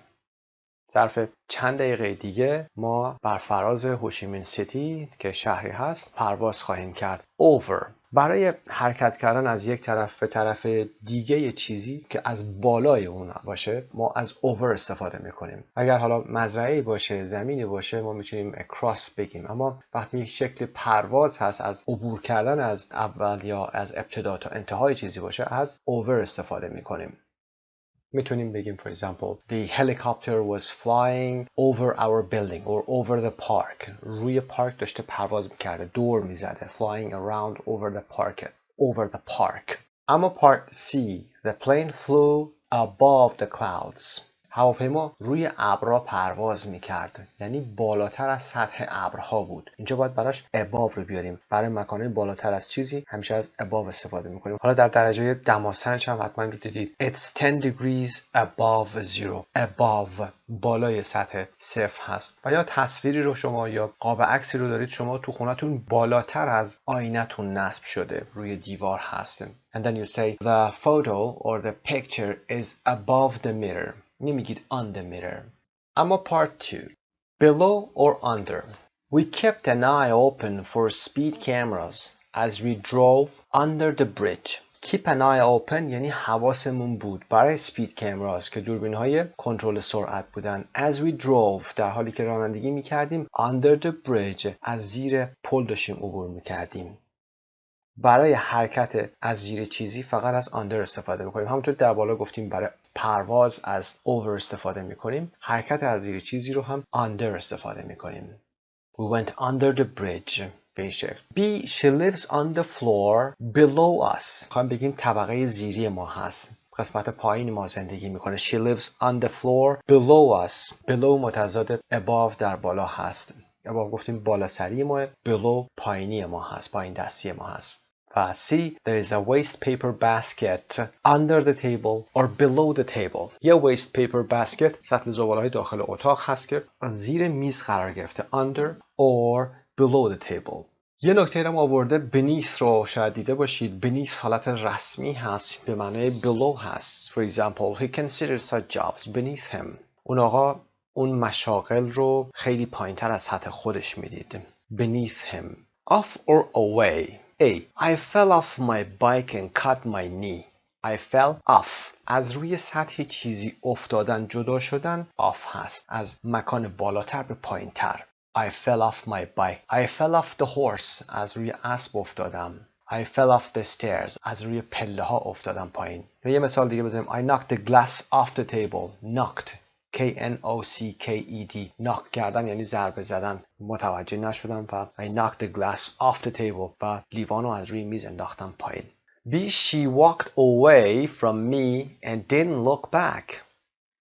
اون از من دور شد و یعنی از کنار من رد شد و دور شد و برنگشت به هم نگاه هم نکرد. She walked away. Away plus from plus حالا person و یا thing میتونه شی باشه یا place باشه. ساختار خاص خودشو داره. She walked away from me. She walked away from the car. She walked away from the bank. یعنی از من دور شد، از ماشین دور شد، از بانک دور شد، یعنی حرکت کرد و از اونجا فاصله گرفت. C. The thief ran off with her camera or ran away with her camera. دزد یا سارق با دوربینش دوید و دور شد از اونجا. 4. In, inside, into. اینها هم مقدار تریکی هستن. ببینیم چطور کار میکنیم با اینها. We decided to eat inside because it was cold on the terrace. ما تصمیم گرفتیم که inside غذا بخوریم. Inside adverb هست. To eat inside. اسمش روی S میذارید. Inside. چون inside هم داریم. Because it was cold on the terrace. به خاطر اینکه روی terrace or balcony سرد بود. داخل جای غذا خوردن، داخل جای کاری انجام دادن هست. He poured some juice into his glass and drank it. اینجا ممکنه که کمی اشتباه بکنم بچه‌ها. اینجا هست he poured some juice بگن in his glass. بگن خب داخل لیوانش ریخت و اونو نوشید. He poured. pour فعل حرکتی هست برای ما و میگیم وقتی از این ساختار استفاده میکنیم، فعلی رو به این شکل داریم استفاده میکنیم، باید از into استفاده بکنیم. Into plus a place after the a verb. A verbی که movement داشته باشه. He poured some juice into his glass. He went into the bank. حرکت کرده، رفته، داخل یک فضایی میخواد بشه. pour هم همینطور. poured the juice into his glass. I went into the room. داخل اتاق شدم. Or I ran into the. همه این افعال دارن نشون میدن که حرکت دارم میکنم و بعد باید از into استفاده کنم و بعد اون مکانو بیارم. C. Please keep this document in a safe place. لطفاً این داکیومنت، این سند رو در داخل یک safe placeی نگه دار. در داخل یک مکان امنی نگه دار. خب حالا در مثال بالا، مثال B یه نکته بگیم. اینجا گفتیم اگر حرکت داشته باشیم و اسم اون مکان هم که داشته باشیم میگیم به عنوان مثال he poured some juice into his glass. I came into the class. اما اگر اسم وجود نداشته باشه، اسم بعد از اسمی که در این قسمت داریم نداشته باشیم، دیگه با این کفایت میکنه. مثلا میگیم come in. I went in. دیگه نمیگیم اسم رو بعدش نمیریم، چون اگر اسم رو بخوایم بعدش بریم دیگه به جای این باید بگیم into. He came in. اون داخل شد. 5. On top of, onto. A. Don't leave the towel on the floor. Pick it up. حوله رو همینطوری روی کف اتاق ننداز. رها نکن. ورش دار. On the floor. روی کف اتاق. روی هر سطحی. زندگی کردن در طبقات ساختمون هم به همین شکل. I live on the 4th floor. من در طبقه 4م زندگی میکنم. چون روی سطح هست. The book is on the table. روی سطح هست. B. I'm going to put your books on top of the shelf so they're not in the way. میخوام کتاباتو بذارم بالای طبقه یا شلف تا اینکه سر راه نباشه، جلوی راه نباشه. On top of یعنی بالاتر از همه چیز، بالاترین نقطه چیزی. On top of the shelf. The toddler climbed onto or on the chair and then stood up. The toddler بچه که تازه تاتی میکنه، راه افتاده است. خودشو کشون بالا، صعود کرد، رفت بالای صندلی. Climbed onto. هم میتونیم از onto استفاده کنیم، هم میتونیم از on استفاده کنیم. هر دوش possible هست. رفت روی اونو stood up. onto رو معمولا با فعلی که برای حرکت هست استفاده میکنیم. مثلا میتونیم بگیم The cat jumped onto the car. گربه پرید، رفت روی سطح ماشین، روی هودش رفت روی کاپوتش پرید. یا در متن درس هم داشتیم که they walked onto the beach. رفتن به روی ساحل. D. It's a chocolate cake with cream on top. این کیک شکلاتی هستش با کرم روش. اینطوری بگیم به فارسی دقیقاً میشه معادل همین جمله. این یک کیک شکلاتیه با کرم روش. on top وقتی که میگیم دیگه بعدش اسم نداریم. on top بعدش دیگه اسم نداره. در مثال بی داشتیم on top of the shelf. خب ما بعدش اسم داشتیم. on top of but something باید بیاد حتما بعدش یه چیزی on top of what. اما اینجا وقتی میگیم on top دیگه بعدش اسم نداریم. و اما upon فرمال هست. در متن درس هم گفتیم رسمی تر هست نسبت به on. For example, the child sat upon his father's knee. کودک بر روی زانوی پدرش نشسته بود. sat upon یا نشست. 6. outside, out or out of. Take your hands out of your pockets. دستاتو از جیبات در بیار. Take your hands out of your pocket. برای بیان حرکت از داخل به سمت بیرون. مثال I ran out of the room. از اتاق دویدم بیرون. Out of مخالف into هست. برای بیان حرکت از داخل به سمت بیرون هست. B. Let's meet outside the movie theater. بیاید بیرون سینما همدیگر رو ببینیم. Let's meet outside the movie theater. C. He took his wallet out and gave the driver a $20 bill. کیفشو در آورد، کیف پولشو بیرون آورد اون آقا. He took his wallet out. اسم دیگه نداره. بیرون آورد و به راننده یک اسکناس $20 داد. مثال بگیم I ran out. بیرون رفتم. مثل اینی که در بالا گفتیم اینجا هم بعدش اسم نداریم. I ran out, I ran in. بیرون دویدم یا داخل دویدم. رفتم داخل، اومدم بیرون. 7. Across or through. We walked through a very dense forest until we came out into a clearing.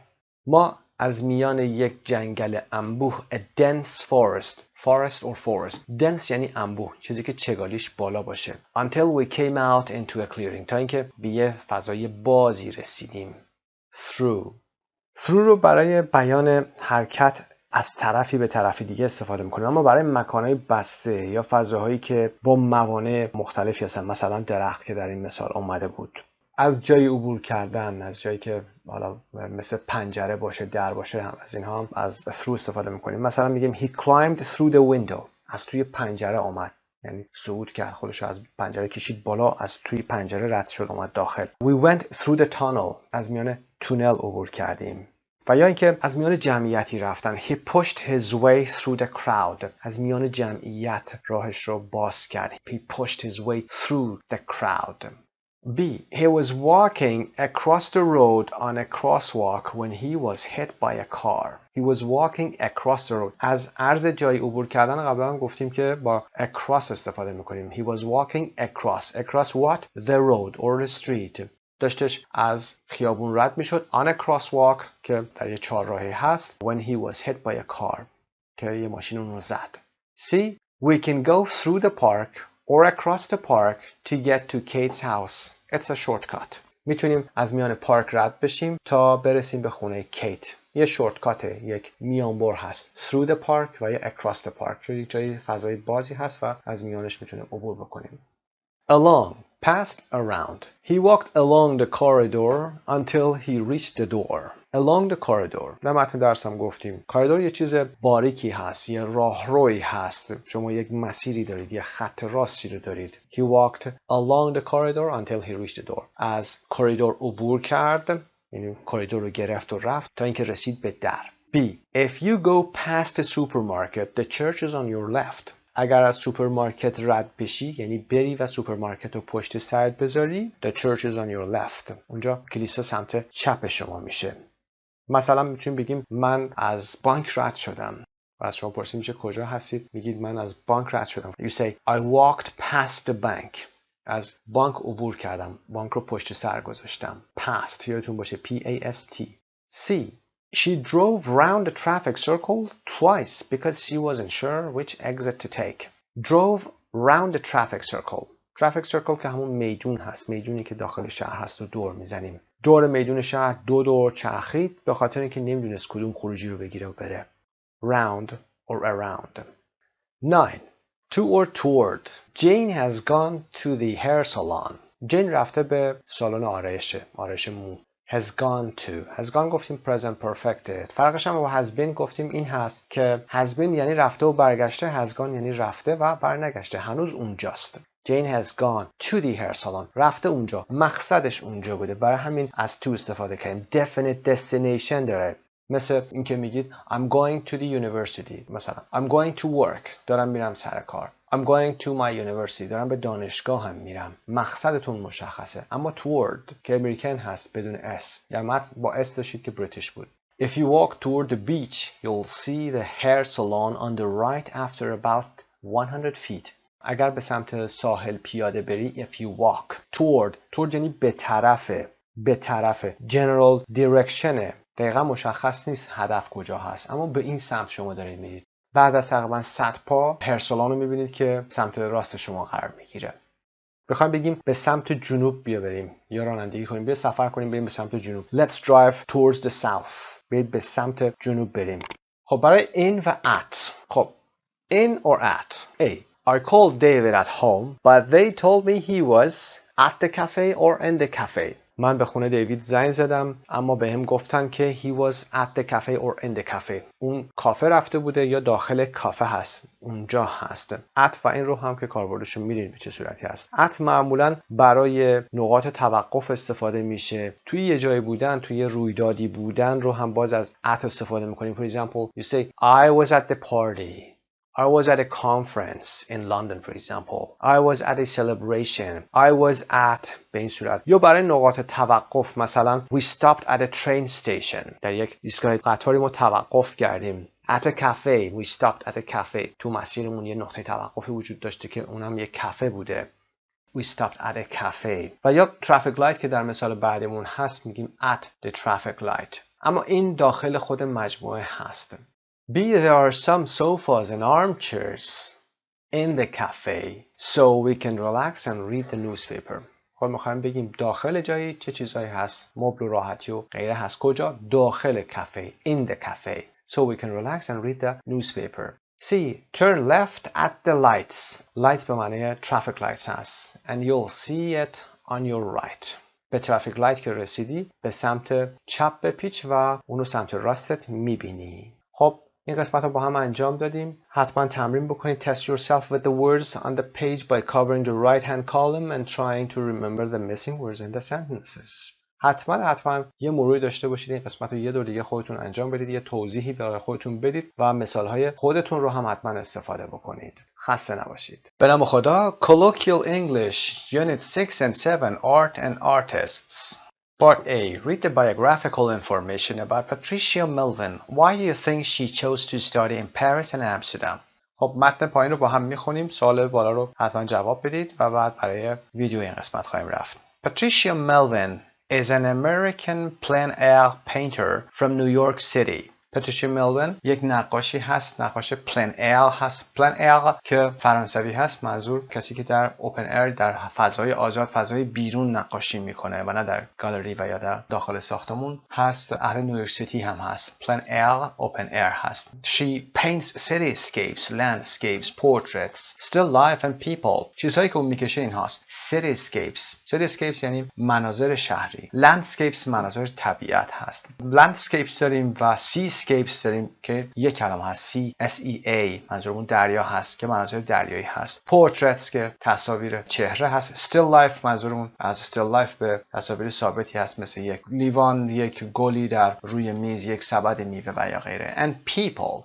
She is primarily self-taught, but she has studied in Paris and Amsterdam, where she began her plein air painting career.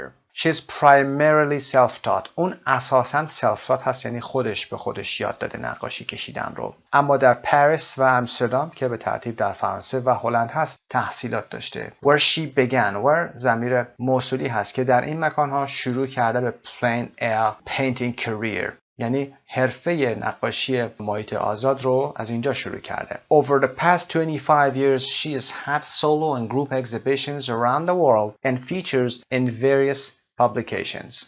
در طول 25 سال گذشته. وقتی میگیم over the past بعد زمان میاریم یعنی در طول این مدت گذشته. نمایشگاه‌هایی داشته به صورت سولو و گروپ که به ترتیب یعنی به صورت انفرادی و گروهی در سراسر دنیا و آثاری هم داشته در انتشارات‌های مختلف. Various publications. انتشارات‌های مختلف. She has a permanent collection in Cajon Museum of American Art in Massachusetts. She has a permanent collection. collection کلکسیون هست، مجموعه هست. permanent به معنای ثابت، همیشگی هست، یک مجموعه ثابتی داره. متضاد یا opposite permanent میتونیم بگیم temporary. در کاهون میوزیم of American Arts در مساچوست بوده. خب میریم برای قسمت بعد ویدیو. B. Audio file 414. Watch or listen to part 1 of an interview with her. Mark sentences 1 to 5 below true or false. خب فایل ویدیویی رو با هم ببینیم. مثل همیشه به فایل صوتی حتما گوش کنید، بعد سوالات رو چک کنید، بعد با هم فایل ویدیویی رو خواهیم داشت و پاسخ‌ها رو هم دوباره با هم مرور می‌کنیم. 4.14 Part 1 What is it about New York that inspires you? چه چیزی در نیویورک وجود داره که اینسپایر میکنه شما رو، الهام بخش شما میشه؟ I was born here and raised nearby, and so I have memories of New York City from my early childhood, and to me it was always a magical place.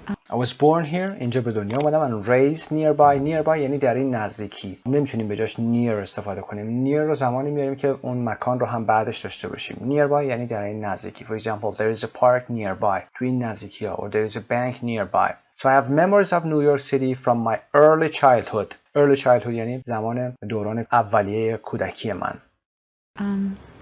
Anything is possible here, and everything seems to happen here. And as my aunt once said to me, she said, people who live in New York, even if they've only been here for 1 year, they feel like they own the place. And I think that it's because New York is almost more of an event than a place where everything's... I think New York is almost more of an event than a place. بیشتر شبیه یک رخداد و رویداد هست تا اینکه بخواد یک مکان باشه. Where everything's changing. جایی که همه چیز تغییر میکنه. It's changing and becoming something new all the time, and I think that's why it draws creative people, and it's very inspiring. Do you always paint in situ, or do you sometimes use photos? Do you always paint in situ? In situ به معنای در جای اصلی چیزی، در جای خودش. In situ رو در گلاسری کتاب هم ببینیم که در سمت راست اگر ملاحظه بفرمایید noun هست from Latin in the original or correct place. In situ یعنی در لوکیشن میرید. I always paint in situ, almost always. I use sketches and I work a little from memory and from sketches. اسکچ که در متن درس گفته بودیم، اسکچ طراحی هست، طراحی خطوط هست، حالا میتونه با مداد و یا غیره باشه. I touch things up a little in the studio sometimes or finish things. I touch things up. Touch things up or touch up means improve the appearance of something by making small corrections or changes. یعنی یه سری تغییرات میدم در استودیو و بعد کار رو انجام میدم. But I like to be in the location because it's always changing, and I take pieces of the scene that things that happen at different times. A bird flying by might be very beautiful, or a person walking in the street and assuming a certain gesture or a pose that's perfect for the composition. Things like that happen over the course of a painting, and they can be just perfect. But over the course of painting, over the course of something یعنی چیزی که در طول مدت نقاشی من، در طول مدت کاری. But a photo is very static and kind of flat, and it doesn't interest me to work from that. A photo is very static. Static یعنی ایستاه، حرکتی نداره، پویا نیست، داینامیک نیست و a kind of flat and doesn't interest me. flat تخته و اصلا توجه من رو خودش جلب نمیکنه. Does that mean you have to work very fast? Actually, I do. I have learned to work very fast because there's so many things that change on the street, yeah, including being blocked by trucks. And I do often work very fast. اوکی، این قسمت ما on the street including being blocked by trucks. اینجا به این معنی هست وقتی داره نقاشی میکشه، از یک ساختمانی یک مجموعه‌ای داره میکشه و یه تراکی میاد و مسیر دیدش رو میبنده. این از این اصطلاح استفاده میکنه، میگه including being blocked by trucks. یعنی جلوی تصویر منو میبنده و نمیتونم درست ببینم. So I often work very fast. The seasons are constantly changing. People constantly مداوماً they are constantly changing. مداوماً دارن تغییر میکنن، مداوماً دارن تغییر میکنن، پشت هم constantly پیاپی. People think of the 4 seasons, but really nature changes almost every day, and so if I started painting at one point, it's hard to finish it later in a different season or later on in the same season. What techniques do you use? I use the traditional technique. I use oil paint and brushes and canvas. oil paint که رنگ روغن هست، brushes که قلموهای مختلف هست و canvas که میدونیم پارچه مخصوص oil paint هست، بوم نقاشی، پارچه رنگ روغن. How long does it normally take you to finish a painting from start to finish? Every painting is different. They can take a few hours or a few years. I've worked on some paintings for years and years, and sometimes I'll come back to a painting the following year when the season and the different light is right for that painting. As well as the city pictures, you also paint outside New York in the countryside. What similarities and differences are there in painting the city and painting the countryside? The city is very geometric, and I happen to love geometry. I love angles, crisscrossing, and the composition and different geometric shapes. But the country. جیامتری، منظورمون از جیامتری اینجا هندسه هست، جیامتریک حالت هندسی پیدا کردن هست. کریس کراسینگ هم یعنی حرکت خطوط روی همدیگه در زمان نقاشی، جلو عقب رفتن کریس کراسینگ میشه. on the composition یعنی در اون مجموعه‌ای که داره کار میکنه. Countryside, when I first started painting, it was very difficult for me for that reason, because you don't have the perspective of the streets and the angles of the roofs and so on to lead your eye through the painting. It was a wonderful experience to learn how to make your eye move across a grassy field as opposed to down a street where it's so clear and easy kind of to figure out. So what are the advantages and disadvantages of painting in the country and the city? The countryside is a wonderful place for me to paint. I love it because I'm usually alone, pretty much alone there, and I'm not distracted by passers-by. I'm not distracted by passers-by. Passers-by یعنی رهگذران، اون کسانی که عابرین هستن و رد میشن اونجا. Passer-by مفرد هست و passers-by که جمعش هست. In New York City, there are just so many distractions with people coming up to me, and they're usually well-meaning, but it's just an interruption. They're usually well-meaning یعنی منظور بدی ندارن که میان، آدمای خوبی هستن، but it's just an interruption. وقفه ایجاد میکنه، distraction ایجاد میکنه، حواسمو پرت میکنه. It's a distraction from my work, and the countryside is so beautiful that I love painting there. But Do you ever paint portraits? I do occasionally. I love painting portraits, but it's very rare to find someone who will sit for a few hours for a couple of sessions, and I don't like to do portraits from photos. I've tried it, and I don't like the results. سایت مجموعه زبان ایرانیا.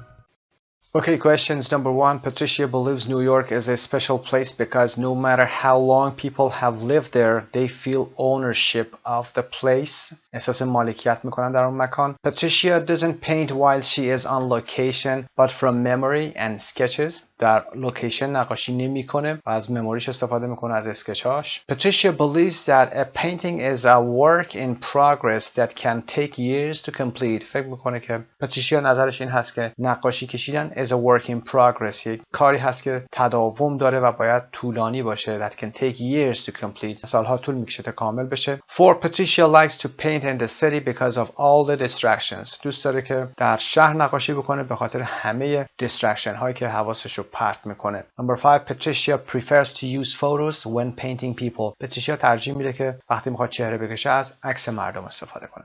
Number 1, true. Number 2, false. Number 3, true. Number 4, false. Number 5, false. See, now listen again and say why the F sentences are false. خب میتونید یه دور دیگه گوش کنید و ببینید که دلایل فالس بودن جمله ها چیه. پاسخ رو با هم چک میکنیم. Number 2 is false because Patricia likes to paint in the location because it's always changing and she takes pieces of the scene. Number 4 is false because Patricia finds the distractions interrupt her work and she doesn't like it. Number 5, Patricia prefers not to do portraits from photos.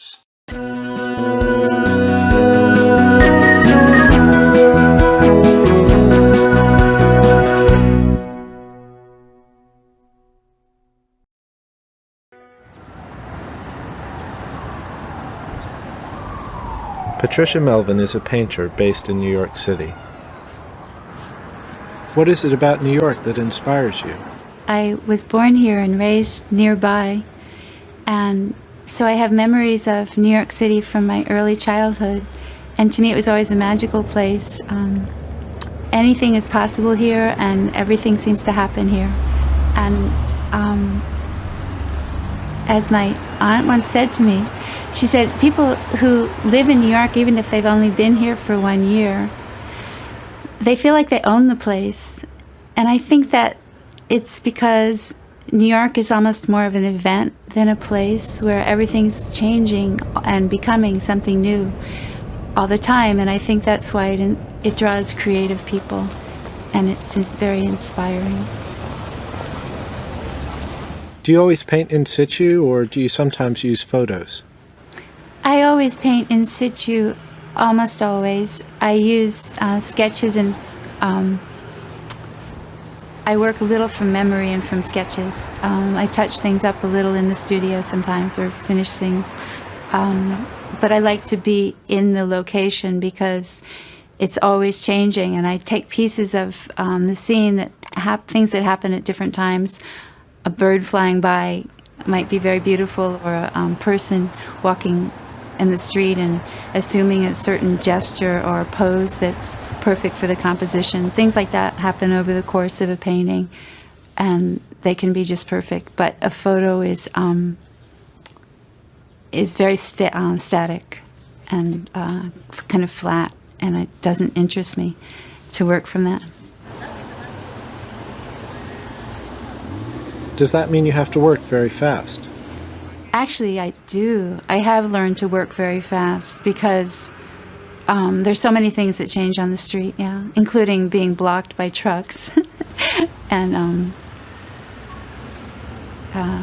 I do often work very fast. The seasons are constantly changing. People think of the 4 seasons, but really nature changes almost every day. And so if I start a painting at one point, it's hard to finish it later in a different season or later on in the same season. What techniques do you use? I use the traditional technique. I use oil paint and brushes and canvas. How long does it normally take you to finish a painting from start to finish? Every painting is different. They can take a few hours or a few years. I've worked on some paintings for years and years. And sometimes I'll come back to a painting the following year when the season and the different light is right for that painting.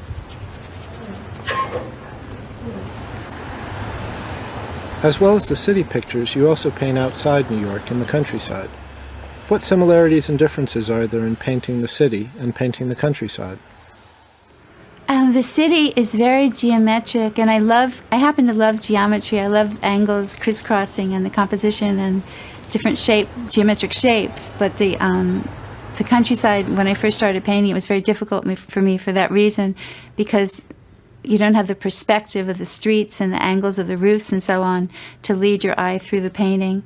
It was a wonderful experience to learn how to make your eye move across a grassy field as opposed to down a street where it's so clear and easy kind of to figure out. So what are the advantages and disadvantages of painting in the country and the city? The countryside is a wonderful place for me to paint. I love it because I'm usually alone, pretty much alone there, and I'm not distracted by passers-by. In New York City, there are just so many distractions of people coming up to me, and they're usually well-meaning, but it's just an interruption. It's a distraction from my work. And the countryside is so beautiful that I love painting there. But do you ever paint portraits? I do, occasionally. I love painting portraits, but it's very rare to find someone who will sit for a few hours, for a couple of sessions, and I don't like to do portraits from photos. I've tried it, and I don't like the results.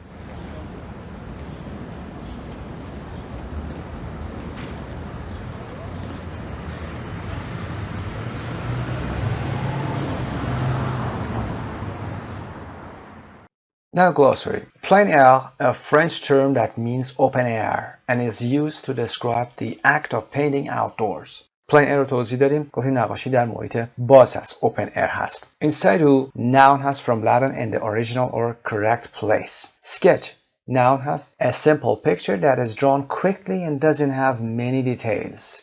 Pose noun هست a particular position in which somebody stands, sits, etc.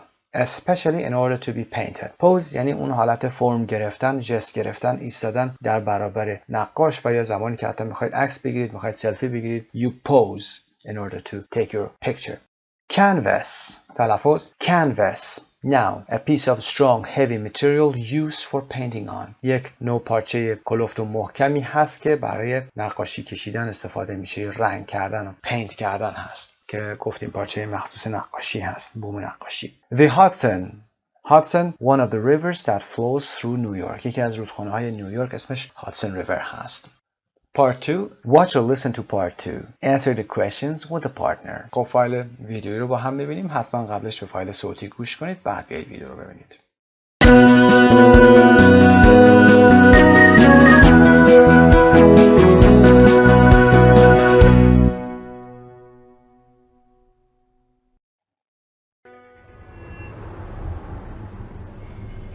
What kinds of things have influenced you as an artist?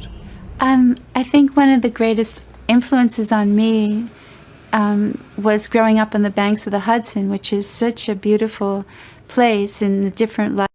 On the banks of the Hudson. On the banks of به معنای سواحل هست، ساحل یا کناره رودخانه هادسن هست که در نیویورک هست.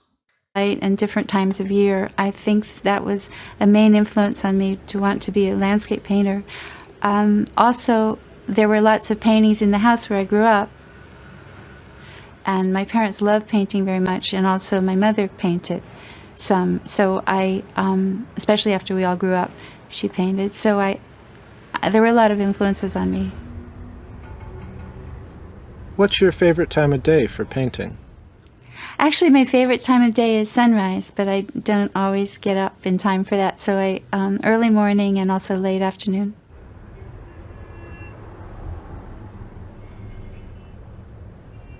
Do you have a favorite time of year or season? Yes, I do, actually.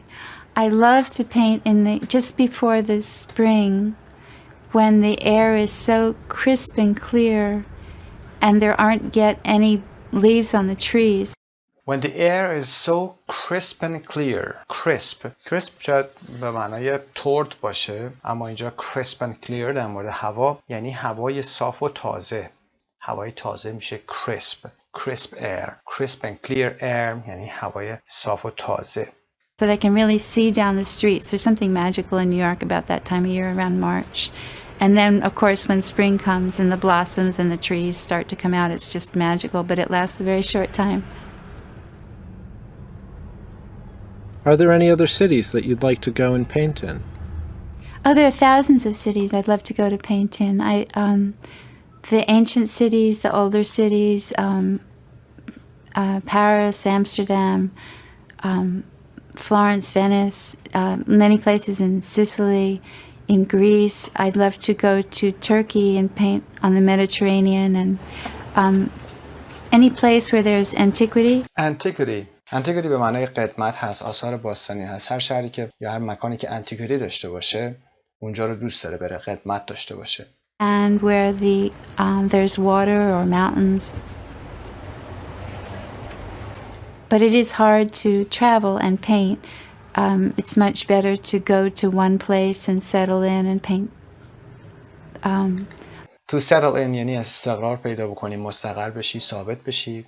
For a while in one place to get to really know the landscape. That's what I prefer to do.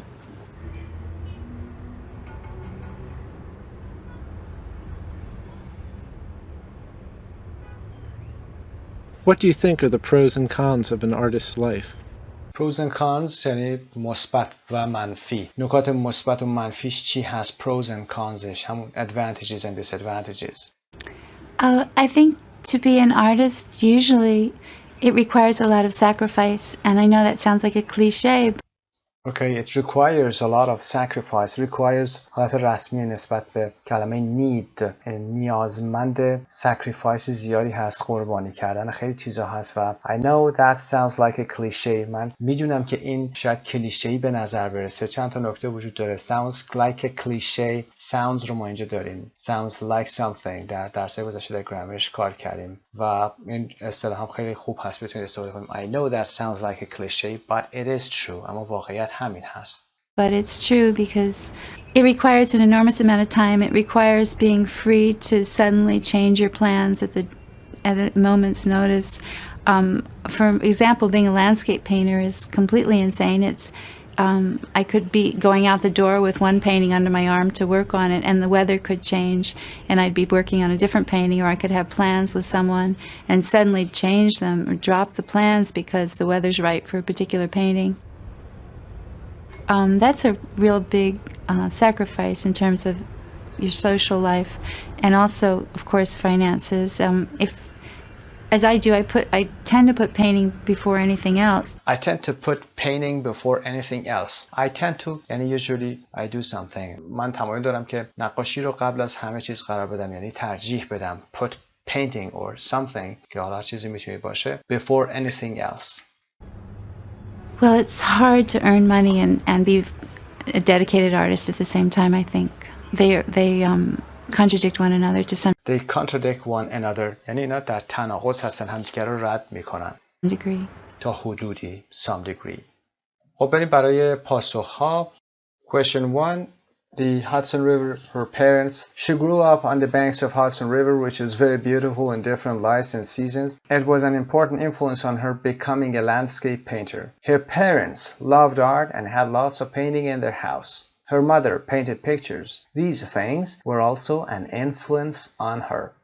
2. It's her favorite time of day for painting, although she doesn't always get up in time. Number 3, just before spring in March. The air is clear and there aren't leaves on the trees, so she can really see the streets. It's also a very magical time. During spring, there is the blossom به معنی غنچه و شکوفه هست. When the trees come out, which is also a magical time, though short. اگرچه زمانش کوتاه هست اما زمان ماجیکال و جادویی هست. Number 4, she'd love to paint in the ancient and older cities such as Paris, Amsterdam, Florence, and Venice. Also many places in Sicily, Greece, Turkey, and the Mediterranean. Mediterranean به دریای مدیترانه برمیگرده، نقاط ساحلیشو داره میگه. Anywhere where there is antiquity and water or mountains. Number 5, you have to make big sacrifices in your social life because you constantly have to change plans you have made with people because the weather is suddenly right to go and work on a particular painting. You also have to make a sacrifice in financial terms as it's hard to earn money and be a dedicated painter at the same time. خب پاسخ‌هاش رو هم با هم کار کردیم. مطمئنم که میتونید پاسخ‌هاش رو بدید، اما سعی کنید که این پاسخ‌ها رو حتما از حفظ بگید تا هر چقدر که براتون امکان داره. Part B. Answer the questions with a partner. با دوستتون یا به تنهایی این سوالات رو پاسخ بدید. نظرتون رو بگید. 1. Patricia mentions that being an artist requires a lot of sacrifice. To what extent do you think it's true? پاتریشیا اشاره میکنه که آرتیست بودن نیازمند a lot of sacrifice هست. چیزهای زیادی رو باید قربانی بکنید. To what extent؟ تا چه اندازه‌ای فکر میکنید که این موضوع درسته؟ Number 2. If you were an artist, what would you choose to paint and why? خب نظرات شخصیتون رو برای این سوالات حتما بیان کنید. اگر براتون سخت است بیانش حتما بنویسید و بعد اصلاح کنید و بعد بگید. Part 2. Looking at language. Expressing time. Patricia Melvin uses several poetic phrases to express time. Using phrases to clarify time provides context for events and emphasizes important moments. خب میدونید که در صحبت‌هایی که خانم پتریشیا ملوین داشته یه سری عبارت‌های زمانی رو استفاده کرده. یه سری این عبارت‌هایی بودن که هنرمندانه بوده یا اینکه شاعرانه بوده، برای بیان زمان استفاده کرده. خب این روش‌ها رو ما با هم تمرین می‌کنیم و یاد می‌گیریم. در 416 listen to some extracts from the interview and complete the phrases که مربوط به همین بحثی که در قسمت بالا گفتیم هست. خب 7 جمله در پایین هست. فایل صوتی رو پخش می‌کنیم. شما قسمت‌های خالی رو پر کنید، بعد پاسخ‌ها رو با هم صحبت می‌کنیم. 4.16 1. I was born here and raised nearby, and So I have memories of New York City from my early childhood, and to me it was always a magical place. 2. Things like that happen over the course of a painting, and they can be just perfect. 3. So if I start a painting at one point, it's hard to finish it later in a different season or later on in the same season. 4. I've worked on some paintings for years and years, and sometimes I'll come back to a painting the following year when the season and the different light is right for that painting. 5. I love painting portraits, but it's very rare to find someone who will sit for a few hours for a couple of sessions, and I don't like to do portraits from photos. 6. And also my mother painted some, so I, especially after we all grew up, she painted, so there were a lot of influences on me. 7. It requires an enormous amount of time. It requires being free to suddenly change your plans at a moment's notice. برای number 1, from my early childhood, the period of life when a person is a child. از اوایل دوران کودکی هست. Number 2, over the course. منظور during هست. در طول هست. Number 3, at one point means at a particular time. در یک زمان. در زمانی. در یک نقطه مشخص. Number 4, for years and years means for a very long time. The following year means the time that comes after a particular point in time. یعنی سال بعدی. سال بعدش. Next year نمیگیم. میتونیم فقط از این اصطلاح استفاده کنیم و بگیم the following year was good. The following year. سال بعدیش. Number 5, for a couple of sessions means for 2 or 3 times. Session یعنی جلسه و جلسه یا بار. For a couple of sessions یعنی برای چندین بار. حالا بیشتر از 2. Number 6, especially after we all grew up. خصوصا وقتی که هممون بزرگسال شدیم. After becoming an adult. Especially after we all grew up. Number 7, an enormous amount of time. A very long amount of time. یعنی زمان خیلی طولانی. زمان خیلی زیادی رو. On the street, you're going to hear 4 people talking about art. What 3 questions do they answer? Which speaker or speakers go to art galleries most or least often?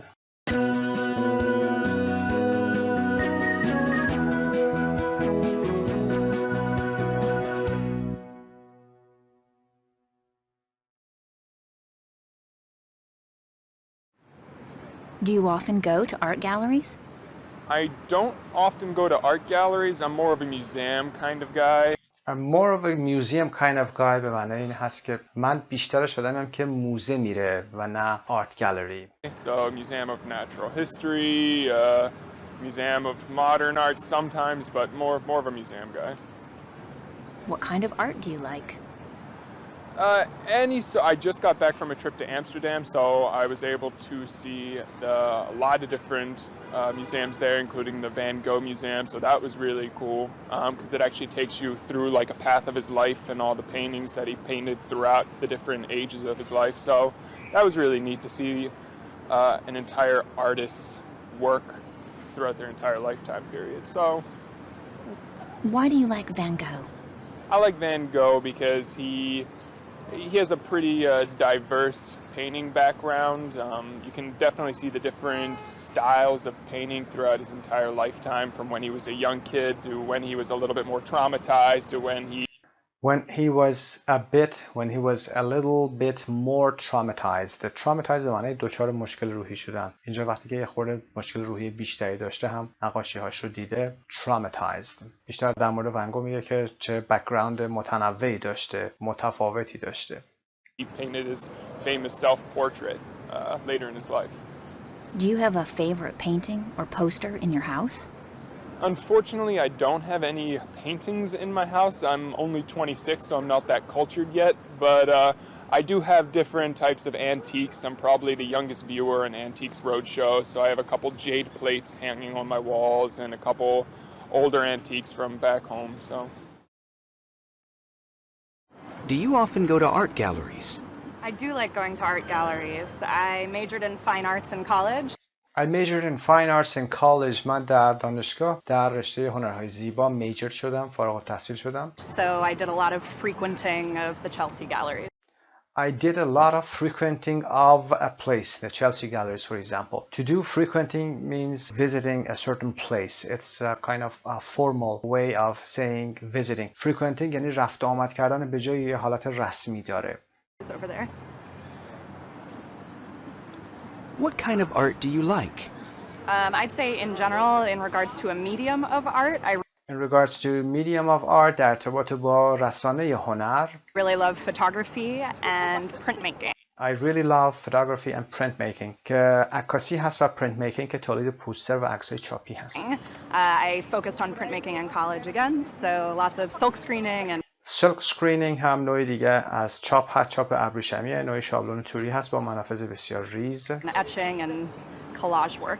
etching and collage work. etching به معنی قلمزنی هست و کلاژ هم تکه چسبانی هنر ترکیب رنگ هست. Do you have a favorite artist? Yeah, absolutely. I think my favorite artist right now, that's currently working anyway, is a photographer, and her name is Cass Bird. She does a lot of fashion photography, but she's also really fantastic at capturing very special moments of her children, which are reminiscent of another artist I like called Sally Mann. Which are reminiscent of another artist که یادبود یا یادآور هنرمند دیگه‌ای هستن. Do you have a favorite painting or poster in your house? So my favorite piece of artwork that's hanging in my house right now is a photograph by Cass Bird, and it's two young ladies standing on a highway overpass waving to all the cars that are going underneath. It's two young ladies. دو تا خانم جوان هستن که standing on a highway overpass برای پل هوایی روگذر روی یه highway ایستادن و waving to all the cars و دارن برای همه ماشینا دست تکون میدن. چه ماشینایی that are going underneath them که دارن از زیر اونها عبور میکنن. under گفتیم اگر از عبور از زیر پل و یا چیزی دیگه رو گفتیم با under میگیم و underneath هم به همون شکل هست رسمیه. Do you often go to art galleries? I don't really go to art galleries that often, but I like to go to the Metropolitan Museum of Art in New York City. What kind of art do you like? I am a fan of Impressionist paintings and also Greco-Roman sculpture. I'm a fan of میدونید حتما طرفدار هست و impressionist paintings که نقاشی های impressionist و یا impressionist هست و also Greco-Roman sculpture که مجسمه تراشی پیکر تراشی هست. Greco-Roman Greco پیشوندی هست به معنای یونانی هست مثل گریس. یونانی و رومی مجسمه سازی یونانی و رومی میشه Greco-Roman sculpture. Do you have a favorite painting or poster in your house? My favorite work of art in my house is a photograph my friend took while she was in Paris of the Louvre Art Museum. Can you describe it? It's the sun setting over the museum. You can see the light filtering through the triangle. Filtering through the triangle. light وقتی که از triangle عبور میکنه منظورشون همون منشور هست ترکیب رنگی که به وجود میاد و یا تجزیه رنگی که به وجود میاد رو داره توصیف میکنه. And it creates a beautiful setting and feeling. Do you often go to art galleries? I don't go as often as I should, actually. A lot of my friends go quite a bit, and I never seem to find the time. It might be because I'm outside London. I think if you live in London, you spend more time, or it's more available to you to go to them. So I don't go as much as I should. What kind of art do you like? I like art that feels very accessible, that you can understand. So portraiture. So portraiture and photography as well. Portraiture به معنی نقاشی از صورت هست، پیکر نگاری هست. And photography as well, travel photography. I find really interesting. Do you have a favorite painting or poster in your house?